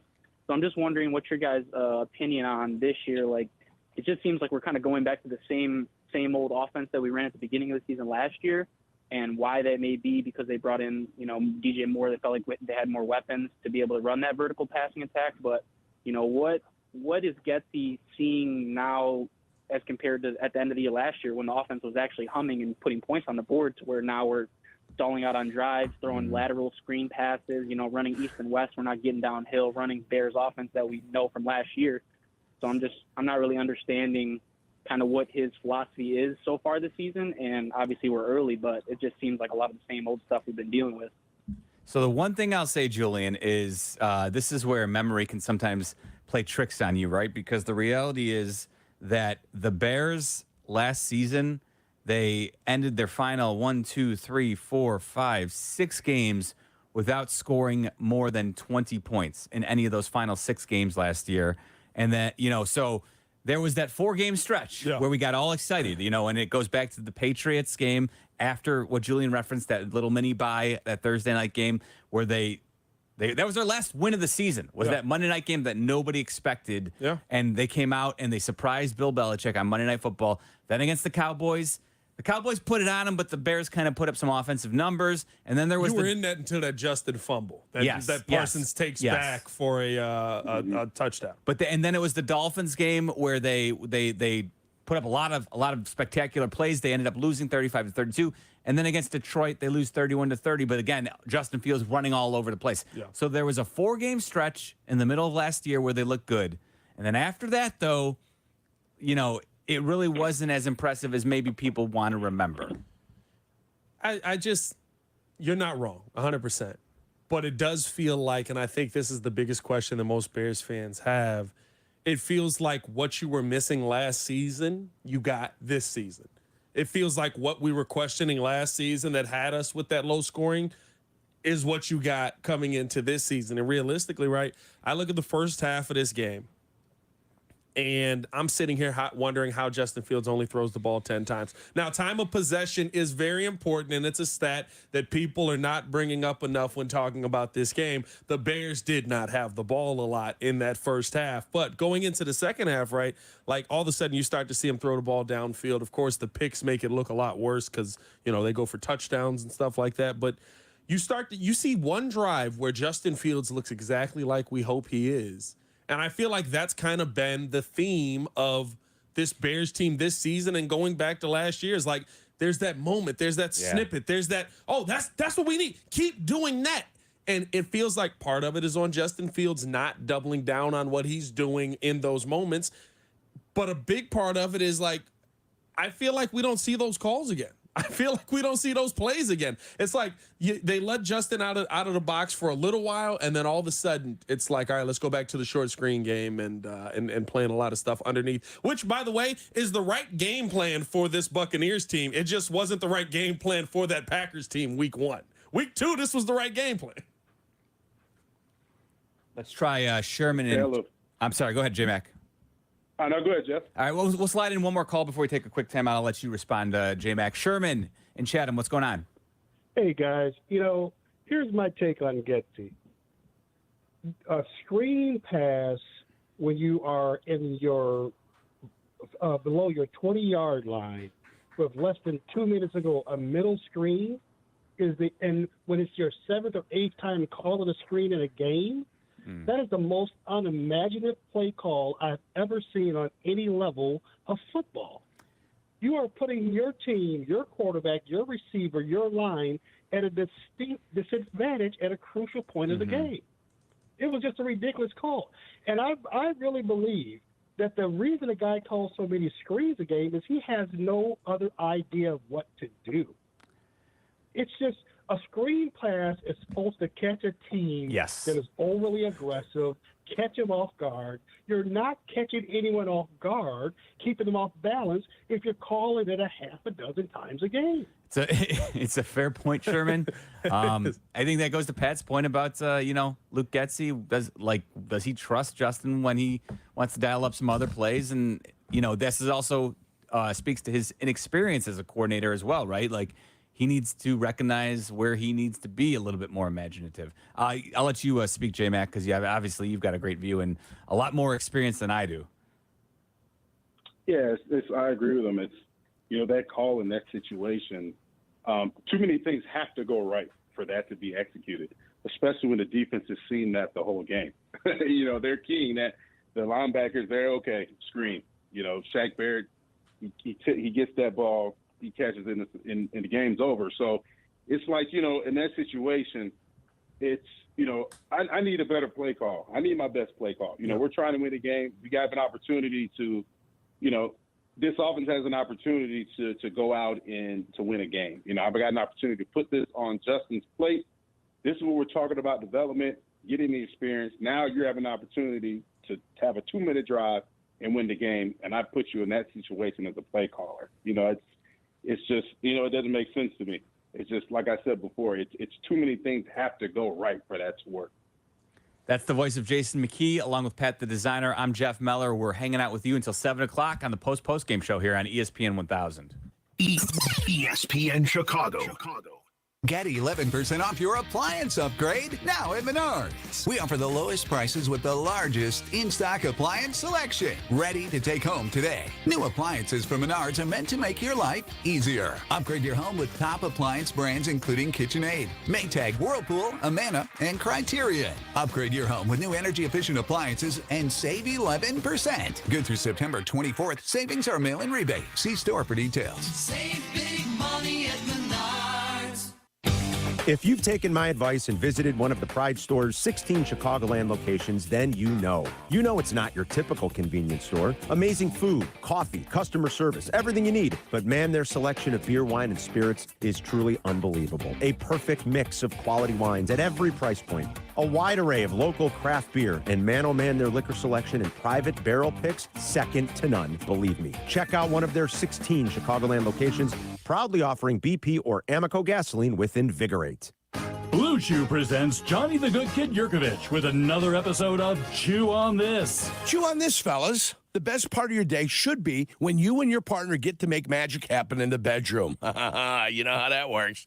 If it isn't and you aren't able to perform, listen up, because you can't be wasting these opportunities. Do like I did and talk to my friends at BlueChew.com. The chewables from Blue Chew will make sure you have the confidence you need when it's time to perform. Blue Chew is a unique online service that delivers the same active ingredients as Viagra and Cialis, but in a chewable form at a fraction of the cost. And now they also have Vardenafil mint-flavored chewables. So not only are you performing at a high level, but with fresh breath. Yes! Sign up at BlueChew.com. Consult with their licensed medical provider. And once approved, you'll receive your prescription within days. Visit BlueChew.com today. Try Blue Chew free when you use our promo code ESPN at checkout. Just pay $5 shipping. That's BlueChew.com, promo code ESPN to receive your first month free. Postgame continues now on the new home of the Bears, ESPN Chicago. Here are your hosts, Jason McKee, Jeff Meller, and Pat the Designer. Wrapping things up, hanging out with you until 7 o'clock tonight here on ESPN 1000, ESPN Chicago, your home of the Chicago Bears. Tough loss for the Bears.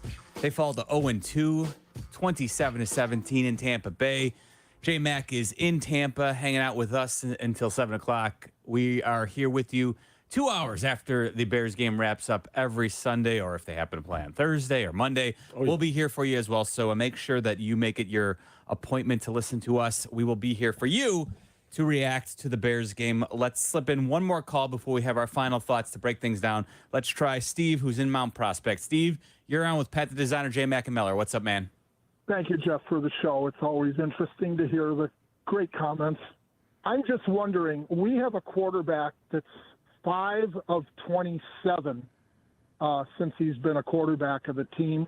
And I just don't know who's to blame, whether it's the play calling or the inexperience in the NFL. I do know that a long time ago, when an offensive coordinator for the Bears left, I sent him an email and told him that he was going down to Florida. He was leaving the team and taking another job. And I sent him an email and told him that I was going to buy him a pass to get down to Florida on a very nice airline. I was buying him the ticket to Cleveland, and I told him to run the rest of the way, because it seems like that's what we're doing. We're doing these short passes. We're not committed to getting downfield to get those first downs, and we're trying to put it all on the receiver to make something happen, and we're picking the wrong receivers. I would feel that way if we were going to the receivers. I think that's realistically where I sit with. And listen, the 5-27, yes, that record is what's going to be stuck to Justin Fields. But let's be 100% honest here, people. Last season was not a season about winning. Last season was not, and all of those losses count on his record.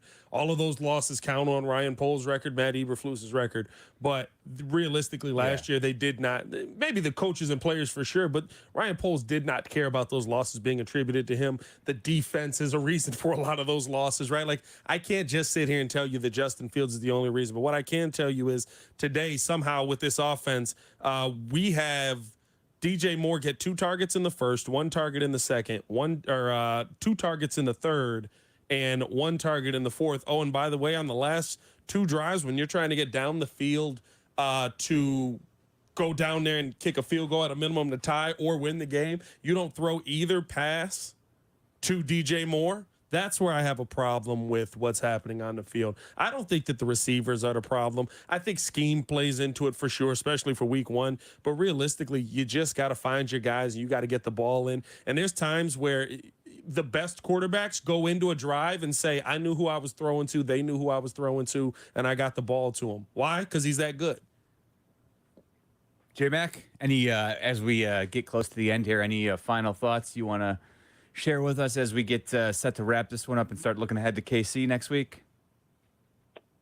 Yeah, I mean, like I said before, in terms of that matchup in Kansas City, you know they're going to score points. And, you know, I don't think we can match them point for point, so I'm interested to see what the game plan is going to be. We got to find pressure defensively. We got to get to a quarterback. You know, I mean, It's been, like guys keep talking about, 2 years. It's been 2 years since we got to a quarterback. Yeah. You know, and it can't be all on Yannick Ngakoue. You know, somebody else has to step up. That's the only chance we have. And even when you do get Patrick Mahomes off the spot, he still finds ways to make plays because he can deliver the ball, different arm angles, off platform, and he's got, you know, Travis Kelce, he's got Andy Reid helping him to devise a scheme to make him successful. So, you know, we've got to find ways to make him uncomfortable and hopefully force him into mistakes because, you know, point for point, we're not going to be able to match them drive for drive offensively. I love that he says a quarterback. Doesn't even have to be Pat Mahomes. Just sack somebody. There's a high school quarterback on the way down there, and it got to him. I laid it out. I laid it out at the start of the show, J-Mac. It feels rough. They're 0-2. They've lost 12 straight. But the optimistic point of view is, hey, the Packers, the Lions, and the Vikings all lost this week. So even though the history of 0-2 teams is not very good when it comes to making the playoffs, I believe less than 89% of teams make the playoffs after starting 0-2. If you go back to 1990. The positive outlook is, hey, if you turn things around, you get a better game plan, you start doing some of the things that Jason McKee's talking about, playing to the strengths of your quarterback, stop worrying about, you know, letting him develop as a pocket passer and start using what he does well and actually emphasize his strengths. Maybe, just maybe, you can start winning some football games. And again, the NFC North, nobody's out to a 2-0 start. It's right there for the taking. And I say taking, I'm getting ahead of myself. But listen, you're in the mix. Nothing. It's not nearly as bad as 0-2 could be. This division, the Packers lose a tough one to the Falcons today, 25-24. The Lions lose in overtime to the Seattle Seahawks, a game in which the Lions were leading. So there's and we saw the Vikings. You know, they certainly are not the team they were last year when they were winning every one-score game. So the opportunity is still there for the Bears, even though it feels like it's a rough start. don't hang your head on this one. Go back to the drawing board. Maybe find a few more carries for Roschon Johnson, right, J-Mac? I know you'll co-sign that one. Yeah, definitely. You got to find ways to take pressure off Justin. Like, your whole game plan cannot be the expectation that Justin Fields is going to sit in that pocket and beat a team in the pocket. You got to find ways to alleviate that pressure. Like I said, Cole Kmet's got to be involved more. Tight end can be a quarterback's best friend. Get the ball to Roschon Johnson. Get the ball to Khalil Herbert. I mean, either one of those guys, give them more carries. Yeah. Establish a running game, and as much as you want to go play action, well, if you establish a solid running game, that play action, that'll open up for Justin Fields, and it'll make things clearer downfield for him if you establish a running game. And at the end of the day, Justin, he's got to play better. We saying all these things. He's got to play better as well. He'll be the first one to say that. So, let's see if they can actually, go back and learn from this tape. Obviously, it sucks watching the film after a loss, but you have to watch it because you got, like I said before, you got to have a self-evaluation and find ways to where we can get better. All right, we're going to spring J-Mac. He is in Tampa, so we're going to let him get some shut-eye before he heads back out. And, Pat, as we close it out, your final thoughts. Listen, this is now find a way to win a game mode, right? It doesn't matter if it's Justin Fields throwing it for 300. It doesn't matter if it's Justin Fields running for 300. You have to find a way to win a game because I'll tell you what, if you start this season 0-3, which I think most of us believe we're heading towards, you're so far behind the 8 ball at that point that you're thinking different things heading into weeks 4 and 5. We'll see if we can get some answers from Bears head coach Matt Eberflus. He will be on with Cap and J Hood tomorrow at 8:30. Again, he's going to be joining them every Monday or every day after a Bears game. So he will be on tomorrow at 8:30. Make sure you're locked in to hear what he has to say about today's loss. Want to say thanks to Justin Pottinger and Kendra Smith for producing the show today. Pat, we'll say thanks to J-Mac, even though he's off the line. Thank you, my friend. Hey, always fun hanging out with you. We'll be back next Sunday after the Chiefs game for the post-game show. For Pat the Designer and Jason McKee, I'm Jeff Meller. Thanks for listening, folks. Stay safe, Chicago. The new home of the Chicago Bears. Making it to the show requires skill, dedication, and years of hard work. But at ETI School of Skilled Trades, you can go pro in as little as 7 months. Whether you're looking for a career in welding or HVAC, at ETI, you'll get hands-on training to master the skills employers are looking for fast. Financial aid is available for those who qualify. This is your call-up. Visit eticampus.edu or call 888-830-7678 to learn more. ETI, it's your future. Own it. For a limited time, get high-performance, ultra-reliable internet from Astound Broadband starting as low as $25 per month. And they now have mobile, too.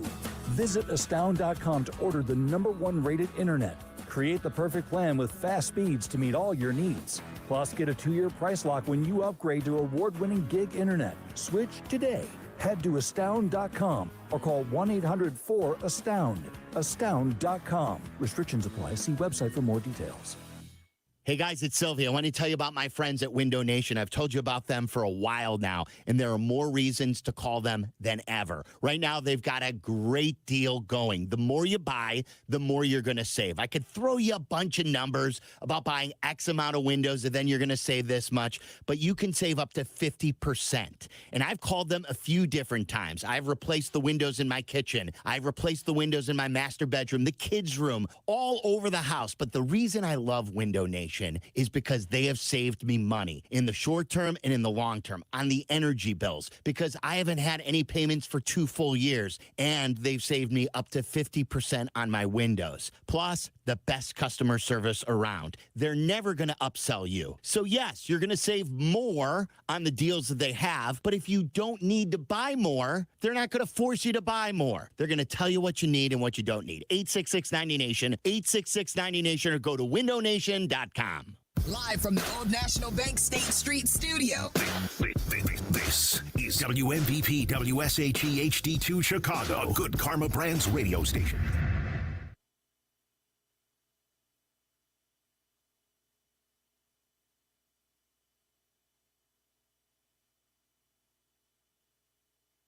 Coach Belichick knows they're in for a tough test against the high-octane Dolphins. They're pretty well-balanced team. It's been interesting the way that they've kind of put the team together here in the last couple of years. But offensively, obviously a very explosive group. Quarterbacks played very well, and he's had tremendous production.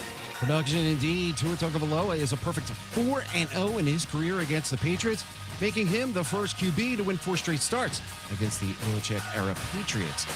In the late matchups, Russell Wilson drove the Broncos 87 yards for a score in the final 48 seconds, but the 2-point conversion attempt was failed as the Commanders hold on for the